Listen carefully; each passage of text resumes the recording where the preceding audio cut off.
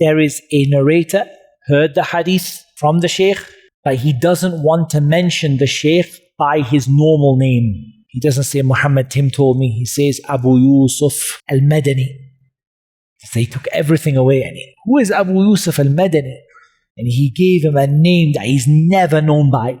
There's one situation in which it could be allowed to fabricate a hadith, and that is a test. Like they tested Imam al-Bukhari. They made up 100 hadiths. They brought 10 men. Each man made up 10 hadiths, mixed them up and made them up.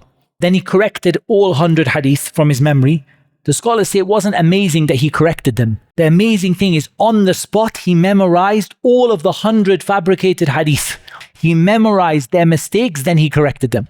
He said, you said this, your hadith, first one, second one, third one, fourth one, fifth one. One of the things I see from the students today, which I see, is people write SAW instead of sallallahu alayhi wasallam, and this is not permitted. It's not allowed. It's terrible manners with the Prophet sallallahu alayhi wasallam. If you can't write sallallahu alayhi wasallam in the majlis, leave a space, go back to your house and write sallallahu alayhi wasallam. The Prophet's name is mentioned.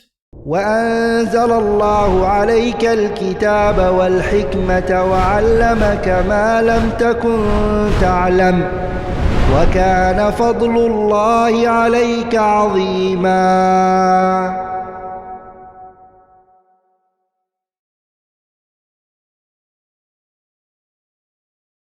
So we've got al-mu'allaq, al-mursal, al-mu'dal, al-munqati', al-mudallas, and al-mursal al-khafi.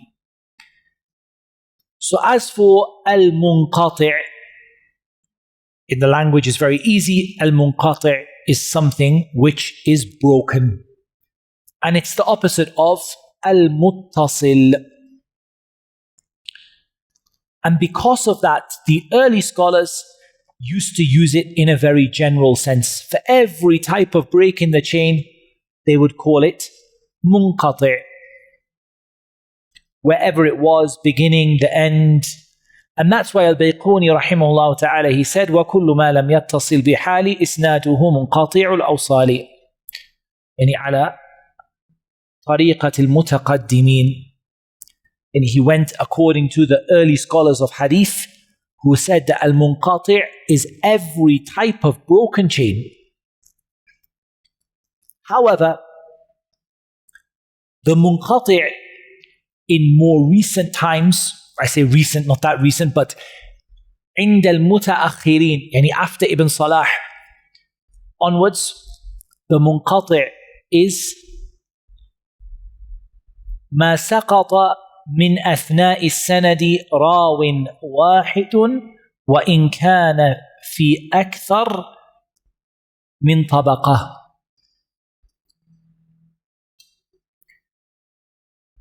They said, whenever there is a single narrator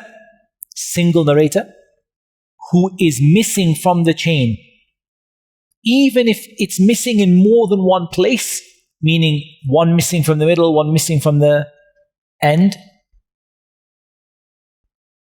this is called al-munqati'. The conditions of the munqati' are 3. Condition number 1, it's only one narrator that is missing at any one place. Any one place in the chain, there's only one narrator missing. The second condition, it must not be at the beginning of the chain, because if it was at the beginning of the chain, we would call it mu'allaq. And it mustn't be at the end of the chain, because if it was at the end of the chain, we would usually call it mursal. And if it's the tabi'i narrating from the Prophet sallallahu alaihi wasallam. So we want a hadith where there is a single narrator missing. Even if there's a single narrator missing in more than one place, that's still okay. This is called the munqati'. An example of the munqati', what Abu Dawood narrated, saying, حدثنا شجاع بن مخلد. You don't have to write all the names, we'll give you the reference for it later, inshallah. Important thing here, when you're reading a chain and you see حدثنا, you have to say قال before each one. Why? Anyone know? If I said حدثنا شجاع بن مخلد حدثنا هشيم أخبرنا يونس, what's the problem? It's a huge problem. Continue. I'm referring to me. So I'm saying Shuja' ibn Makhlad told me, and Hushaym told me, and Yunus ibn Ubayd informed me, but none of them informed me anything. So every time before I need to put the word qala, even if it's not written. قال حدثنا شجاع بن مخلد قال حدثنا هشيم قال أخبرنا يونس بن عبيد عن الحسن أن عمر بن الخطاب جمع الناس على أبي بن كعب until the end of the hadith. That part of the hadith, there's no ishkal with it, there's no issue with it. But this in Abi Dawud, this particular chain has a problem. Where's the problem? So we've got Shuja' ibn Makhlad قال حدثنا هشيم, so that's not likely to be the problem there. Not likely. Why? Because he says حدثنا Hushaym told me. So, providing he's not doing something wrong here, seems okay. قال أخبرنا يونس ibn Ubayd.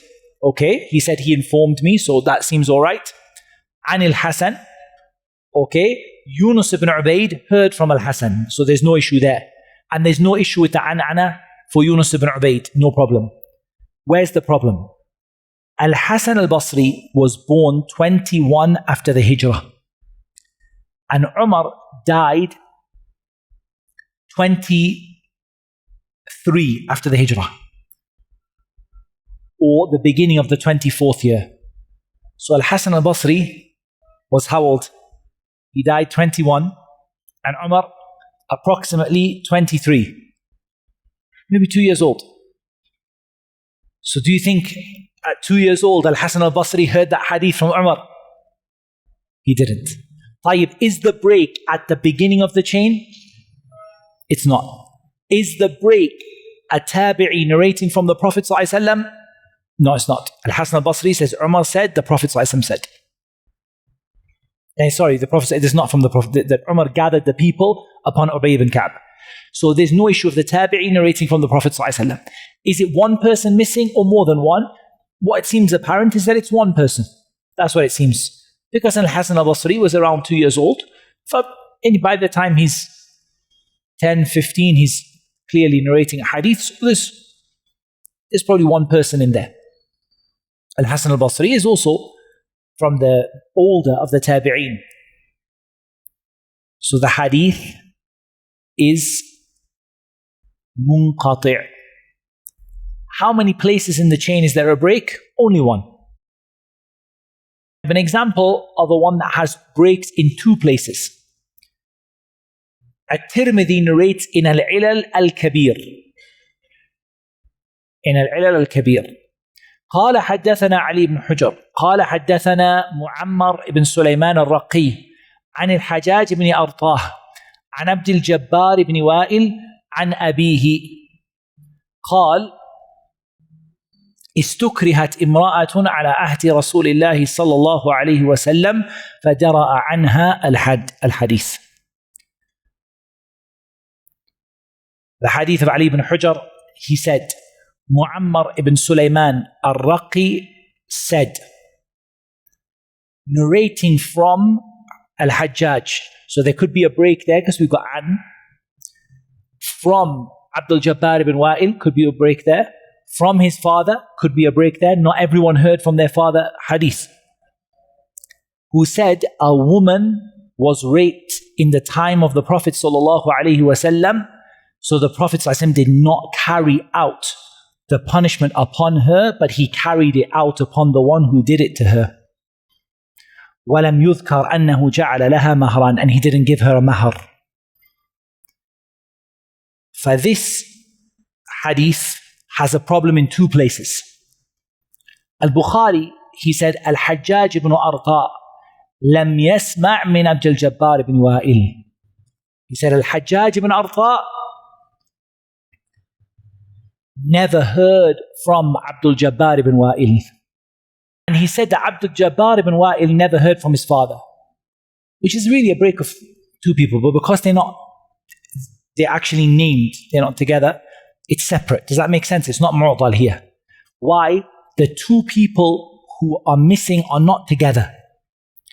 So let's just pretend Al-Hajjaj ibn Al-Tar narrated from someone, who narrated from Abdul Jabbar, who narrated from someone. So the two someones are not together. Does that make sense? So Al-Hajjaj ibn Al-Tar never heard from Abdul Jabbar ibn Wa'il, and Abdul Jabbar ibn Wa'il was born after his father died. His father died before he was born. So he didn't hear from him. Is the hadith authentic from another angle? And possibly, like in this chain of narration, it has a break in two places. Be careful that it's not mu'dal. Because you think it's mu'dal in the beginning, you think so, like because you think they're two together. But if you put the someone, Al-Hajjaj, from someone, from Abdul Jabbar, from someone. So there's definitely, the break is in two separate places. Al-Mu'dal. Al-Mu'dal comes from Al-I'ya wal-It'ab wal-Id'af. You need to make something very weak, to really weaken something, and to find a flaw in it. So when it says al-mu'dal, كأن المحدث أعطله, it's like he said it's not worth anything. He broke it. He said it's flawed because it's extremely weak. Al-mu'dal is ما سقط من إسناده اثنان فصاعدا على التوالي. There has to be two or more people missing from the sanad continuously. So the first condition, it has to be more than one narrator. Second condition, they have to be both together. Example, that which is narrated by Al-Qa'nabi عن مالك رضي الله عنه أنه قال بلغني أن أبا هريرة قال قال رسول الله صلى الله عليه وسلم للمملوك طعامه وكسوته بالمعروف ولا يكلف من العمل إلا ما يطيق. There's no issue with the hadith from other chains. Like in this chain, if we look at it, Al-Qa'nabi narrates from Malik. In the Muwatta, in your riwayat Al-Qa'nabi is from the riwayat of the Muwatta. So this hadith is from the Muwatta of Imam Malik in riwayat Al-Qa'nabi. Al-Qa'nabi narrates from Malik saying, it has reached me that Abu Hurairah said, the Messenger of Allah ﷺ said, the slave has the right to his food and his clothing in what is customary and should not be asked to do work that he cannot do. Hadith, لا إشكال فيه, the hadith is authentic. Like here, outside of the Muwatta, Al-Imam Malik connected the chain. And the chain says, أخبرنا أبو الطيب محمد ابن عبد الله قال حدثنا محمش بن عصام قال حدثنا حفص بن عبد الله قال حدثنا إبراهيم ابن طهمان عن مالك بن أنس عن محمد بن عجلان عن أبيه. So it's got a connected chain up to Imam Malik. Imam Malik narrates it from two people. Imam Malik, between him and Abi Hurairah here is two people. So between him and Abi Hurairah here is two people. Those two people are Muhammad ibn Ajlan and his father from Abi Hurairah radiyallahu anhu. Another type of al-mu'dal is the mursal of the tabi' al-tabi'in, someone from the followers of the tabi'in who does a mursal hadith. So not a tabi'i from the Prophet ﷺ, but someone lower than the tabi'in from the Prophet ﷺ is mu'dal because there's two people missing. An example of that was which is narrated from Al-A'mash عن الشعبي قال الأعمش عن الشعبي يقال للرجل يوم القيامة عملت كذا وكذا فيقول لا فيختم على فيه. This hadith is found elsewhere with the chain of Ash-Sha'bi from Anas from the Messenger of Allah sallallahu alayhi wasallam. Ash-Sha'bi from Anas from the Prophet sallallahu alayhi wasallam. Here, Al-A'mash is the one who took that out. And he brought it straight from Ash-Sha'bi directly. And between them is two people. So this is modal.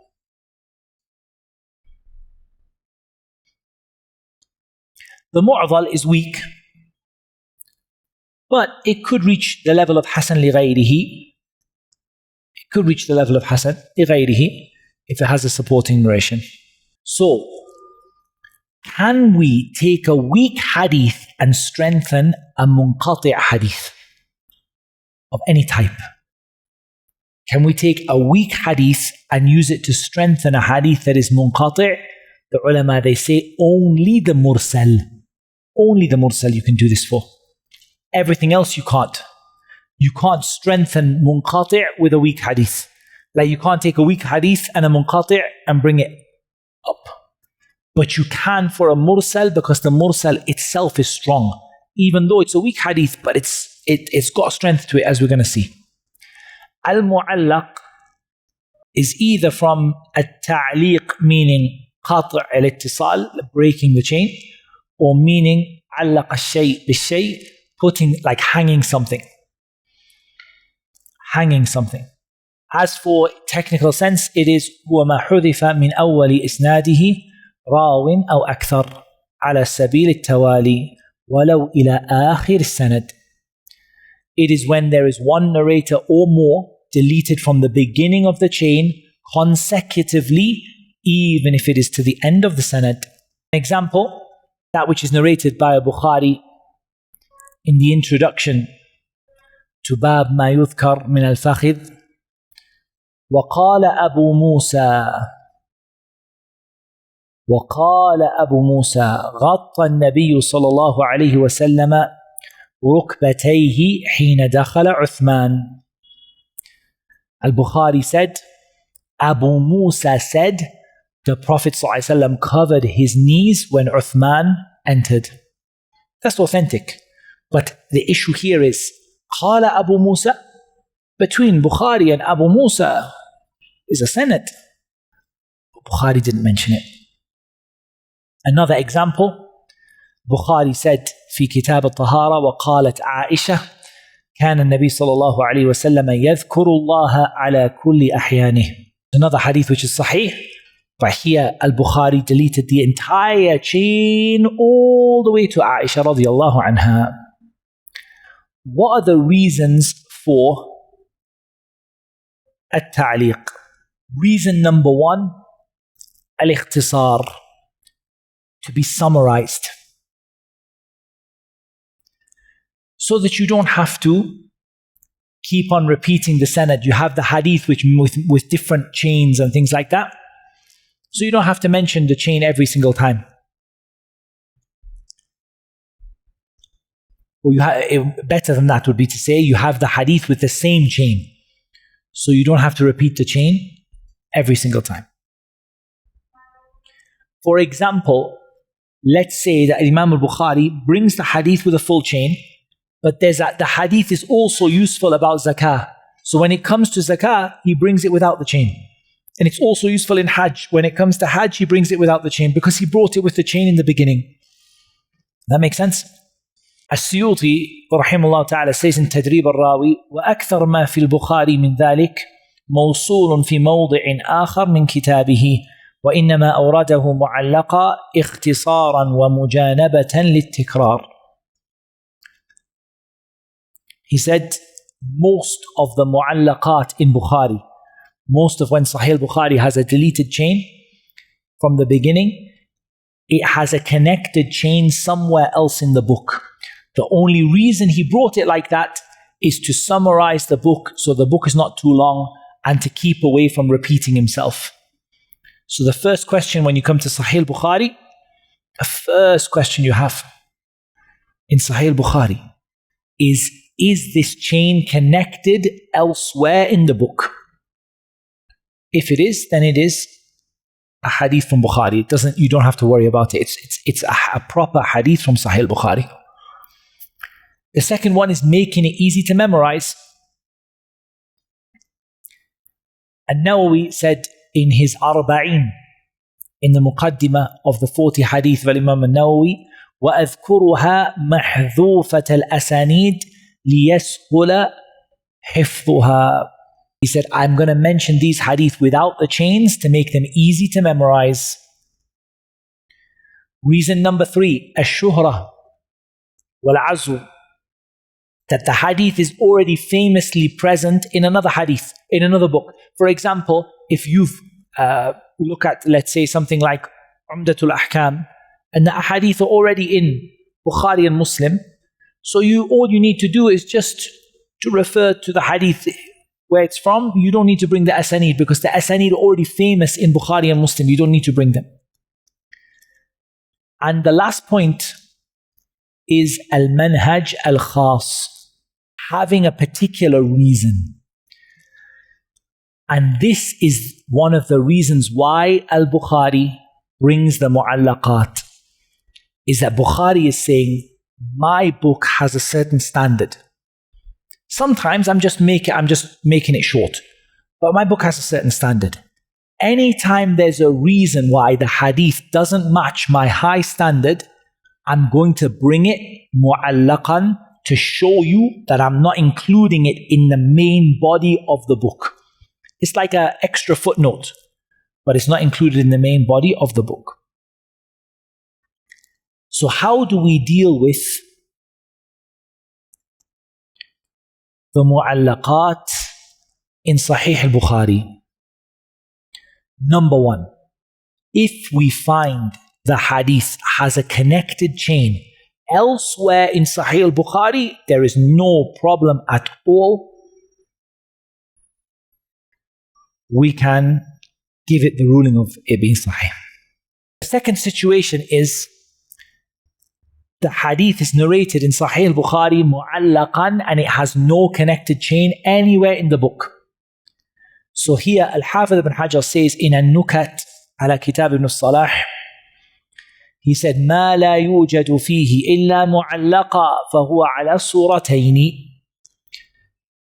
It's important to note, so you got to think about it. Okay, so first one is it found with a connected chain anywhere else? No. Okay, now, there are two possibilities. There are two ways Al-Bukhari could narrate the hadith. إما بصيغة الجزم وإما بصيغة التمريض. Sighatul Jazm means Bukhari stated it as a fact. He said, Aisha said. Aisha said. And he's stating it as a fact. Does that make sense? He's not saying maybe, perhaps, could be. Aisha said.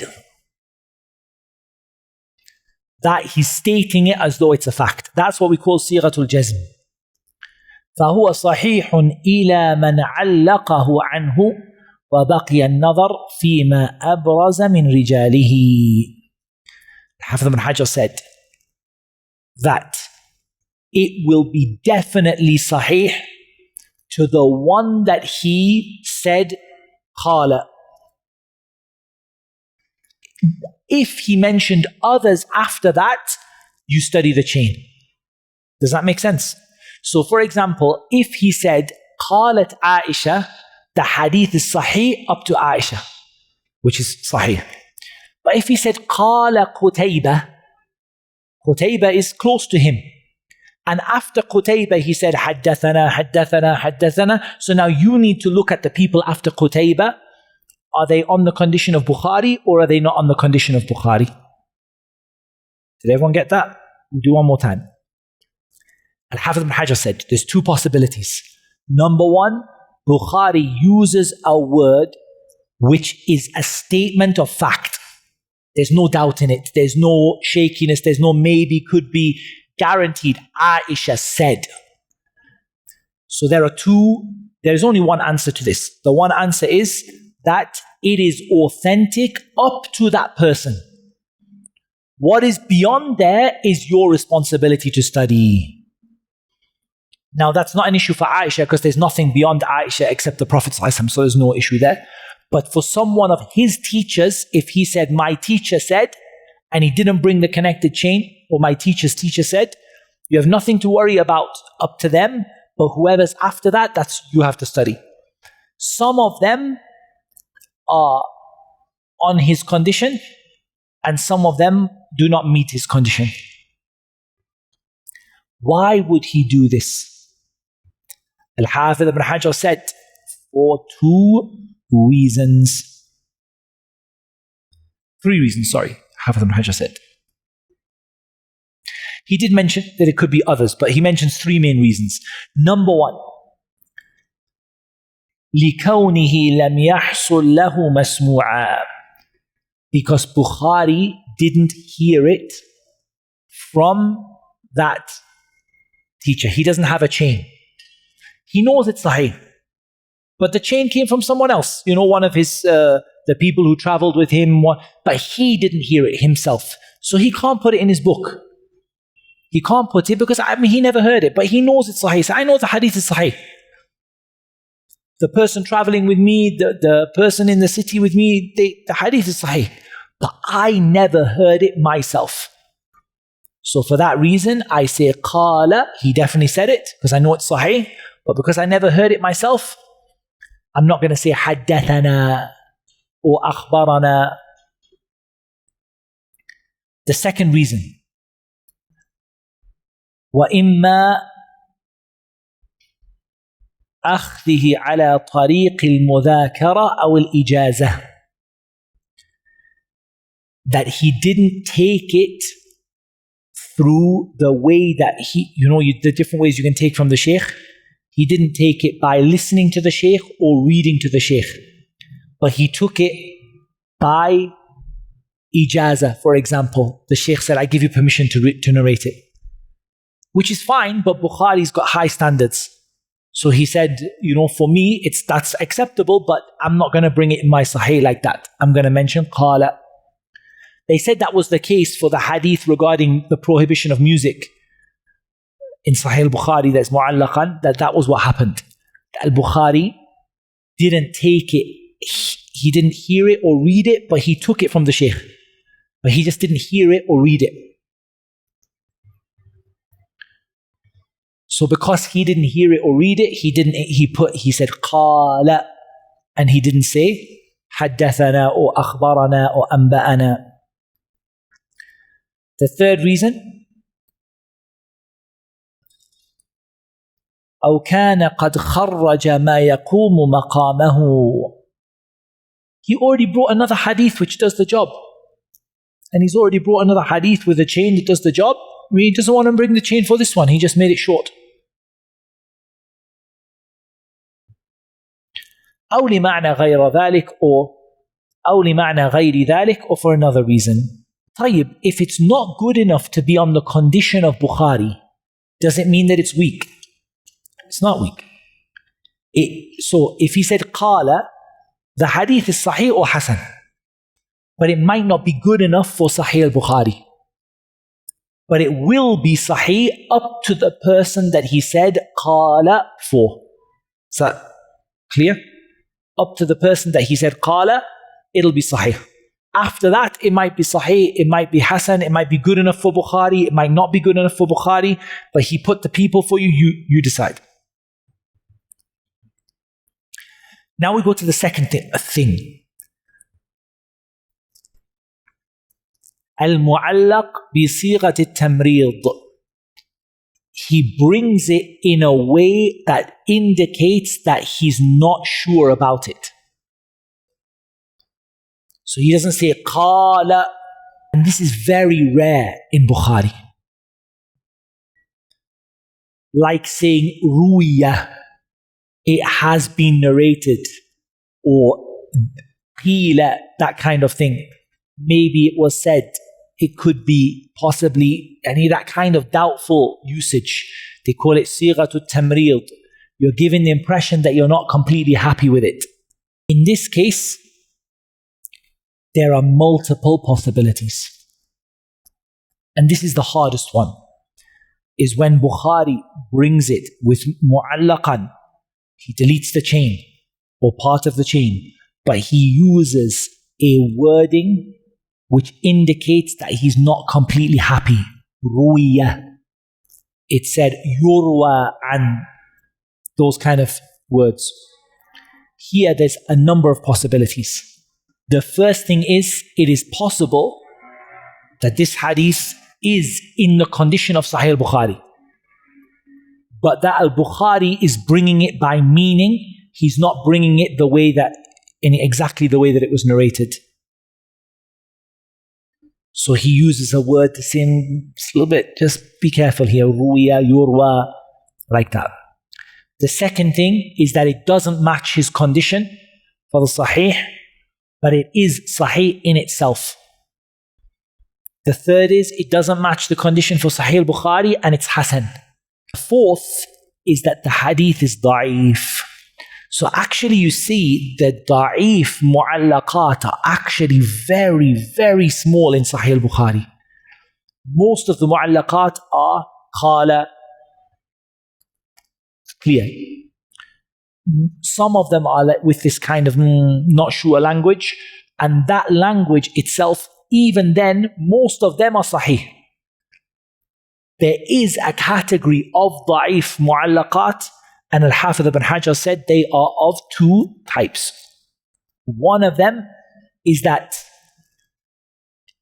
there is something else which strengthens it. For example, it is in itself weak, but there's another hadith supporting narration somewhere that gives it some strength. The final category is the one that there isn't anything to help it. And this one, Al-Bukhari will say so. He will actually mention it. He will actually say, he won't leave it. How many mu'allaqat are there in Sahih Muslim? Just 5. Out of them, only one of them is not connected elsewhere with a different chain. And that one that is not connected by Muslim is connected by Al-Bukhari. So there's the mu'allaqat in Sahih Muslim are not an issue. There's 5. 4 of them, Al-Imam Muslim himself brings a chain for them. And one of them, Al-Bukhari brings the chain for it. So there's no issue in that. Like the most famous of the ahadith of the mu'allaqat in Sahih al-Bukhari, and the one that people make the most trouble for you is the hadith which al-Bukhari said, بِصِيغَةِ الْجَزْمِ. He said, قال هشام بن عمار قال حدثنا صدقة بن خالد قال حدثنا عبد الرحمن بن يزيد بن جابر قال حدثنا عطية بن قيس الكلابي قال حدثنا عبد الرحمن بن غنم الأشعري قال حدثني أبو عامر أو قال أبو مالك الأشعري والله ما كذبني سمع النبي صلى الله عليه وسلم قال لا يكونن من أمتي أقوام يستحلون الحرى والحرير والخمر والمعازف. الحديث. This hadith, Al-Bukhari said, قال Hisham ibn Ammar said it. And then he brought the hadith, and the hadith is that Abu Amir or Abu Malik al-Ash'ari said that he heard the Prophet ﷺ say, there will be from my ummah a people who will declare silk and alcohol and musical instruments to be halal, meaning that they are haram. The people will fight you for this hadith, because this hadith is one of the many hadith. There's not just one, but it's the most famous hadith prohibiting music, and it's from the mu'allaqat.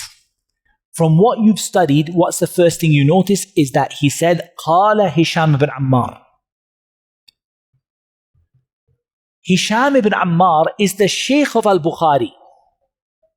Bukhari heard from him a hadith.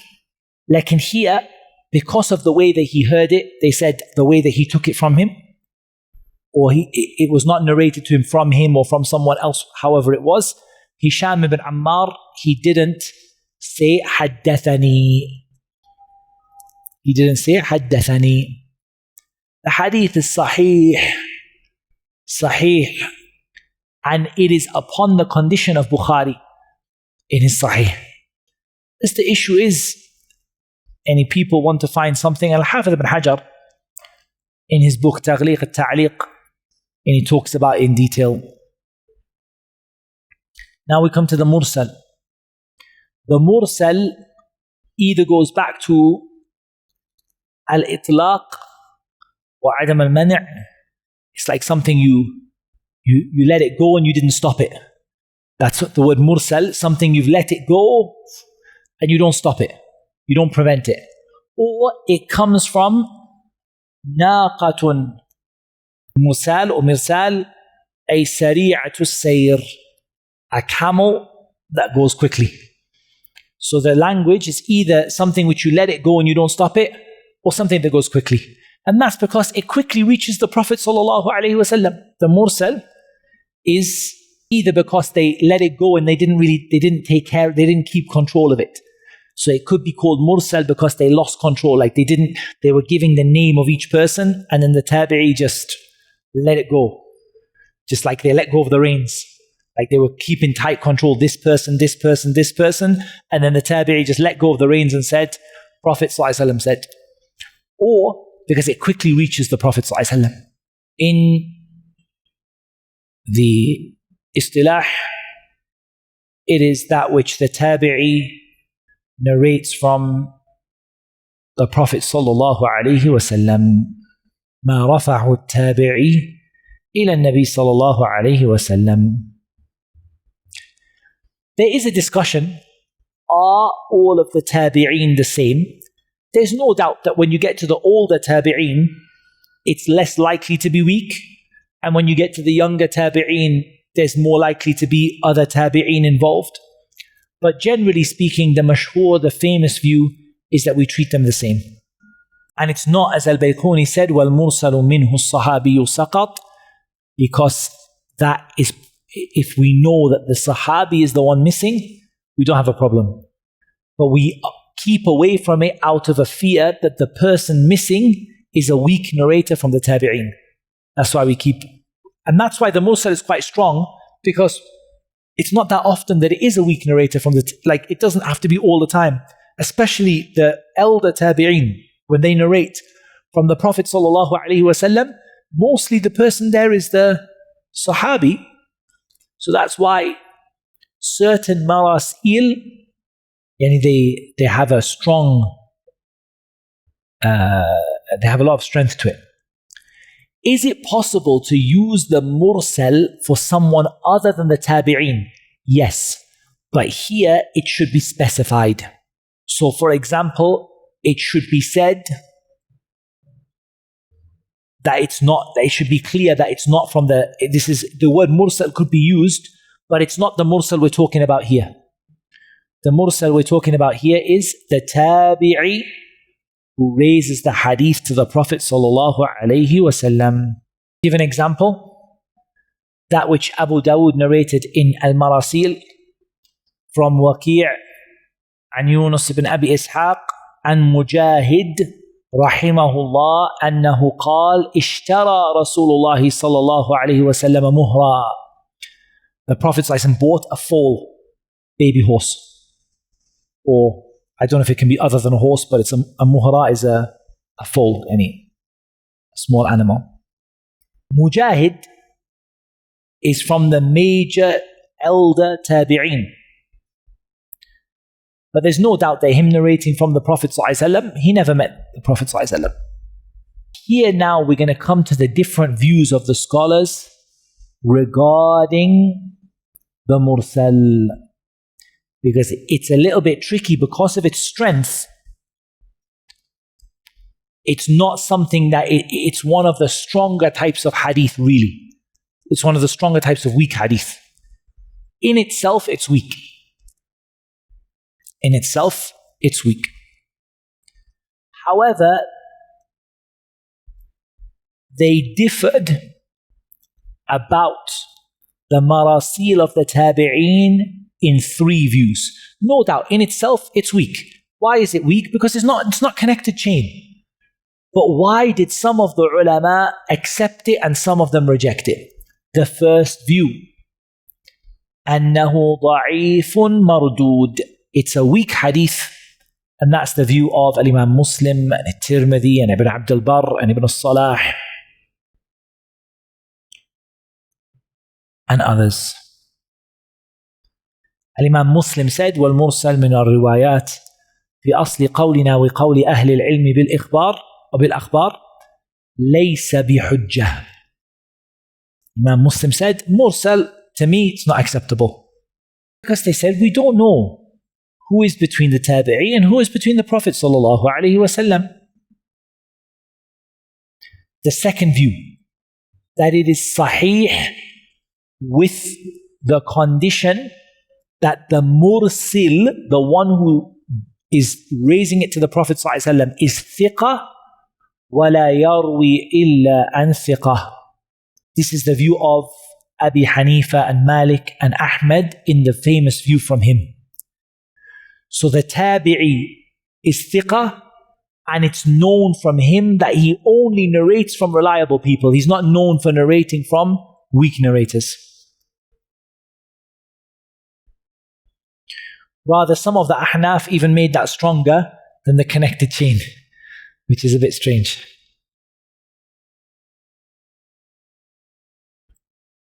The third view,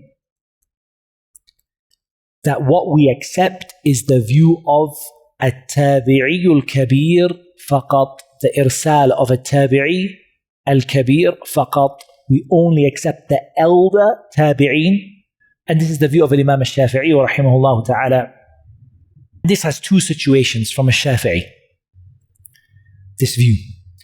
The first situation is that there's a musnad and another musnad that supports it. 2 hadith which are musnad, 2 hadith that are mursal, and the 2 hadith that are mursal support each other. It's not one's mursal, one's muttasil.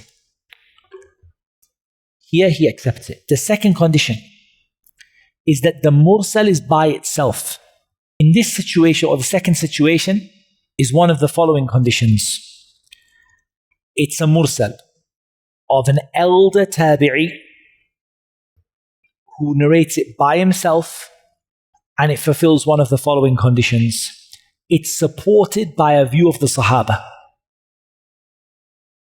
So Shafi'i says, if I get a mursal of a senior tabi'i and it's supported by the view of one of the Sahaba, we accept it. Or most of the scholars give a fatwa agreeing with what it says. Or that the one who raises it to the Prophet ﷺ is known only to do so from one who is authentic, one is reliable. So in summary, a Shafi'i will accept the mursal of an elder tabi'i only with any one of 4 things. It's got a supporting narration that's mursal, or it's supported by the view of the Sahaba, or it's supported by the fatwa of most of the scholars, or it's from a tabi'i who is known that he only narrates from those who are reliable. Like Ibn al-Musayyib, Sa'id ibn al-Musayyib, rahimahullah ta'ala, he's from the elder tabi'een, وَلَا يَرْوِي إِلَّا عَنْ ثِقَةٍ. He only narrates from a reliable narrator. You never ever find him with a narration from someone who's not reliable. There's more discussion about it. Lekin just that will give us enough to. Did that make sense? It's a bit tricky, but it made sense. So the view of, we've got the view of Imam Muslim and those who are with him, Tirmidhi, those who are with him, which is that we don't accept it. Mursal is not good enough. We've got the view of Abu Hanifa and Malik and Ahmed in that which is famous from him, which is that, what's the view? What do we say the view is for Ahmed and for What was the second one? Is that it is sahih?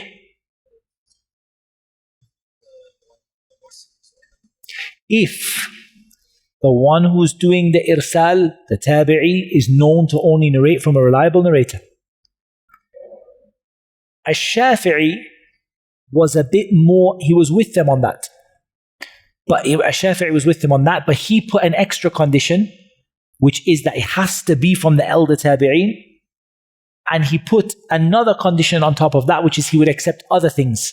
He put not a condition, but he put other things he would accept, like if it agrees with the statement of the Sahaba, or it agrees with the fatwa of the majority of scholars, or if it's known that the person only narrates from someone who's reliable, or if it has another mursal to support it. This idea of having another mursal to support it is actually this concept of al-hasan li ghayrihi from two hadith that are da'if. So this was present even in the time of Ash-Shafi'i. Sometimes people criticize, for example, Shaykh Al-Albani rahimahullah ta'ala, say, look, he took two da'if hadith and raised them to hasan li ghayrihi. Like, Ash-Shafi'i did it. Ash-Shafi'i did it also. Two weak hadith will strengthen each other. But the condition is they're not any two weak hadith, they're mursal. And mursal from kibar al-tabi'een, yani they're from the major tabi'een, the elder tabi'een. So it's strong hadith. It's weak in itself, but it's probably one of the least weak hadith you can get. To get a senior tabi'i narrate from the Prophet ﷺ, the weakness is only small. Because at the end of the day, they were elder tabi'een. The only people they narrated from was the Sahaba, but we just can't prove it. So it's weak, but it's not difficult to push it to a level of hasan li ghayrihi. Now, okay. Now we come to al-mudallas.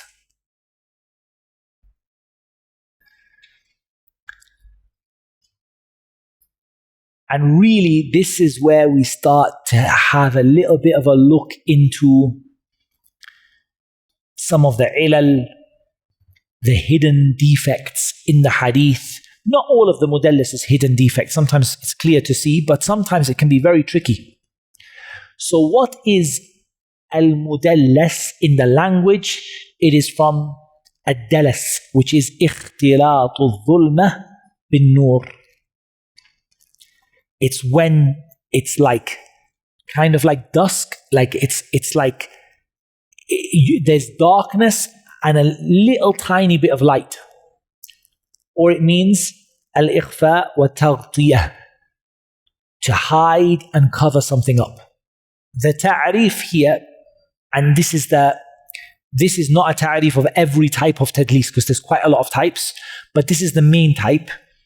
And yarwi الراوي عمن لقيه أو عاصره حديثا لم يسمعه منه موهما أنه سمع منه. For a narrator to narrate a hadith from someone that he met or someone who lived in his time. So a narrator narrates a hadith from someone that he met or he lived in his time, he never heard the hadith from him. So the first condition has to be someone he met or someone who lived in his time. The second condition, he never heard the hadith from him. The third condition, he gives the impression that he did. He doesn't lie, but he gives the impression that he heard the hadith when he didn't. There are many types of tadlis. Now that bear in mind that is not a comprehensive definition. There are other types, but that's kind of the most common one people mention, that the narrator, because tadlis in reality is giving people a false impression. That's what the whole issue of the mudallas is, where you have been given a false impression. If you wanted to have the most general definition, it's a hadith where one of the narrators has given you a false impression. If you want the most comprehensive definition, it's a hadith where one of the narrators has given you a false impression. Mostly that false impression is, I heard this hadith, but actually they didn't. They never said they heard it because they don't lie. Lying would make them an abandoned narrator, we would just abandon them. We wouldn't take from them. So they haven't lied, but they have given you the wrong idea.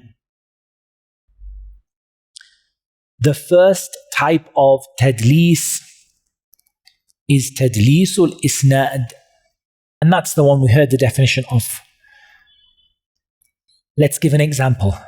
Ali ibn Hashram said, Kunna inda Sufyan ibn Uyaynah. We were with Sufyan ibn Uyaynah. فقال قال الزهري كذا. Sufyan ibn Uyaynah said, الزهري said this. فقيل له أسمعت منه هذا. They said to Sufyan al-Thawri, Sufyan ibn Uyaynah, did you hear al-Zuhri say that? Bear in mind, Sufyan ibn Uyaynah did hear al-Zuhri. In this hadith, they said to him, did you hear it? He said, حدثني به عبد الرزاق عن معمر عنه. He said, no, I didn't. Abdul Razak al-San'ani told me that Ma'mar told him that al-Zuhri said. So what happened here? Sufyan ibn Uyaynah is an Imam Kabir. Thiqatun Imam, no issue. Yudallisu qalilan. Sometimes he does this.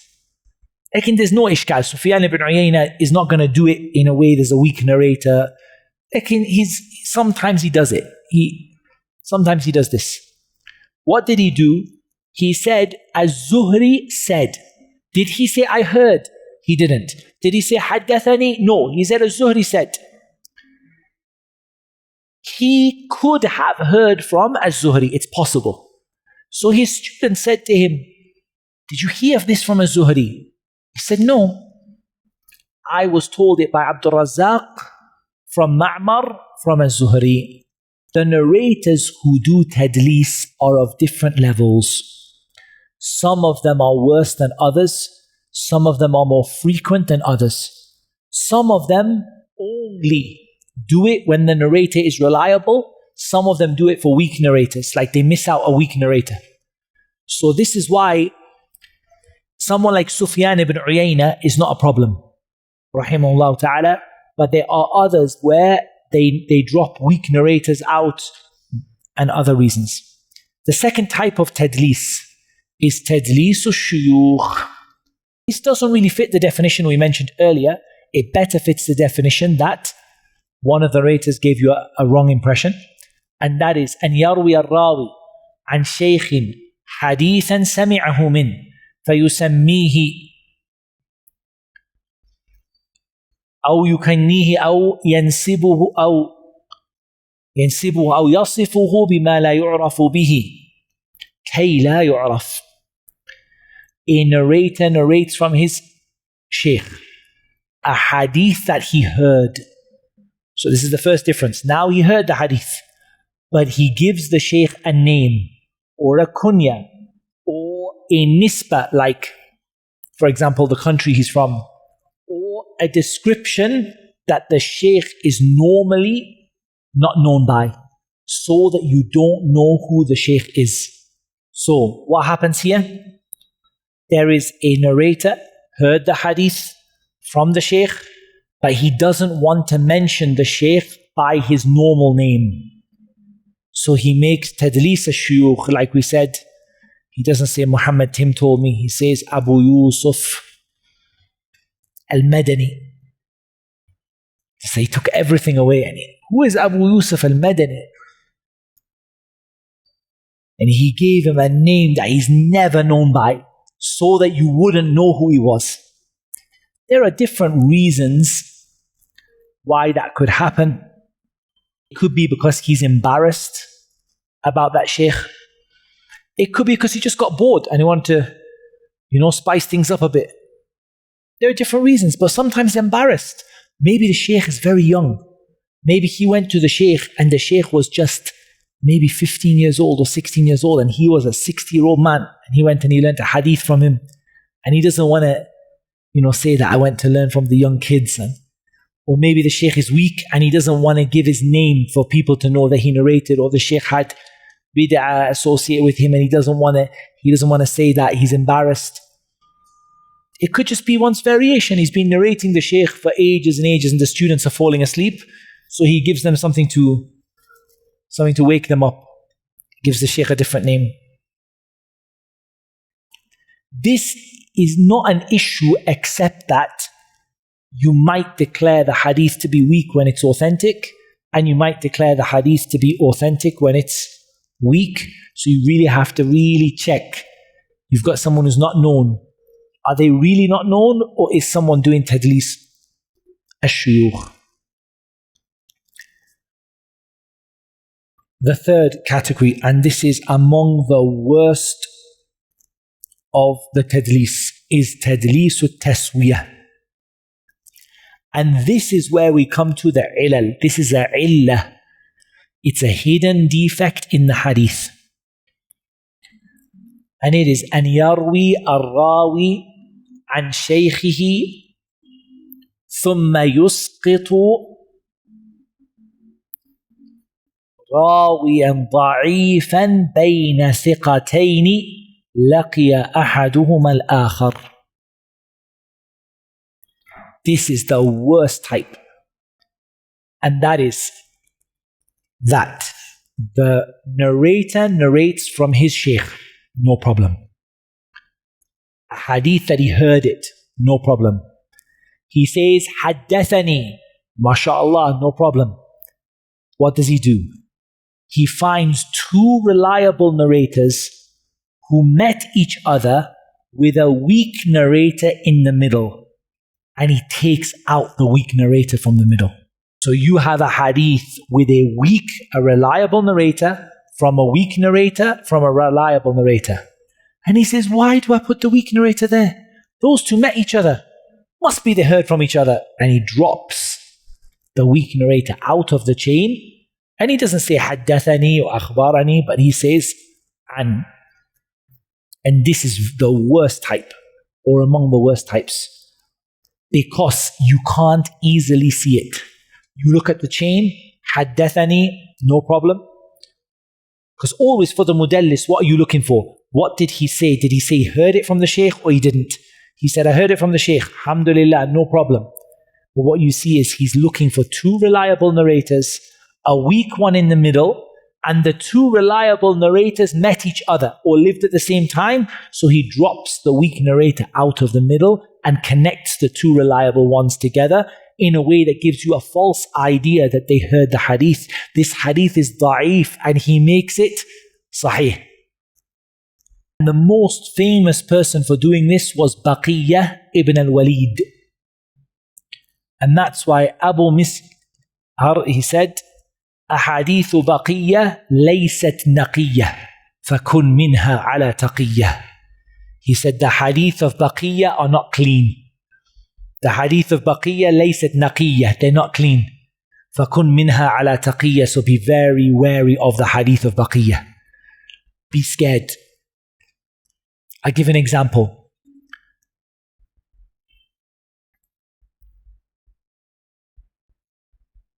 Ishaq ibn Rahaway narrates from Baqiyah ibn al-Walid. قال حدثني أبو وهب الأسدي. Alhamdulillah. So we were scared when we heard that Baqiyah is a mudallis. But he said حدثني. And the mudallis doesn't lie. He just gives you a false impression. He doesn't lie. So we have, alhamdulillah, nothing to worry about. Everything's fine. عن نافع عن ابن عمر. Allahu Akbar.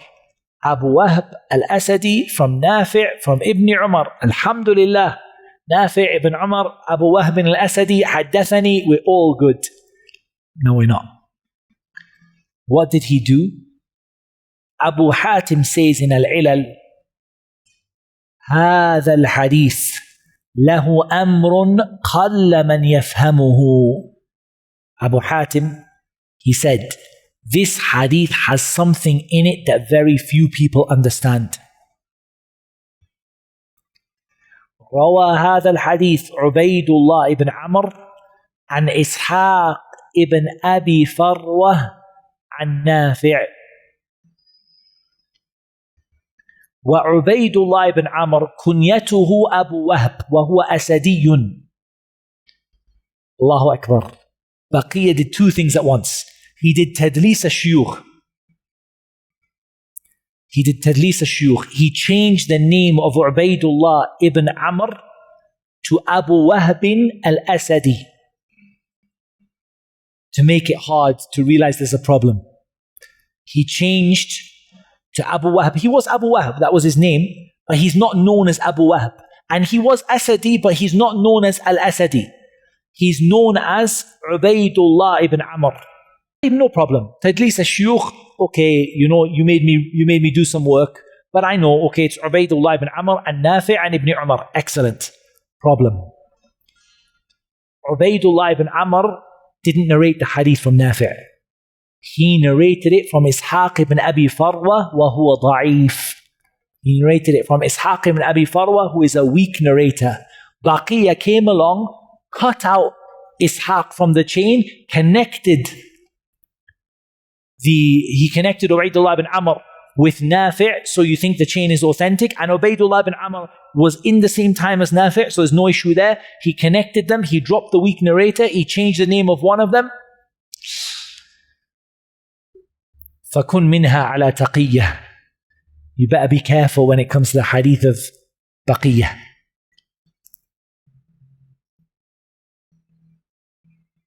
He said, Kayla. He said, so that no one figures this out.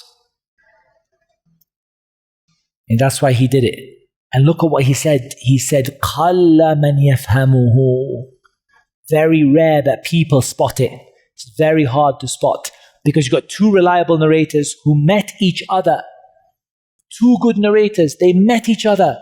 Everything's fine. حدثني. We're all good. Except what he did is he cut the weak narrator out of the middle, attached them together using an or qal or dhakar. There are other types of tadlis. From among the worst of them is tadlis as-sukut. These are rare, but you can mention them. Tadlis al-sukut is where he says, Haddathani Abdullah ibn Muhammad. What did he do? He paused in the middle because Abdullah ibn Muhammad never told him. So he says, Haddathani Abdullah ibn. So he puts a pause in between because he never heard it. But he tries to make you think that he heard it. Also, tadlis al-atf, where he says, Haddathani Muhammad wa Abdullah. What did he do? He heard it from Muhammad, but he never heard it from Abdullah. Sah, Haddathani Muhammad wa Abdullah. He heard it from Muhammad, but he never heard it from Abdullah. So first of all, what are the reasons for tadlis? Number one, the sheikh is weak, so he doesn't want to let you know. Number two, the sheikh lived for a long time.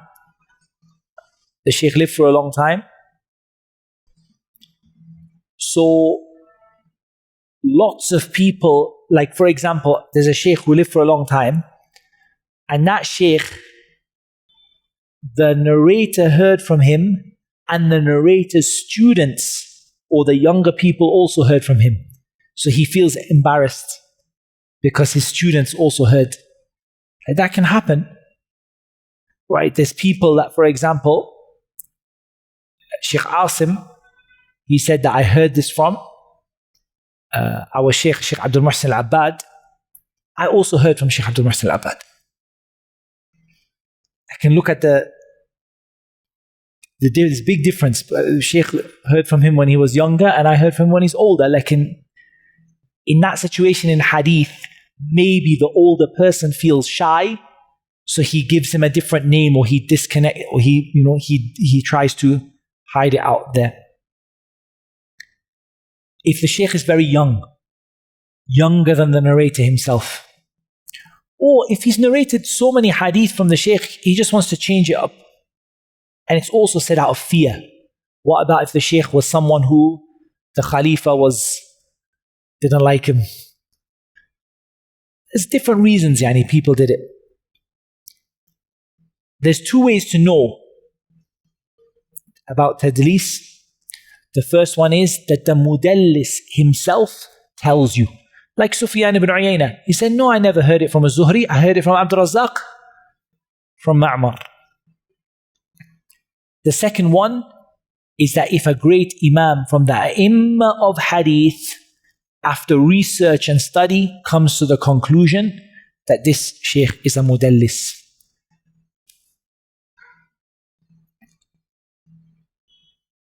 From what you should know are the levels of the mudallisin. What are the levels of the mudallisin?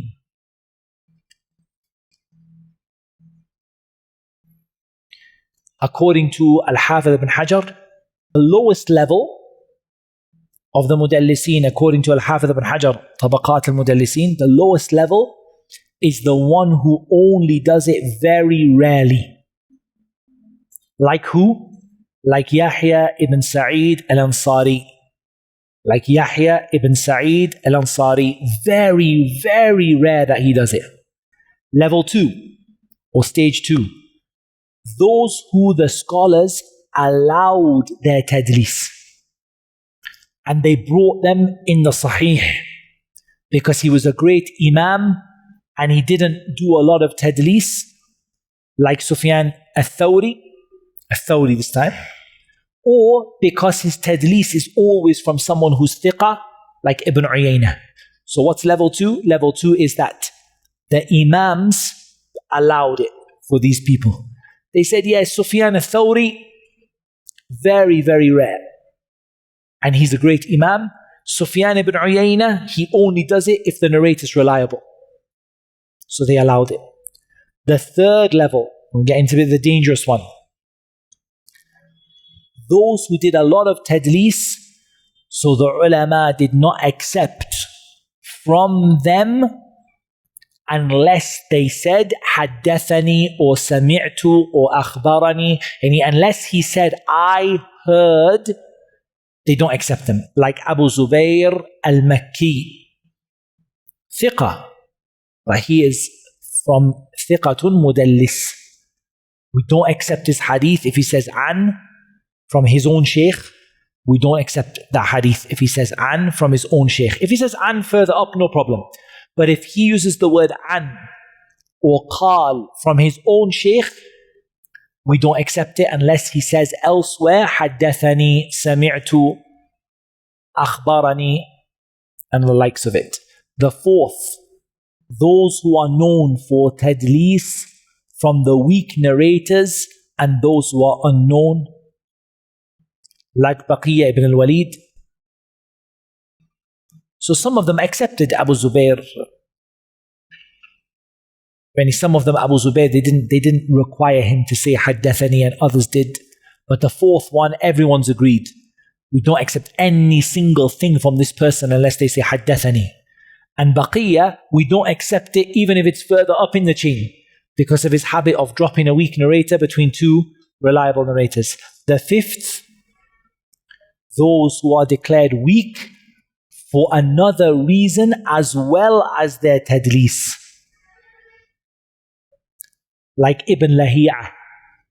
So Ibn Lahi'a has two problems. Number one, he's a mudallis. Number two, his books were burnt, and after his books were burnt, he started to make a lot of mistakes from his memory. So he's got two problems in one. Number one, if the narration is from those who narrated him after his books were burnt, he has a problem. Number two, he's a mudallis as well. So you have to make sure he says haddathani, and you have to make sure that the person narrating from him narrated from him before what happened to his books. That is the issue of al-mudallas. What's the difference between al-mursal al-khafi and between al-mudallas. The difference is al-mursal al-khafi, the difference is al-mudallas here. What did we define it as? We defined it as him narrating a hadith from someone that he had heard from, something that he did not hear, something that he didn't hear. However, with al-mursal al-khafi, he's narrating from someone that he lived in their time but he did not meet them. So if we go to the example we gave for, if we go to the example that we gave for the for al-mudallas, at the beginning of al-mudallas, what did we say? We said that the narrator narrates from someone they met or lived at the same time as them, a hadith that they did not hear from them.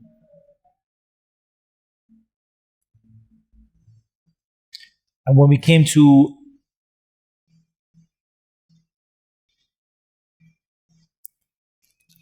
al-mursal al-khafi, here it's someone that they did not meet. So he's not giving a false impression and saying from his own shaykh what he didn't hear. He's bringing a hadith from someone he never met. But he's also bringing it with, in a way that, he's also bringing it in a way that indicates that he heard it. For example, Ibn Majah narrates a chain to Umar bin Abdul Aziz and Uqbat ibn Amir marfu'an.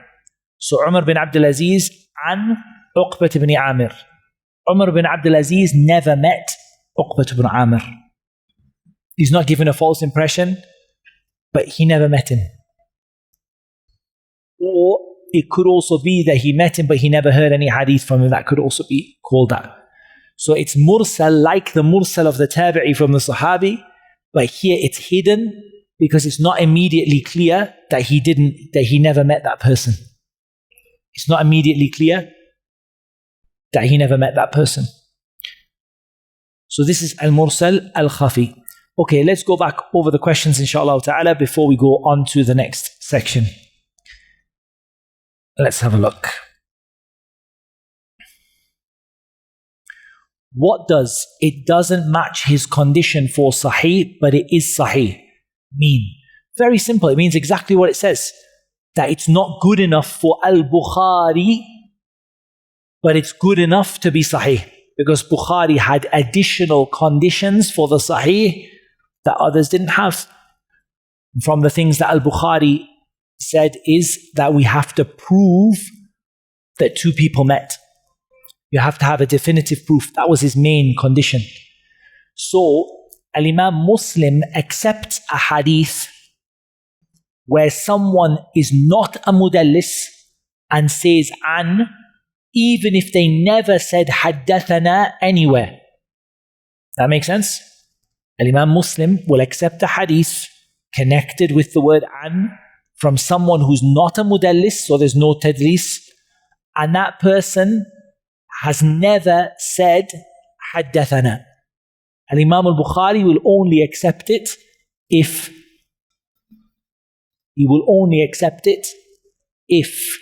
the word haddathana or sami'tu has been used at one point by that person.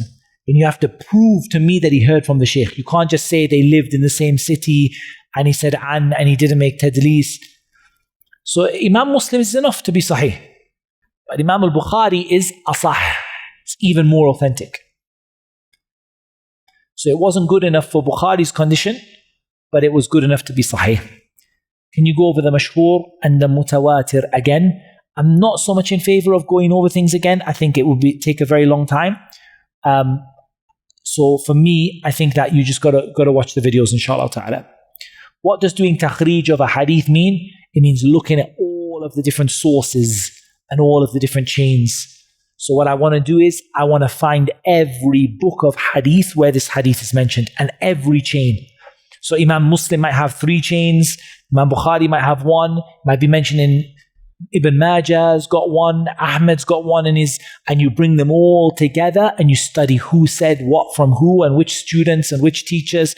So you have a total picture of the hadith. I think this is an important question regarding Aqeedah. Can belief in seeing Allah be considered a necessary aspect of Aqeedah? 100%. 100%. If a narrator uses an a lot and hadith aren't accepted, and the other narrator uses the same wording, does it have to be from the same sheikh? I know what you mean. So I think I know what you mean. There's a narrator who uses an, maybe a mudallis, and you find another sheikh who supports the narration. And you could strengthen it, but you may not strengthen it from that sheikh. It may not strengthen it from that. If the 2 sheikhs are different, it might be that you say, yeah, the hadith is okay, Hasan li ghayrihi or whatever, but you can't really prove that it came from that sheikh if it's 2 different teachers. Like if it's a shahid rather than a mutabi', or if it's a mutabi' that's far from the teacher. So you could say that it's strengthened, it could become Hasan li ghayrihi, but you can't prove that it came from that particular teacher if you don't have anybody to help you out. Other balaghat in al-Muwatta mudallis, no. There's no tadlis in the balaghat of Imam Imam Malik. There's no tadlis because he's not giving you an impression he heard it. He said balagani, it reached me. Everybody knows he never heard it. He's not saying an from someone that he met. He is saying someone he never met, and it's very clear. So it's clear that it is the balaghat in balagani in the Muwatta are clear. Are there any cases where tadlis al-taswiyah is accepted? No way. Could the fatwa that the Prophet ﷺ gave to different people be a reason for mukhtalif al-hadith? Yeah, for sure. Ta'addud al-qissa is a reason. You just have to be careful you don't use it too much. But it is, in ta'addud al-qissa, is where you believe 2 hadith came with a different answer, but you actually believe there were 2 different stories. This happened to one, this happened to the other. That's totally valid, but you have to have a reasonable reason to think that. Like what happens with some people is, there actually isn't, like, it's clearly the same story, the same situation, there's a contradiction, and they say, no, it's probably 2 stories, but you have to have a proof that it's 2 different stories, or you have to have an indication that it's 2 different stories. Is the mutabi' the one that needs 2 other narrators to narrate from the same sheikh, or just one? No, just one. For a mutabi', just one. But the mutabi' has to be strong enough to be, to support. You can't have a mutabi' who's a kadhab or a liar, or your supporting narration has to be strong enough to actually give support. Now, the 4 Abdullah, they are the ones who narrated from Ibn Lahiyah. Naam, they are the 4 Abdullahs, they are the ones who narrated from Ibn Lahiyah. That's correct. Are there errors in al-Bayquniyah? Are there errors in al-Bayquniyah? And is it possible to get ijazat for qasb al-sukkar? For me, wallahi, I don't give ijazat, and I'll tell you why. I think that ijazat should be given when there's no option to get it from those who are more higher in the chain than you. Like ijazat are good when you're older. Giving ijazat is good when you're older and no one has like a better or a more available chain than you. Like when you're, I'm not that old, and you've got shuyukh who've got a better asanid than you, like Sheikh Asim is here. It's better, like there's no benefit in taking it from someone, because you're taking it from someone you could have gone to their teacher and taken it. Like that doesn't really benefit, that's what I think. Al-Bayquniyah is different from Nukhbat Al-Fikr for 2 reasons. First of all, it's very, very summarized with no explanation. It's just literally a handful of terms with just like a few words to describe each one. That's the first thing. The second thing is, it's not that it's wrong. Okay, sometimes it's wrong, but it's not like wrong a lot. It's that it's not the standard that we have now for mustalah al-hadith. Like some of the views are the views of the mutaqaddimin, like the munqati' is any hadith with a break in the chain. But that's not the view after Ibn al-Salah. That's not the standard view. So you're learning something that's kind of non-standard. You're learning something that's kind of like not the normal way that we do things. So it's not wrong, it's just not the normal way. But there are one or two things that are wrong. Like we said, to say that the mursal is when the sahabi is missing is wrong. Because if you say the sahabi is missing, the hadith is sahih. But if you say someone is missing after the tabi'i, that's when there's a problem. But generally, al-Bayquniyya, the issue is, to me, it's too simple.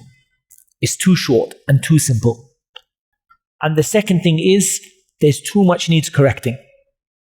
So I personally just say, you do it if you want. It's nice, like little, spend a half a day, a couple of hours. But really, Nukhbat Al-Fikr is where you should start, inshallah. Can you please repeat the meaning of al-mudallas in Arabic? We said that al-mudallas actually has types. There's two options. There's a generic definition, there's a more specific definition. The definition that most people give, أن يروي الراوي عمن لقيه أو عاصره حديثا لم يسمع منه موهما أنه سمع منه. That the narrator narrates a hadith from those that he met or was in his time, a hadith that he never heard from him, giving the impression that he heard it. If you wanted a more generic definition, you would have to say something like that the narrator gives you a false impression. But that's to cover all the types, tadlis al-shuyukh and tadlis al-taswiyah and tadlis al-isnad. But the tadlis al-isnad, which is the most common, أن يروي الراوي عمن لقيه أو أعصره حديثا لم يسمع منه موهما أنه سمع منه. What's the difference in the number of narrators in the mashhur and the mutawatir? There isn't a fixed number for the mutawatir. There's no number that you can say this number is mutawatir. Some of them said 10. There's a view that 10 is mutawatir. Like, why not 9? Why not 11? Like, why exactly 10? So the correct answer is there's no number, but obviously when you get to 10, you start to have more confidence. Maybe depends on the chain. Maybe you get to 15, maybe you get to 9. There's no specific number. But the difference is the mashhur, you can count it. 1, 2, 3, 4. Whereas the mutawatir, it even becomes hard to count. Like it's even hard to actually know how many Sahabi narrated it. It takes time to figure out that 62 Sahaba narrated it. It takes time. Like, some of them said 10. Like, 10 is not a hard and fast rule. Tadlis al-taswiyah is not accepted. How can you accept taking a weak narrator out of the chain? So some of the questions are for Sheikh Asim. Good questions, but they're for the Sheikh, wallahi. So if I get a chance, I'll give it to him. Okay, what does it mean that the mu'tal has 2 consecutive narrators? It means that the break in the chain contains 2 or more people together. So if you imagine each chain is a link. So you imagine a real physical chain. You've got a link connected to a link, connected to a link. If you took 2 pieces out of the chain, that's mu'tal. Together, 2 pieces together. If you took 1 piece here and 1 piece there, it's munqati'. If you took just 1 piece out, it's munqati'. But if you took 2 pieces out that were attached to each other, that is al-mu'tal. Wallah, it's beautiful questions for Sheikh Asim, but I have to archive them. I haven't deleted them, don't worry. I don't delete questions. I just archive them. I'll look at them later, inshallah ta'ala. Like, we have to make progress through al-nukhbah. So now we come to the issue of al-ta'n. And there's quite a bit to talk about here. Bismillah. الحمد لله رب العالمين والصلاة والسلام على أشرف الأنبياء والمرسلين نبينا محمد وآله وصحبه أجمعين. قال المصنف الحافظ رحمه الله: ثم الضعن إما أن يكون لكذب الراوي أو تهمته بذلك أو فحش غلطه أو غفلته أو فسقه أو وهمه أو مخالفته أو جهالته أو بدعته أو سوء حفظه. فالأول الموضوع والثاني المتروك والثالث المنكر على رأي، وكذلك الرابع والخامس. Have you got وكذلك or وكذا? Both is linguistically is fine. I've got وكذا. I glance over the words. It's okay. وكذا الرابع والخامس. ثم الوهم إن اطلع عليه بالقرائن وجمع الطرق فالمعلل. ثم المخالفة إن كانت بتغيير السياق فمدرج الإسناد، أو بدمج موقوف بمرفوع فمدرج المتن، أو بتقديم وتأخير فالمقلوب، أو بزيادة راو فالمزيد في متصل الأسانيد، أو بإبداله ولا مرجح فالمضطرب. وقد يقع الإبدال عمدا امتحانا، أو بتغيير حروف مع بقاء السياق فالمصحف والمحرف. ولا يجوز تعمد تغيير المتن بالنقص والمرادف إلا لعالم بما يحيل المعاني. فإن خفي المعنى احتيج إلى شرح الغريب وبيان المشكل. ثم الجهالة، وسببها أن الراوي قد تكثر نعوته فيذكر بغير ما اشتهر به لغرض. وصنفوا فيه الموضوح هكذا.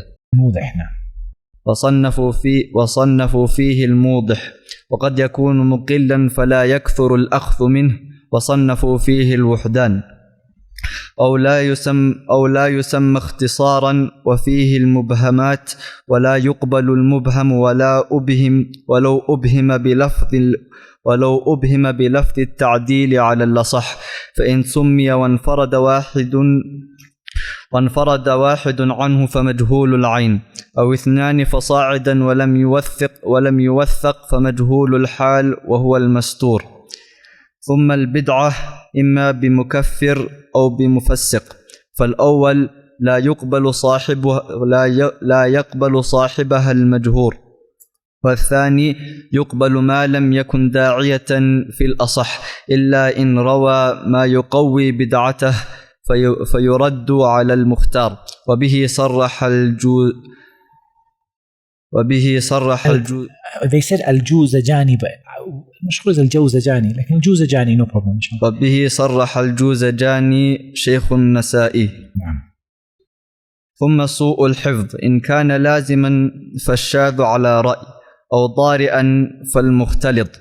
ومتى توبع السيء الحفظ ومتى توبع السيء الحفظ ومتى توبع السيء نعم. ومتى توبع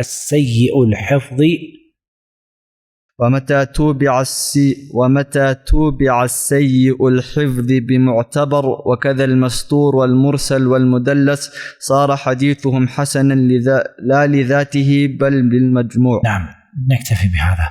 So this is a long piece, but it all goes together. And again, we'll cover it now very quickly, and we'll cover it tomorrow, inshallah, and try to finish that segment tomorrow, بإذن الله تعالى. ثم الطعن. So now there's no break in the chain. The break in the chain is done. Now we have a criticism. So this criticism has different types, and the way Al-Hafiz divides it is he says we could have criticism for one of the following reasons. The narrator is a liar, or the narrator is accused of lying, or the narrator is extremely heedless. فحش الغلط sorry, not heedless, that's الغفلة. فحش الغلط is extremely, makes a lot of errors. فحش الغلط makes a lot of errors. They say فحش الغلط means he gets it wrong more than he gets it right. أو غفلته, He has heedlessness, that he doesn't pay attention. أو فسقه, or he's got fisq, and he's done major sins, or continually done minor sins. أو وهمه, or he's got al-wahm, and he made a mistake here in this example. أو مخالفته, or he went against others. أو جهالته, or he's not known who he is and we don't know enough about him. Or أو بدعته, or because of his bid'ah. أو سوء حفظه, or because of his bad memory. What's the difference between سوء الحفظ and فحش الغلط? سوء الحفظ, he's got a bad memory, but he still might get it right 55% of the time. Like in فحش الغلط, and he just makes mistakes all over the place. Then he goes through what do we say for each one? If there is a narrator in the chain who has lied, or is expected, or is accused, in the sense that we believe that they are the ones that lied about a hadith of the Prophet ﷺ, then their hadith is mawdu'. Whether they lied about it this time or they didn't. So someone who it is believed that they lied about a hadith of the Prophet ﷺ, the hadith is called mawdu', fabricated. Someone who is accused of lying. They haven't lied about the Prophet ﷺ, but it's said that they kana yakdhib, he used to lie. And he maybe used to lie to the people. This is called al-matruq, according to Al-Hafidh ibn Hajar. Al-matruq. The narrator is called matruq, and some of them call the hadith matruq. أو فحش الغلط, يعني فاحش الغلط, as well as al-ghafla wal-fisq. So all of them come together, فاحش الغلط and ghafla and fisq. That means extreme errors, not paying attention, being a fasiq. We call it al-munkar according to one view. Again, we said one view is that munkar, we mentioned it was when a weak narrator goes against the more reliable. And one view is that munkar is a hadith that contains someone with big errors, heedlessness, or fasiq. Then we come to al-wahm. And al-wahm, Al-Hafidh ibn Hajar gives a couple of options for it. He said, if this mistake, the narrator makes a mistake, and this mistake is not easy to see, you only saw it by putting the chains together, like they made a mistake. A mistake anyone can make, right? Al-wahm. Anyone can make a mistake. Anybody can make a mistake. Why is wahm called wahm? It's when you think you're right. Like you believe you actually think you're right, but you're wrong. So they made a mistake. This person, the only way we knew they made a mistake was when we compared the chains together. This is a type of illah. So it's called al-mu'all or al-mu'allal. It's a type of illah. Just like tadlis al-taswiyah is a type of illah. Because we only saw the mistake after lots of looking at it. Then he mentions أو مخالفته. And Al-Hafidh under Al-Mukhalafa puts a lot of categories. So Mukhalafa means opposition. So inside of Al-Mukhalafa is Al-Mudraj, whether Mudraj Al-Isnad, Mudraj Al-Matan. We'll come to those. So some Mudraj, something got inserted into something else. Or al-maqloob, something got put ahead of something else, and something got put in front and something got put behind. Or they added a narrator to the chain that wasn't there. So if a narrator has been added, it's called al-mazid fi muttasil al-asanid. And they put a narrator in there that doesn't belong. They added a narrator that's not there.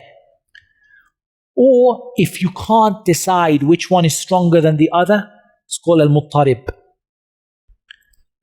Or if some letters have been made wrong, like a kha into a ha, for example, or a ta into a tha,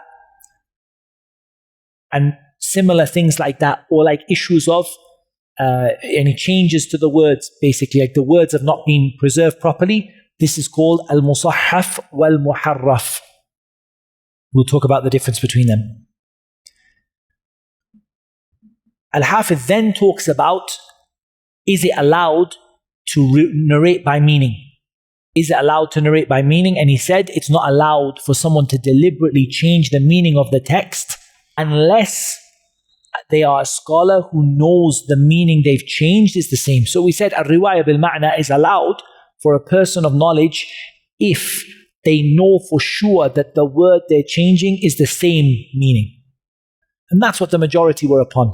People did narrate by meaning. And it helps you to understand, it benefits you because it helps you for words that you don't understand. Then he talks about gharib al-hadith, which is where you have unusual words, words that we're not used to in the hadith. They're Arabic words, but not everyone knows them. So it's called gharib al-hadith. And also bayan al-mushkil, yani mushkil. We talked about the issues within the hadith, any that are problematic. Then he talks about al-jahala. So he said, you could have for al-jahala that there is a narrator. Jahala means we don't know who the narrator is. Or let's say, to be more precise, we don't know enough about the narrator. Jahala, we don't know enough about the narrator. And this is of two types. Either we don't know the narrator existed, and we're not sure, we're not convinced, we can't prove that narrator actually is a real person, in which case we call it majhul al-ayn. Or we know they were a real person, but we don't know whether they were reliable or not. We call this majhul al-hal or al-mastur. Sometimes the reason for this is because the person has been mentioned in a different way to normal, in which case we have the books that are written on the topic of al-mudih. Clarifying two narrators, we said what was it before? We had Abu Wahab or something like that, didn't we? Abu Wahab al-Asadi. He's just been mentioned in a way that's not normal. So al-mudih. And it could be because the person did not narrate many hadith. So we find him in the books of al-wuhdan. It could be that he's been shortened in the chain, like which we call al-mubhamat, al-mubham, like an rajul, a man narrated. Which man? We call this al-mubham. And we spoke about al-majhul al-ayn and majhul al-hal. And the last point on that one is the bid'ah. And bid'ah can either be mukaffirah or ghayr mukaffirah. It can either take you out of Islam or it doesn't. If it takes you out of Islam, we can't accept it. If it doesn't take you out of Islam, then if the person is not a caller to it, and if they don't narrate what supports their bid'ah, we can accept it. So Al-Hafiz brought two conditions. They're not a caller, a da'iyah. This condition is a bit problematic, because they did it even accept from the du'at of bid'ah. But generally speaking, he's not a big proponent, like a big sort of supporter of it. And he's not narrating what supports his bid'ah, like the Shi'i narrating the virtues of Ali. And the last point is su' al-hifz. If su' al-hifz is something which is always the case, and that person had bad memory since they were started narrating hadith. Al-Hafiz said some of them use the word shadh and others use the word munkar. So some use shadh and some use munkar. For a narrator who's just got a bad memory, he's had a bad memory since the beginning. If the narrator changed from having a good memory to the bad memory, then here you'll find it in the books which are entitled, or the things which are written about al-mukhtalit. Al-mukhtalit. And then Al-Hafiz finishes by mentioning that if someone with bad memory has a supporting narration, or someone that we know exists but we don't know if they're reliable, or the mursal, or the mudallas, the hadith becomes hasan لغيره. Hasan لغيره, which we've covered a little bit about before. So the idea, inshaAllah ta'ala, I kind of have a plan. What's really important tomorrow, I don't know if we'll get one session or two sessions, but we have to get to the end of this bit. And we should read about the isnad by tomorrow. The issue of the isnad. Once we've done the issue of the isnad, after that, what is left of the book, like the khatima, the conclusion, we could just read it and just make small comments on it. And I do have an explanation for it as well in detail, but we can just read it and we can just, like, once we get to the point where we run out of time and we have like an hour left, we're just going to say, read it, and I'm just going to pause you every couple of words and just make a comment and we go. Does that make sense? Because we covered the main important points, but I want to try and cover the book as well. I have a full explanation of the book, inshallah, no problem. But what I want to do is I want to, for this dawrah, that we get to as far as we can when we have like an hour left on, say, Thursday and nothing else. Just mujarrad qira'ah. Read the book, ta'liq. I'll just make 1, 2, 3 points. That's important, that's important, that's important. And we'll just read it through, inshallah. That's what Allah Azza wa Jalla made easy for him to mention. Allah Azza wa Jalla knows best. Wassalatu wassalamu ala nabiyyina Muhammad wa ala alihi wa sahbihi ajma'een. الحمد لله رب العالمين والصلاة والسلام على عبد الله ورسوله نبينا محمد وعلى آله وصحبه أجمعين. أما بعد. Ikhwani al-Kiram, a couple of things that I want you to keep in mind. First of all, apologies for the late start. That was entirely my fault. I lost track of the time upstairs. Secondly, tomorrow we will be having a morning class. Now, I know not all of you can attend. It might be difficult, but try. It's only one day. Try your best to come, inshallah. We will start around 7 o'clock in the morning. We'll finish at breakfast time, inshallah. Breakfast is usually 8:30 for the brothers, 8:15, like that. So we'll do, just to give us a chance to get a bit more of the content, inshallah ta'ala. Obviously, the brothers in i'tikaf will have no problem, but the brothers coming from the outside, see if you can try to make an exception for just this one day, inshallah. It's only one day, inshallah ta'ala. And the normal class tomorrow at the normal time as well, inshallah ta'ala. 2:15, 2:30 we'll have the same class as well. The reason is, tomorrow morning will probably be the last part that we explain in detail. After that, what we will do is we will ask the brother to read, and we will just stop every few lines and explain, like how we did yesterday after like 3:45, 4 o'clock. We just basically said, this is this next, this is next. Yani a simple, quick explanation. We will do that to finish tomorrow at 2 o'clock.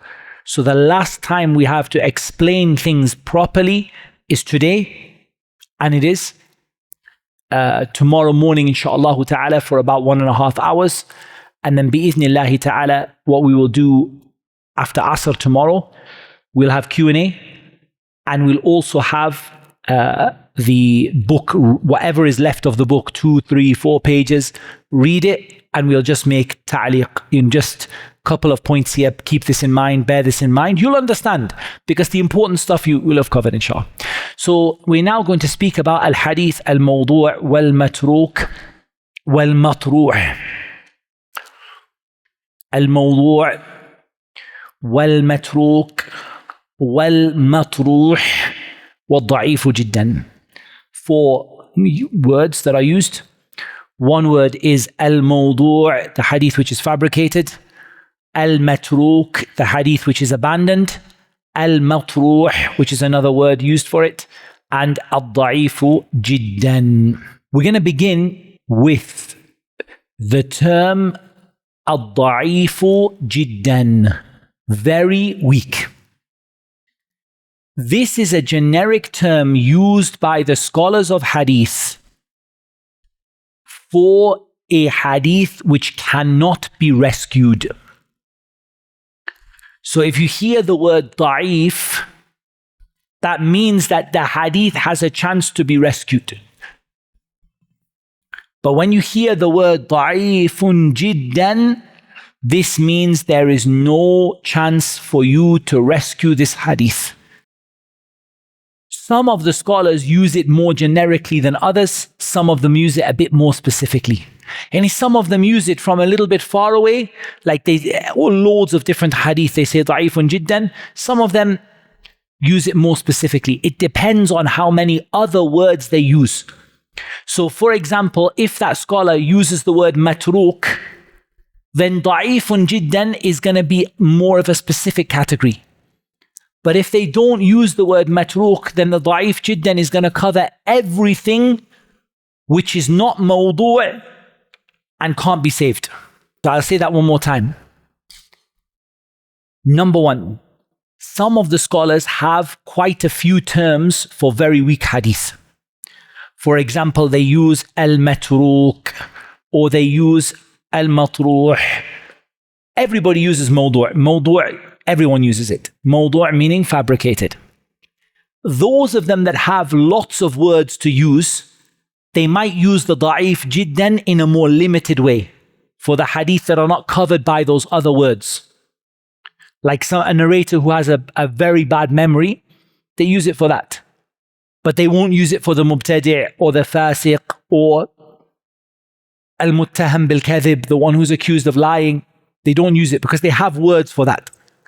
Those of them that don't have words, they use da'ifun jiddan for everything that is not mawdu', it's not fabricated, and it's not possible to rescue it.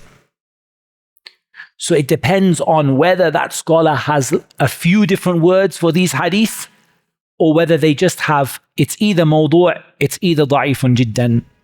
Al-Hafiz Al-Dhahabi, rahimahullah ta'ala, uses the word matruh.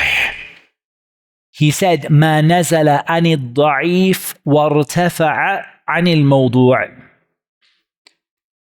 Al-Imam Al-Dhahabi rahimahullah ta'ala said, every hadith that is lower than da'if, meaning it can't be rescued, there's no chance to rescue it, and it's higher than mawdu'. So Imam Al-Dhahabi said, every hadith that's lower than da'if, it can't be rescued, and higher than mawdu', Al-Imam Al-Dhahabi calls it matruh. Matruh, يعني من طرح, thrown away, cast away, it's been thrown away. And the reason it's called matruh by Imam Al-Dhahabi is because it is literally been thrown away. There's nothing you can do with it. There's no benefit except just to tell the people that it's weak. The only benefit of it is just to show people not to follow it. As far as I know, only Imam Al-Dhahabi uses that terminology. So it's not very common. It's not very common. So let's begin with al-mawdu'. We all know the hadith of the Prophet sallallahu alaihi wasallam, "Man kadhaba alayya muta'ammidan falyatabawwa maq'adahu minan nar." Whoever lies against me deliberately, let him take his seat in hell.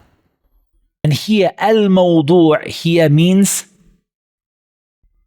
with some different meanings, it means that which has been invented, that which has been fabricated, that which has been abandoned, and that which has been dropped and thrown.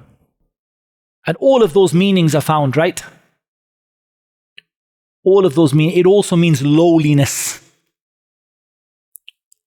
Lowliness. Both in physical position and also in status. Mawdu'. When the Prophet ﷺ spoke about the riba of Jahiliyyah, what did he say? Mawdu'an tahta qadamay. I've put, it's been stamped under my foot, like it's low down. So the word mawdu' is used like that. Ibn al-Salah, he said, al-mukhtalaq al-masnu'. He said, it is the hadith that has been invented and fabricated. But here I want you to understand something.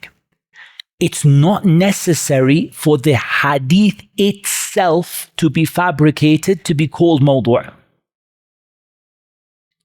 This is a very technical point. The actual specific hadith itself, it isn't required for that specific text to be fabricated. Rather, it is al-hadith alladhi fi isnadihi wad-da'. It is a hadith which there is someone in the chain who is known to fabricate hadith. Whether they fabricated this hadith or they didn't fabricate this hadith. If in the chain of hadith there is a person who is known that they fabricated one hadith from the Prophet ﷺ, every hadith they come in that chain, every one of them is mawdu'. Of course, it could be sahih min wajhin akhar, yani we could find another chain for it, which is sahih, hasan, whatever. But we find a chain that has somebody that's known to lie about the Prophet ﷺ. Every single chain they come in is fabricated. The only time we would not mind about it is if the hadith is mutawatir in the first place. Because then it doesn't really change anything. Otherwise, that isnad is crossed out. Whether the actual wording of the hadith is fabricated or not will be clear to you. Because when you look at the text, you will see. You live with the hadith of the Prophet ﷺ. You live with them like it's your flatmate, you live with them every day. You're with them, you're studying them, you're reading them, you're listening, you're reading what the scholar said. You can easily see sometimes the Prophet ﷺ never said this. I'm going to tell you a story. I went in one day to a shawarma. You guys know what shawarma is, yeah? Shawarma shop. Like chicken sandwiches in Medina. And on the wall there was a hadith. And at the bottom of the hadith it said, Rawahu al-Imam Ahmad fi musnadih. Imam Ahmad narrated it in the Musnad. And one of the things that's known about the Musnad is there aren't any fabricated hadith in it. There's weak hadith, but the general view is that overall there are not any mawdu' hadith in the Musnad, or there's a question about here and there, but it's not, generally the Musnad doesn't have fabricated hadith. The first thing I saw about this hadith is that the paper is long and the hadith starts at the top and finishes at the bottom. Now that's not so much of a problem. Some hadith are long. But this hadith was very long, very repetitive, very, doesn't really say anything. It was like, if you want to be the richest person, do this. If you want to be the healthiest person, do this. If you want to be the most knowledgeable person, do this. If you want to be, and it didn't, some hadith are like that, but it didn't stop there. It went on and on and on and on. If you want to have the most fiqh, do this. You want to have the most tafsir, do this. You want to have the most knowledge of hadith, do this. You want to, and it just kept going and going and going and going and going. I was waiting for my chicken sandwich and I'm looking at this hadith and I'm thinking, this hadith is mawdu'. ما كان النبي صلى الله عليه وسلم يتكلم هكذا. The Prophet didn't used to speak like that. He was concise. He said, I was given jawami al-kalim.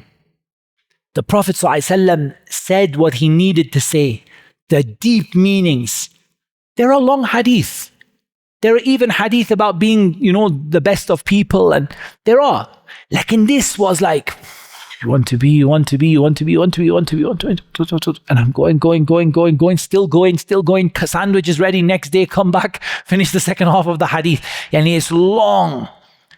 This hadith is mawdu'. In my heart, I'm 100% sure. I'm not a scholar of hadith to judge. I'm telling you, in my heart, ما قال هذا النبي صلى الله عليه وسلم. The Prophet never said that. No chance. لكن رواه أحمد في مسنده مشكل. Ahmad in the Musnad, maybe I'm wrong. So I go, and we didn't have such good internet searching and everything, but we had some. I search for the hadith, I don't find it Musnad Ahmad. I take Musnad Ahmad, index, I don't find the hadith.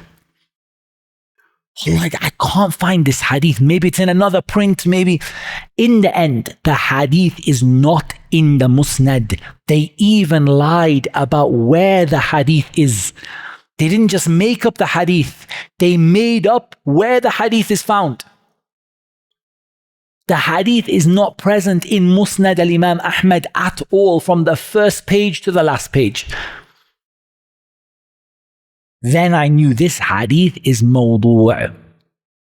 So I spoke to the owner. They were not like so. He was like, oh, I'll have to see. It wasn't me. It's a decision. We have like partners. We have to ask. And Allahu musta'an. Like, the hadith is fabricated from the beginning to end. So sometimes you can see, sometimes the hadith itself might be sahih. Shockingly, I told you the hadith, man kadhaba alayya muta'ammidan falyatabawwa maq'adahu min an-nar, that hadith has certain people narrate it who are fabricators of hadith. But there are times where you look at the matan and you say, the Prophet ﷺ, that's not from the Prophet ﷺ. So we said, how do we know a hadith is mawdu'? Number one, بأن يكون في إسناده راو معروف بأنه كذاب. So what are the different words you might have for a liar? They might be called wadda'. They might be called كذاب. They might be called كان يكذب في حديث النبي صلى الله عليه وسلم. Different words that he's a liar. I give you one here. Listen to the text. A hadith narrated by Abi Hurairah radiyallahu anhu أنه قال رسول الله صلى الله عليه وسلم فكرة ساعة خير من عبادة 60 سنة. Allah. To spend an hour thinking is better than worshipping Allah for 60 years. طيب, the isnad, it's narrated by Abu Shaykh al-Asbahani. He narrated saying حدثنا عبد الله بن محمد بن زكريا قال حدثنا عثمان بن عبد الله القرشي قال حدثنا إسحاق بن نجيح الملطي قال حدثنا عطاء الخرساني عن أبي هريرة رضي الله عنه به. Ibn al-Jawzi said, هذا حديث لا يصح وفي الإسناد كذابان. One is Ishaq ibn Najih. Ahmed said about him, أكذب الناس. That's the worst thing that can be said about a narrator. Nobody lied more than him. Imam Ahmed said, أكذب. That's the worst. If you have the best is Amir al-Mu'mineen fil hadith, thiqatun imam. The worst is akdhabun nas. Nobody in the world lied more than him. The second one is this Uthman. This one who is Uthman ibn Abdullah al-Qurashi. Ibn Hibban said, يضع الحديث على الثقات. Ibn Hibban said he used to fabricate hadith from reliable narrators. And Ibn al-Jawzi said, I don't know which of them made it up. I don't know which one made it up before the other one. I don't know if the first one heard it from the other liar or the first liar made it up and put the name for the second liar. Hadith mawdu'. La, it's mawdu'. The second way. أن يكون متن الحديث لا يمكن قبوله بحال. That there is a hadith that cannot possibly be accepted. And this is an example which you need to note, and that is authenticating a hadith based on its text. That is very, very rare, because it's rare that you actually are just basing it on the text. But it is possible that you could find in the hadith a text that cannot be taken. For example, the hadith in which it is narrated that Umar, or the athar in which is narrated that Umar radiallahu an said that the length of the dunya is 7,000 years, and the Prophet ﷺ was sent in the last 1,000 years. The dunya is 7,000 years. وأن النبي صلى الله عليه وسلم بعث في الألف الأخيرة. The Prophet ﷺ was sent when there was 1,000 years of the dunya left to go. The chain of narration is not known who fabricated it. It's likely that the fabricator simply just took themselves completely out of it. يعني. لكن this يسألونك عن الساعة أيان مرساها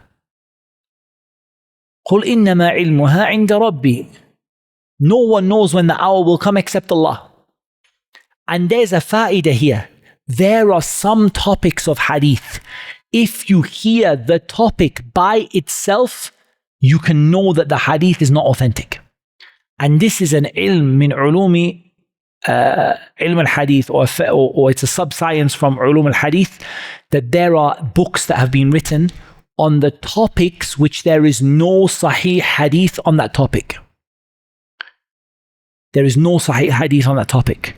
For example, someone may say to you, there is no sahih hadith on the virtue of Surah Yasin. For example. على خلاف فيهم, there's on one or two hadith there's a difference of opinion.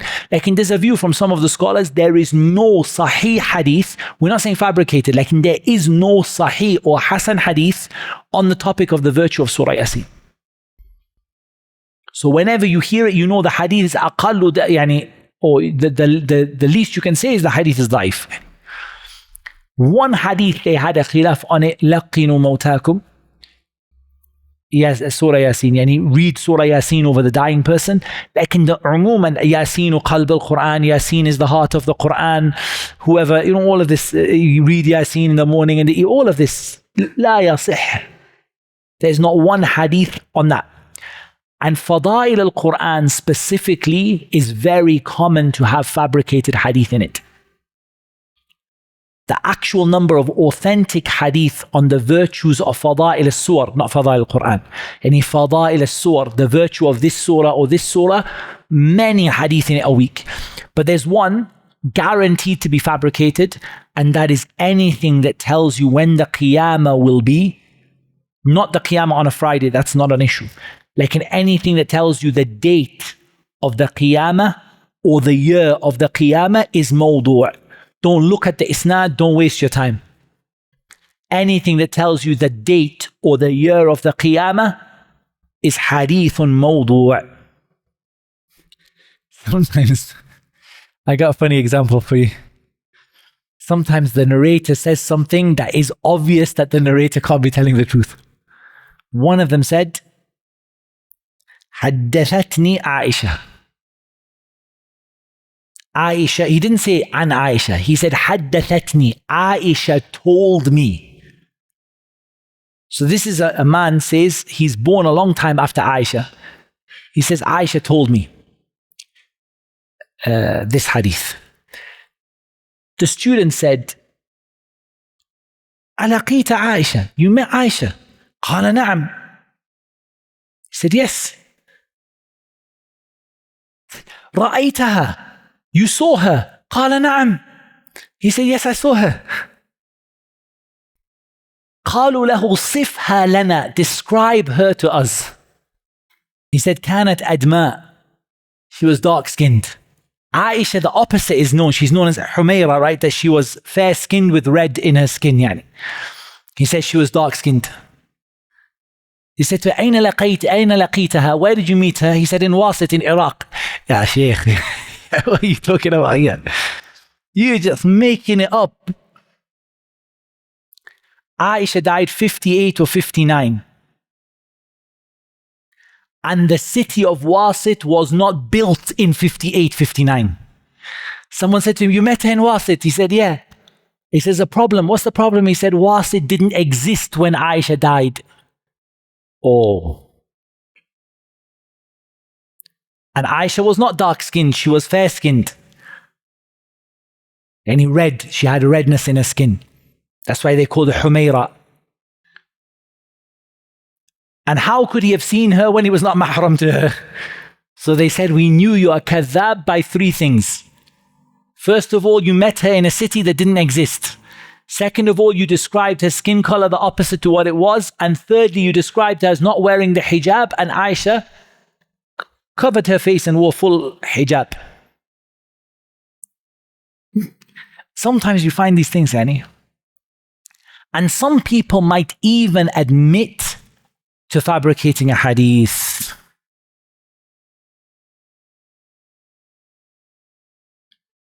And sometimes you find that which, there's no way a person can accept it. And from the people who are, if you want to say akdhabun nas al-firaq, that you can say about them akdhabun nas, no doubt the first place goes to the Rafidah. The Shia, the Ithnay Ashariya, the 12 Shia, they take first place in Wada al-Hadith. Why? Because in their deen, they believe that you cannot get Jannah without lying. So for them, lying is a way of coming close to Allah, not something to be keep away from. And so you hear the stories. Sometimes they say, "Ma la yaqbaluhu al-aql," yani what your intellect cannot understand. The famous story with regard to Ali radiallahu anhu and the fish. That there was a big fish in the ocean and it was about to eat the little fish. And the little fish said, Ya Ali al-madad, or Ali save me. So Ali threw his sword and the sword flew across the sky, across the continents. This is actually a hadith. It flew across the sky in the world and it flew into the ocean. And just as the big fish was about to eat the little fish, the sword killed the fish, then it flew out again. And if you told this to a kid in nursery, he will say, Kazab, you are a liar. As for the firqa that does the least lying, the people of bid'ah that do the least lying, the old Khawarij, the Khawarij of old, they lied the least. And the reason they lied the least is because for them, lying takes you out of Islam. As for the Khawarij of today, Hadith wala haraj. They lie day and night. Because for them, they took the hadith that war is deception and everything is war for them. So they don't have a problem to lie. Like in the Khawarij of old, in the time of Ali radiallahu anhu, the Khawarij, they don't lie. For them, if you lie, you are kafir in hellfire forever. So that's why the ulama took all of their hadith unless it's a hadith that supports their madhab. So the Khawarij of old, the ulama took their hadith on the condition that they don't narrate what supports their madhab. Because this person believes that I'm going to be a kafir in Jahannam forever if I tell a single lie. And that's not the truth, but that's what they falsely believed. So the ulama generally took their hadith. As for the Rafidah, very, very rare, except the one that has got some effect from them, but not truly from them. And if he tashayyur, he's got a bit of exaggeration with regard to Ali or with regard to Uthman, but not like the proper Rafidah, Ithnay Ashariya. You cannot take even one single word from them. Because like we said, look at the difference. The Khawarij believe you lie, you go to Jahannam forever. The Rafidah believe you lie, you go to Jannah forever. That's the difference between them. Al-Hafiz says in Al-Nuzha, الحكم عليه بالوضع إنما هو بطريق الظن الغالب. It's quite an important point. When we say mawdu', we actually cannot guarantee that every hadith we say mawdu' is actually mawdu', because we're judging it based on the fact there is a liar in the chain. Did they lie or not? Even Iblis told the truth once, right? صدقك وهو كذوب ذاك الشيطان.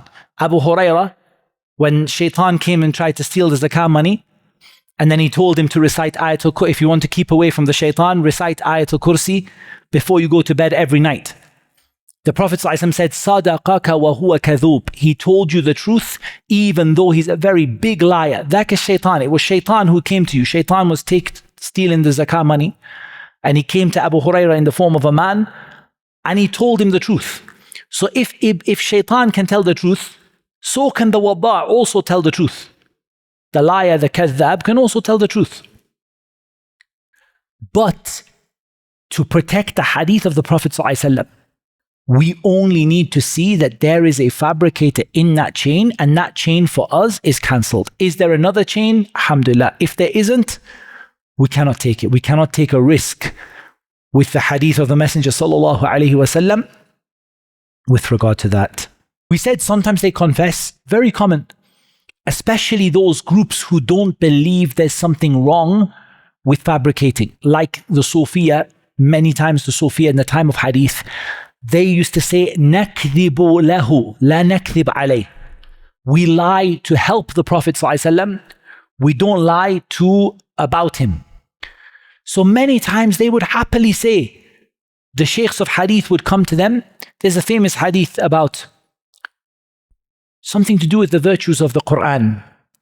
So one of the ulama went from town to town to town to town asking, who told you this, man? Who told you this, man? This hadith seems fabricated. He said, حَتَّى انْتَهَيْتُ, until I finished at a man in a tent. And I opened up the tent and I said, Assalamu alaikum, wa alaikum salam. He said, this hadith, who told you it? He said, nobody told me, I made it up. He goes, I saw the people were not memorizing the Qur'an, so I made hadith to help them to memorize the Qur'an. وهذا شأن الصوفية. That's what the Sufiya were upon. Those age of Sufiya, that particular age, maybe not today, like in that, today they narrate weak hadith, and like in that particular age, that was what they did. They narrate fabricated hadith for the point of at-targhib wa tarhib, to encourage people to practice. And, I saw people not wearing hijab, so I made up a hadith about the hijab. So those people, they actually confess happily, of course, I made it up. I made it up when I saw the people don't follow the Qur'an, or the people don't read the Qur'an, so I made up a hadith about it. Sometimes people confess. Is it possible that someone fabricated a hadith accidentally? It is. There's a famous story of a man, a sheikh was narrating hadith. The sheikh was narrating hadith. And while he was narrating a hadith, he said, قال رسول الله صلى الله عليه وسلم, the Prophet صلى الله عليه وسلم said, and then he saw one of his students. And he said, من كثرت صلاته بالليل حسن وجهه بالنهار. He said, MashaAllah, look at you. Whoever prays a lot at night will have a bright face in the day. And he's saying, MashaAllah, look at your face. You look like you prayed last night. What happened? When he said those words, he had paused in the middle of a hadith. The person coming, because he was coming late, didn't get the whole story and thought that this is the hadith. So he went outside and said, the sheikh said, حدثني حدثني حدثني من كثرت صلاته بالليل حسن وجهه بالنهار. If you pray a lot at night, you'll have a bright face in the day. He didn't mean to fabricate it. He fabricated it by accident, because he thought that he was narrating the hadith when he was actually narrating the statement of the sheikh. Likewise, you can say the mudraj al-matan is like that. Sometimes where people add something to a text which the Prophet ﷺ said, but he never said it. But they add it by accident. The student thinks it's from the hadith. You're writing a hadith and you write, and you don't realize you're writing down what your teacher is saying. You're not writing the hadith. So maybe the Prophet ﷺ said something, and then they keep writing, and the teacher's explaining, but they're writing. That happened with the names of Allah. The famous hadith in Jami' al-Tirmidhi, we don't say fabricated, like we say mudraj. And it's what happened is the Prophet ﷺ said the hadith, and the teacher was explaining the hadith. The narrator came and thought that the explanation of the teacher was part of what the Prophet ﷺ said, so he stuck it together. And that hadith became famous. The 99 names of Allah, the hadith, this name, this name, this name. You see the names of Allah everywhere, and you see on the wall the names of Allah. The famous names, of course, many of these names are in the Qur'an. Like famously, the names of Allah you find on the wall and everywhere else are usually taken from that hadith. That hadith is not from the Prophet ﷺ. It's the explanation which the teacher was saying after the Prophet's hadith about the 99 names of Allah. So the hadith stopped and the teacher said, they are, in my view, the names are Allah, Ar-Rahman, Ar-Rahim. And he started telling what he thinks. The narrator thought that's what the Prophet said. Sallallahu Alaihi Wasallam. So that's not mawdu'. We don't call it mawdu', we call it mudraj. And what happened is, two things got stuck together. What the Prophet said, Sallallahu Alaihi Wasallam, and what the teacher or the narrator or somebody else said, and it got stuck together. What are the words for a fabricated hadith? Mawdu', batil, kadhib, makdhoob, masnu'. There's also that which has no chain at all. And that is called la asla lahu. Laysa lahu asl. La isnad lahu. Laysa hadithan.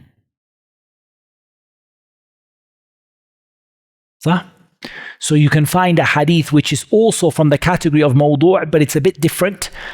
This hadith has got no chain.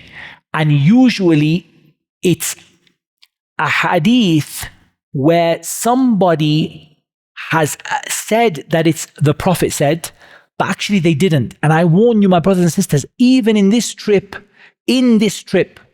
here in Nairobi, one time at least I've heard someone do this. We're driving in the car and a brother says, yeah, you know, especially because the Prophet sallallahu alaihi wasallam said ... And the Prophet never said it. But they're not making it isnad, they're not saying haddathani, they're not fabricating, but they're not being careful. Like, we know the Prophet ﷺ said that you should go seek knowledge even if you have to go to China, The Prophet never said that. Ikhwani, be careful. Man kadhaba alayya muta'ammidan falyatabawwa maq'adahu min an-nar. Sometimes people just say, so I was actually sitting with a brother, and just as a conversation, the Prophet ﷺ said something. And they brought, not by meaning, not riwayah bil ma'na. Like the person brought a hadith, but it's not hadith. It has no chain. It's not mentioned in any book of hadith. I forgot what the topic was. Otherwise I would remember what the topic was. But ad-deen nasiha. But they didn't use that word. Ad-deen husn al-mu'amala, something like that. The religion is about being good to people. The religion is about behaving, good behavior. Prophet never said it. Like, it just became mushtahar ala al-sinat al-nas, and the people just say it. Oh, the Prophet said ad-deen al-mu'amala, ad-deen al-mu'amala, ad-deen. La, ma qala hadha. The Prophet said ad-deen al-nasiha. So be careful that people sometimes, they accidentally, and then this person takes it from them. Maybe in the car there's 5 people, they tell people, and before you know, people maybe in the masjid, the imam said, the Prophet said, like we say, where did he say it? Bukhari, Muslim, which book of hadith is it in? And when you go through all the books of hadith, it's not there. There's no chain, there's no hadith. It just got, and this we call it la asla lahu. It has no foundation. La isnad lahu. Laysa hadithan. For example, the famous statement, لاعبهم ولاعبه سبعا وأدبه سبعا وصاحبه سبعا.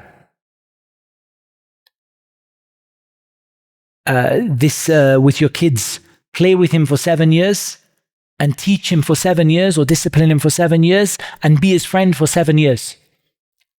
It's a famous statement, like it's not hadith from the Prophet ﷺ. So when you say it, you must say laysa hadith, and you tell people, Khwani, it's not hadith. It could be an athar from some of the salaf. It could be just a famous thing people say. But you say to people when you're saying it so people don't think it's a hadith. You say, Khwani, it's not hadith, but you heard the famous statement. It's not a hadith. Laysa hadithan. Is it possible to allow fabricating hadith?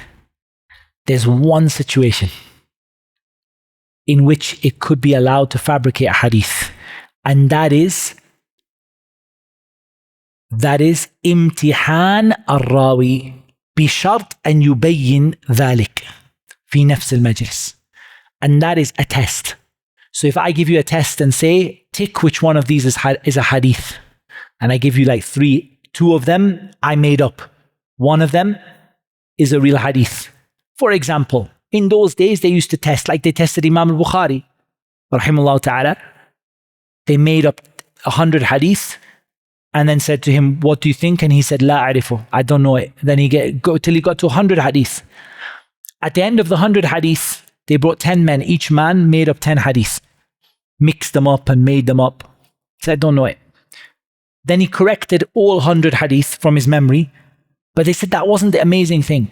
The amazing thing is on the spot, he memorized all of the 100 fabricated hadith. On the spot, he memorized 100 fabricated hadith. He said, you said this,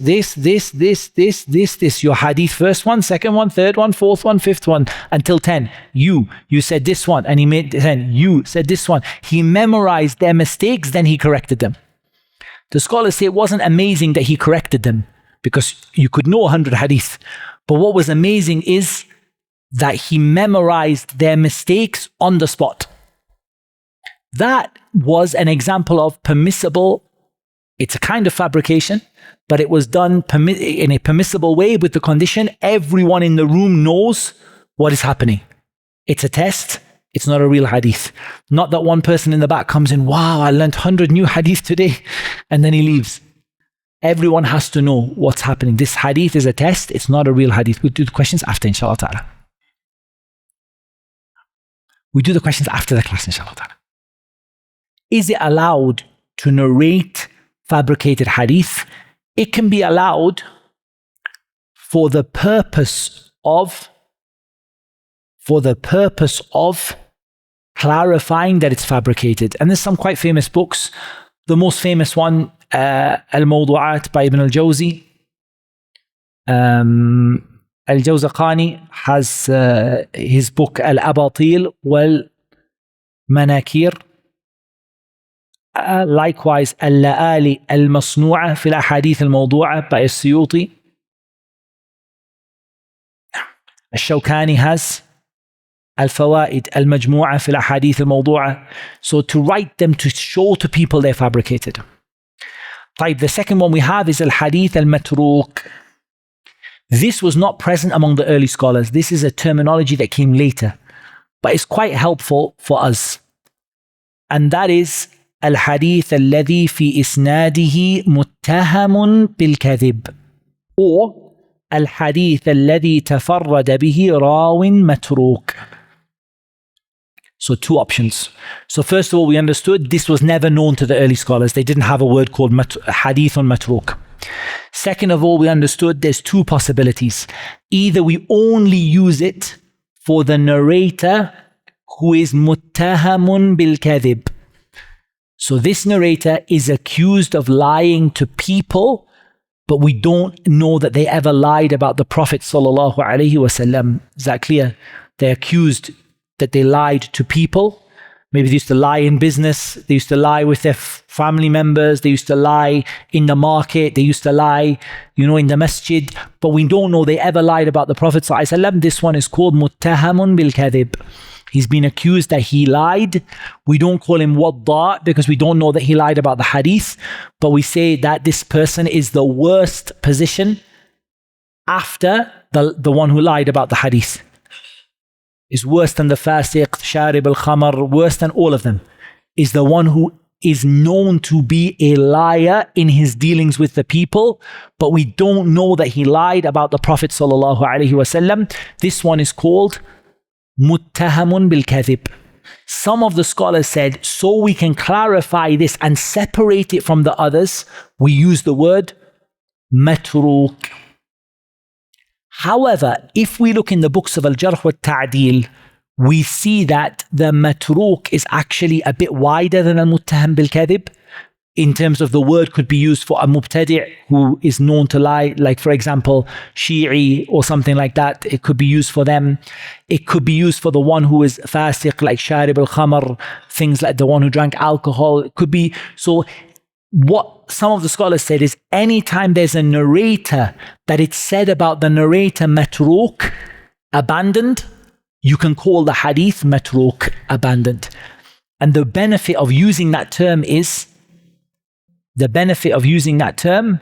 is actually that it helps you to separate even the da'if jiddan into levels. So mawdu' being the worst, matruk being the second worst. It contains a narrator who we don't say he was a good guy, but you know, he had a mistake in his memory, he had a poor memory or something. This is someone we say, this person, la yuktab hadithuhu, we don't write his hadith. Matruk, leave him alone, don't listen to anything he says. So the hadith which comes like that, some of the scholars use the word matruk, and there's no harm in that. Inshallah ta'ala. We now come to the use of al-munkar. Now remember, al-munkar has already come, and that is that some of the scholars say that al-munkar is ma rawahu ad-da'if mukhalifan bihi thiqat. That which a weak narrator narrates against a strong narrator. Okay, a weak narrator goes against someone who is more reliable than them. There are three options for this type of hadith. Some of the scholars use the word munkar. Munkar is that which is not accepted. Yeah, we reject it. The opposite of ma'ruf. The second thing, some of them use the word shadh, even though we said shadh should only be used when a reliable narrator goes against, but some of them use the word shadh. And the third is just to use the word da'if. Da'if. The more common use of the word munkar, and again, you can know which one it is by just looking at the hadith, you'll know. So is it because of going against the thiqat? The most common use of the word munkar in a hadith is a hadith that has al-hadith alladhi fi isnadihi rawin fahishul ghalat aw kathurat ghaflatuhu aw dhahara fisquhu. So three groups of people that come under the hadith which is munkar in this way. Number one, fahishul ghalat.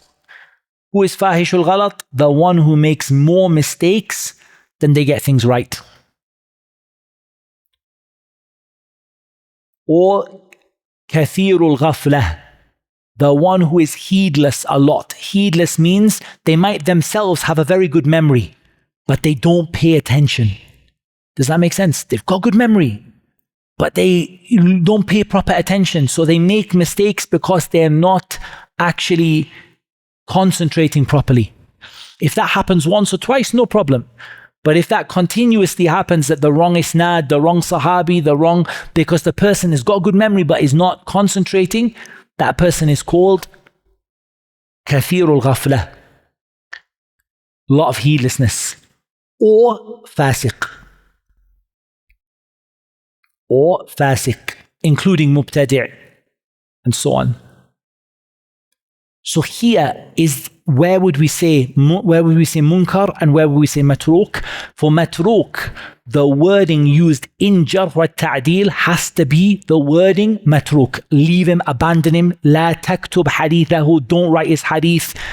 Throw him away, those type of terminologies. Then we call the hadith matruk. If it's just said about him, kana or kana yatakallamu fil qadar. He used to speak about qadar. Or it's said about him, he used to make a lot of mistakes. Sayyi'ul hifzi jiddan. Extremely bad memory. Fahishul ghalat. Kathirul ghaflah. Then we're going to say the hadith is munkar. But when the narrator gets so bad that it said matruk, abandon him, normally we say that when the person is accused of lying. But there could be some extreme examples of other things where we say matruk la yuktab hadithuhu. He's to be abandoned, don't write his hadith down. So this is the hadith which is al-munkar. Bear in mind that still there are a lot of people who use the word munkar in the other sense, which is a weak narrator opposing those that are more deserving of being accepted. And they use the word munkar. So you can say there are two munkars. There's that munkar and this munkar. How would you know the difference? If he says munkar because this narrator opposed this narrator, that's the type we've already covered. And if he says munkar because there's a mubtadi', there's a fasiq, there's a, there's an evildoer, there's someone kana yashrabul khamar, used to drink alcohol, then this is the munkar we're talking about now. Example of the first type of munkar. So first of all is the hadith that is narrated by Al-Imam Al-Nasa'i and Ibn Majah from the narration of Abi Zakaria, not Abi Zakaria, afwan, Abu Zukair, Abi Zukair, Yahya ibn Muhammad ibn Qais, عن هشام ibn Urwa, عن أبيه عروة ibn الزبير, عن عائشة رضي الله عنها مرفوعا: كلوا البلح بالتمر فإن ابن آدم إذا أكله غضب الشيطان. Eat al-balah is the unripened dates. Either along with your dates or eat unripened dates.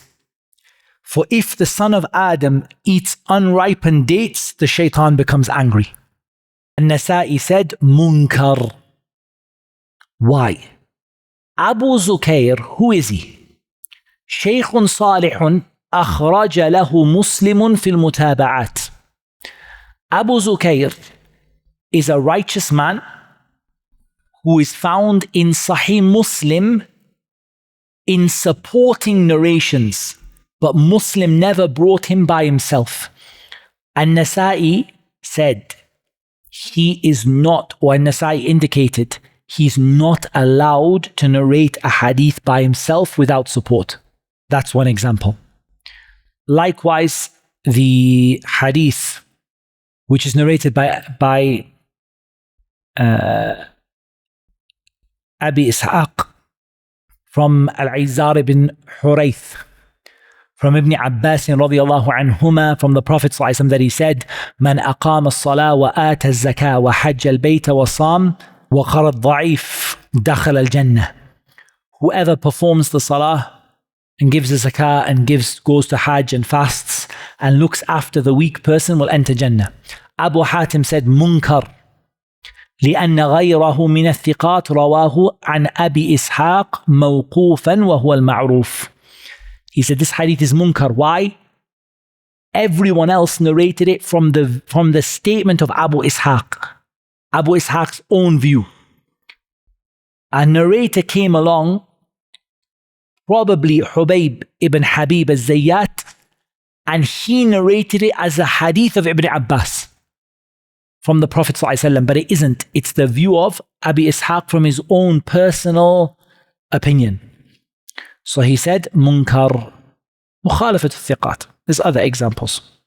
An example of the other type of munkar, ما رواه مروان بن عثمان عن عمارة بن عامر عن الطفيل,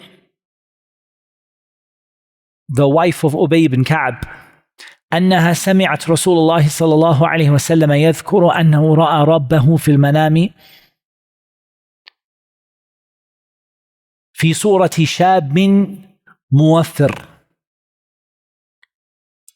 This hadith is narrated from Marwan ibn Uthman, from Ammar ibn Amir, from Tufail, the wife of Ubay bin Ka'b, that she heard the Messenger of Allah say that he saw Allah in a dream in the form of a shab, a young man. The hadith. This hadith is munkarun or batilun munkar. Al-Imam Ahmad said, he turned his face away from the person who asked him and said, هذا munkar. Marwan ibn Uthman, rajulun majhul. He said, we don't have any idea who Marwan ibn Uthman was. And Ammar ibn Amir, la yu'raf, we also don't know who he is. That hadith is closer to being mawdu' in reality. It's very close to being fabricated. Like, how did Imam Ahmad use the word munkar? Meaning, it's got two narrators in it that I don't know who they are, and the text is not acceptable. This hadith is munkar. And it's ضعيف جدا. طيب, we now come to the mas'ala of riwayatul fasiq, the fasiq. And we mentioned who is the fasiq before. So the one who leaves the wajib or does the haram, continuously doing the minor sins or falls into the major sins. Ibn al-Arabi said, al-Maliki, من ثبت فسقه بطل قوله في الأخبار إجماعا لأن الخبر أمانة والفسق قرينة تبطلها. Ibn al-Arabi al-Maliki said, whoever it is proven they were a fasiq, we do not accept a hadith from them by ijma', because the hadith of the Prophet ﷺ are an amana, and being a fasiq is an indication that you're not suitable to carry the amana. يا أيها الذين آمنوا إن جاءكم فاسق بنبأ فتبينوا. So Allah in the Qur'an prohibited us from taking the narration of the fasiq and the one who is unknown. And the statement of Allah Azza wa Jal, وَلَا تَقْبَلُوا لَهُمْ شَهَادَةً أَبَدًا وَأُولَٰئِكَ هُمُ الْفَاسِقُونَ. Do not accept for them in Qissatul Ifk, never accept for them to give you a shahada ever again, a witness ever again, and they are the fasiqun. If the fasiq goes completely back to obedience to Allah Azza wa Jal, and becomes someone who is known for their obedience and their tawbah, فَحِينَئِذٍ يُحْتَجُّ بِخَبَرِهِ. And here you might be able to accept their narration. Like in a su'al, someone who does a major sin once, does that person get the ruling of a fasiq? The answer is no. If they come straight back to obedience from Allah, obedience to Allah, and they make tawbah, the fact that they fell into a major sin once, like in the one who it comes again and again from them. As for the mubtadi', the innovator, there are two views to start with. The first view is we do not accept it at all, any type of innovation. What's the evidence for that? They're very strong evidence. They said marududun mutlaqa. Why? They said because the mubtadi' is either kafir or fasiq. صحيح. The mubtadi', the innovator, إما أن يكون كافرا وإما أن يكون فاسقا. The kafir, we don't accept his narration by ijma', and the fasiq, we don't accept his narration by ijma'. خلاص, we don't accept the mubtadi'. This is the view of Imam Malik and al-Baqillani and al-Amidi and others. There were also people who said we accept it mutlaqan, al-qabul mutlaqan. So it's three views at the top. The one view is reject it, but there were very few that said we accept it. The third view, which is the middle one, is very uncommon, but it's there, is that we accept some of it and we don't accept others. And within this view, they differed. The first opinion is that the distinguish between what we accept and we don't accept is al-mukaffirah wa ghayru al-mukaffirah. The bid'ah that takes you out of Islam and the bid'ah that doesn't take you out of Islam. So they said the bid'ah that takes you out of Islam, we don't accept your narration because you became kafir, and the bid'ah that doesn't take you out of Islam, we accept it.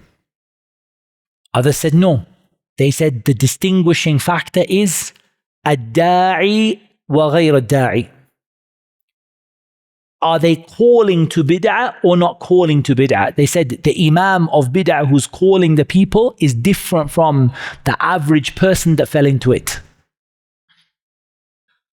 So they said if he's a caller, we don't accept him. And if he's not a caller, we accept him.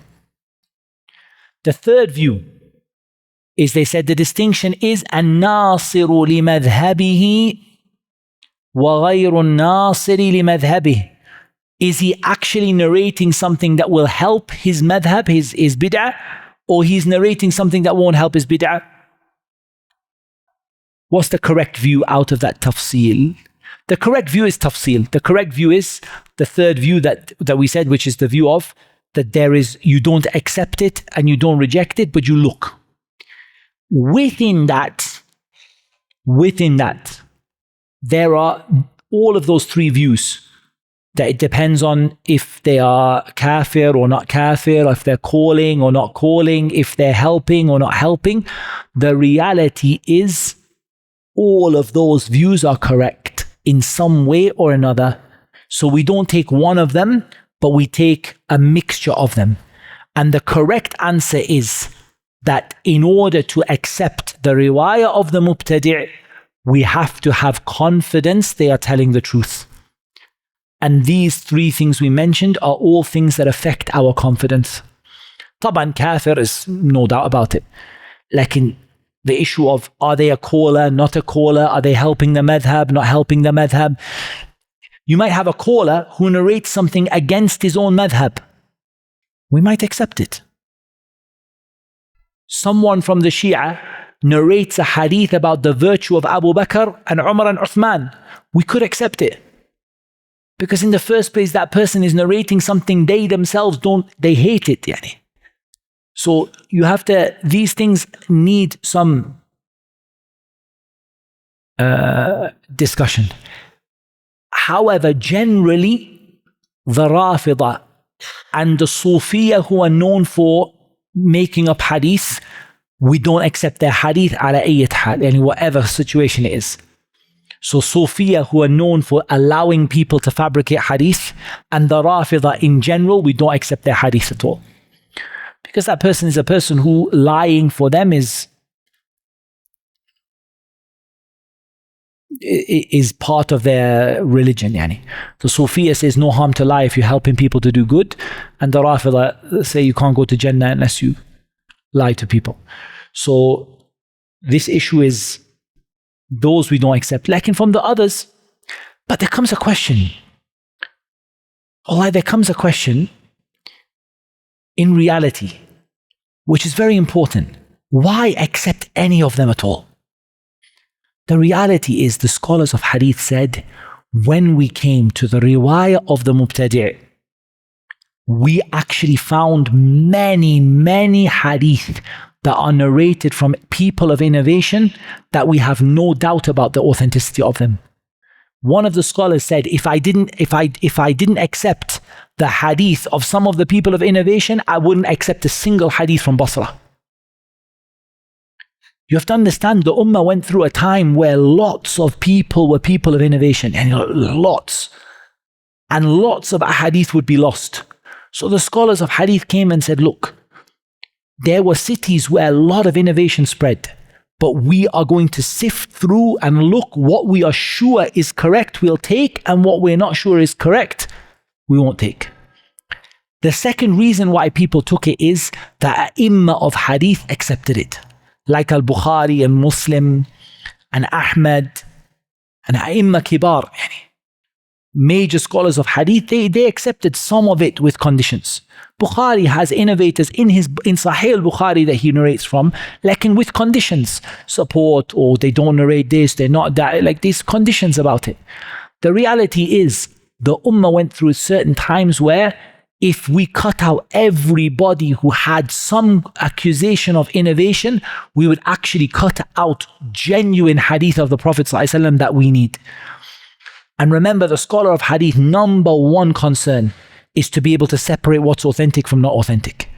And I have maybe 1,000, 2,000, whatever it is, authentic hadith. I cannot take them unless I take the riwayat of the mubtadi'. So he said, we have to do it. But we have to do it in a way we're 100% sure that, or if you don't say 100%, we're 99.999% sure that this hadith is authentic. So they didn't take from the Rafida and the Sufiya, who are known to fabricate hadith, but they took from, for example, some of the Qadariyya, fihi tashayyu', he has a leaning towards Shi'ism, the Khawarij, and they took from them. But but they took from them with very strict conditions, until the scholar says, for me to authenticate a hadith that has a mubtadi', I have to have total confidence that this innovator genuinely is telling me what the Prophet ﷺ said. We now come to the issue of al-jahala. I think that's where I came to. I'll just check that I'm definitely didn't miss something out I needed. Al-mawdu' al-matruk al-munkar. Okay, the issue of al-wahm, we spoke about it yesterday, and that the wahm is of two types. There are two types of al-wahm.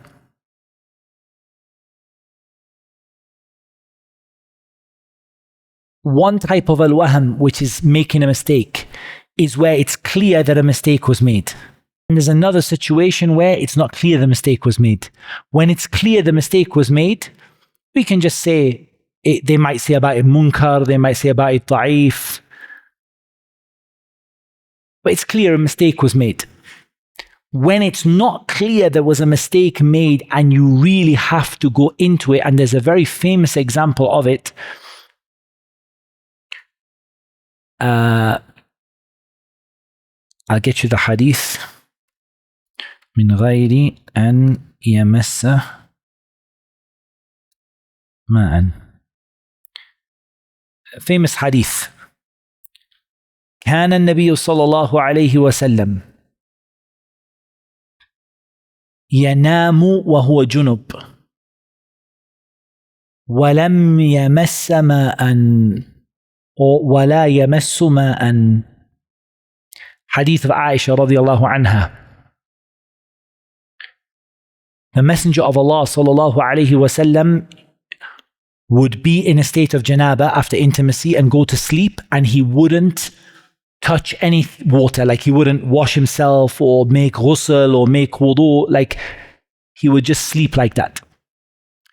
This hadith has something very strange about it. Rijaluhu thiqat. All of the people of the chain are reliable.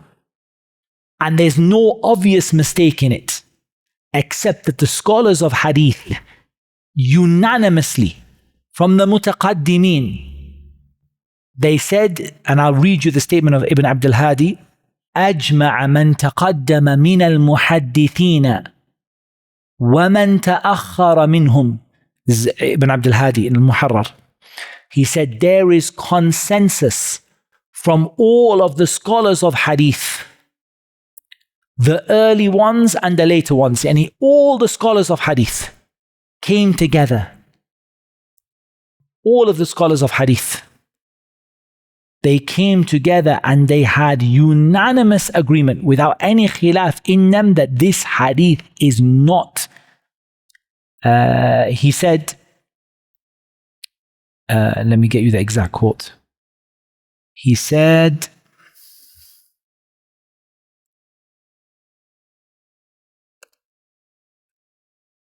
أجمع من تقدم من المحدثين ومن تأخر منهم أن هذا الحديث غلط منذ زمان أبي إسحاق إلى اليوم. He said, يعني Ibn Abdul Hadi, he said, or he quoted, if it's not his quote, it's a quote of someone else. I can't remember if it's his quote or someone else. Like the quote is, every scholar of hadith, from the early ones to the late, said this hadith is ghalat. This hadith is wahm, it's an error, it's wrong. Tayyib, who made the mistake? We don't know. All of them are reliable. Did they go against anyone else? It's not that they went against anyone else. It's that the ulama agreed this hadith is ghayru mahfuz. This hadith is not properly memorized. That's why Shaykh al-Albani rahimahullah ta'ala khalafahum fi dhalik. He said it's sahih.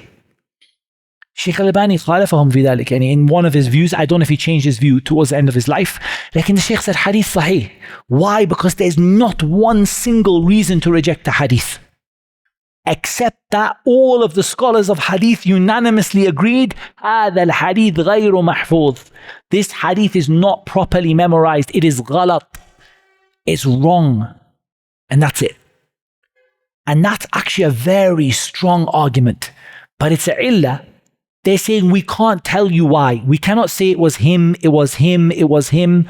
We cannot tell you why.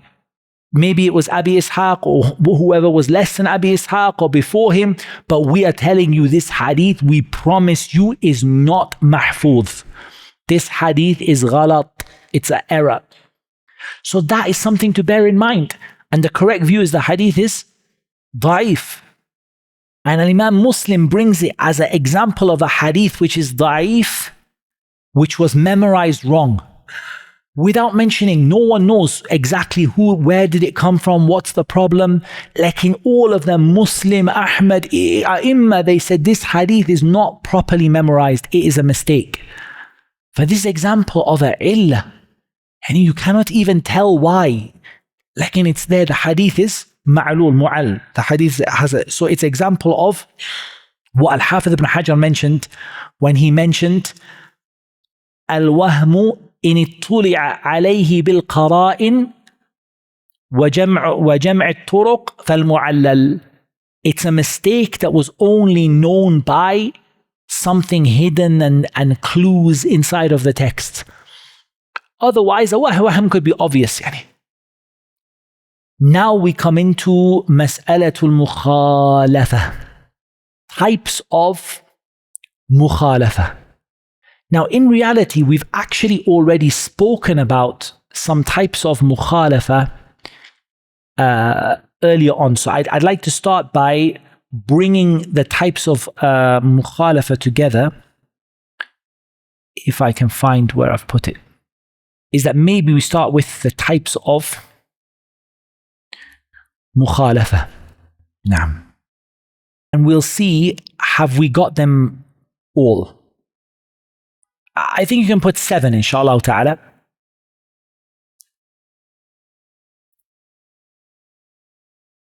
Types of mukhalafa. Or maybe even more than that, but for now we'll put 7. They are ash-shadh, which we've spoken about. And al-munkar, in those people who use it for mukhalafat al-da'if, the opposition of the weak narrator. So we've got shadh and al-munkar. We've got al-mazid fi muttasil al-asanid. The narrator puts someone else in the chain that doesn't belong there. And we've got al-muttarib, al-musahhaf wal-muharraf together, al-maqloob and al-mudraj. So 1, 2, 3, 4, 5 that we should find from Al-Hafidh ibn Hajar here. Mudraj, maqloob, al-mazid, al-muttarib, al-musahhaf. Same as what Al-Hafidh ibn Hajar mentions here. So this we're going to deal with al-mukhalafa, going against other people. That's why are these next hadith weak? They're weak because they go against other people. We have basically 7 types. Shadh, which we've spoken about, which is a reliable narrator goes against someone more reliable. Munkar, a weak narrator goes against someone more reliable. And then we've got al-mazid fi muttasil asanid, muttarib, where you've got a shaky narration, you can't see which one's right. Musahhaf and muharraf together. Maqloob, where you've got something at the front at the back and something at the back at the front. And you've got al-mudraj.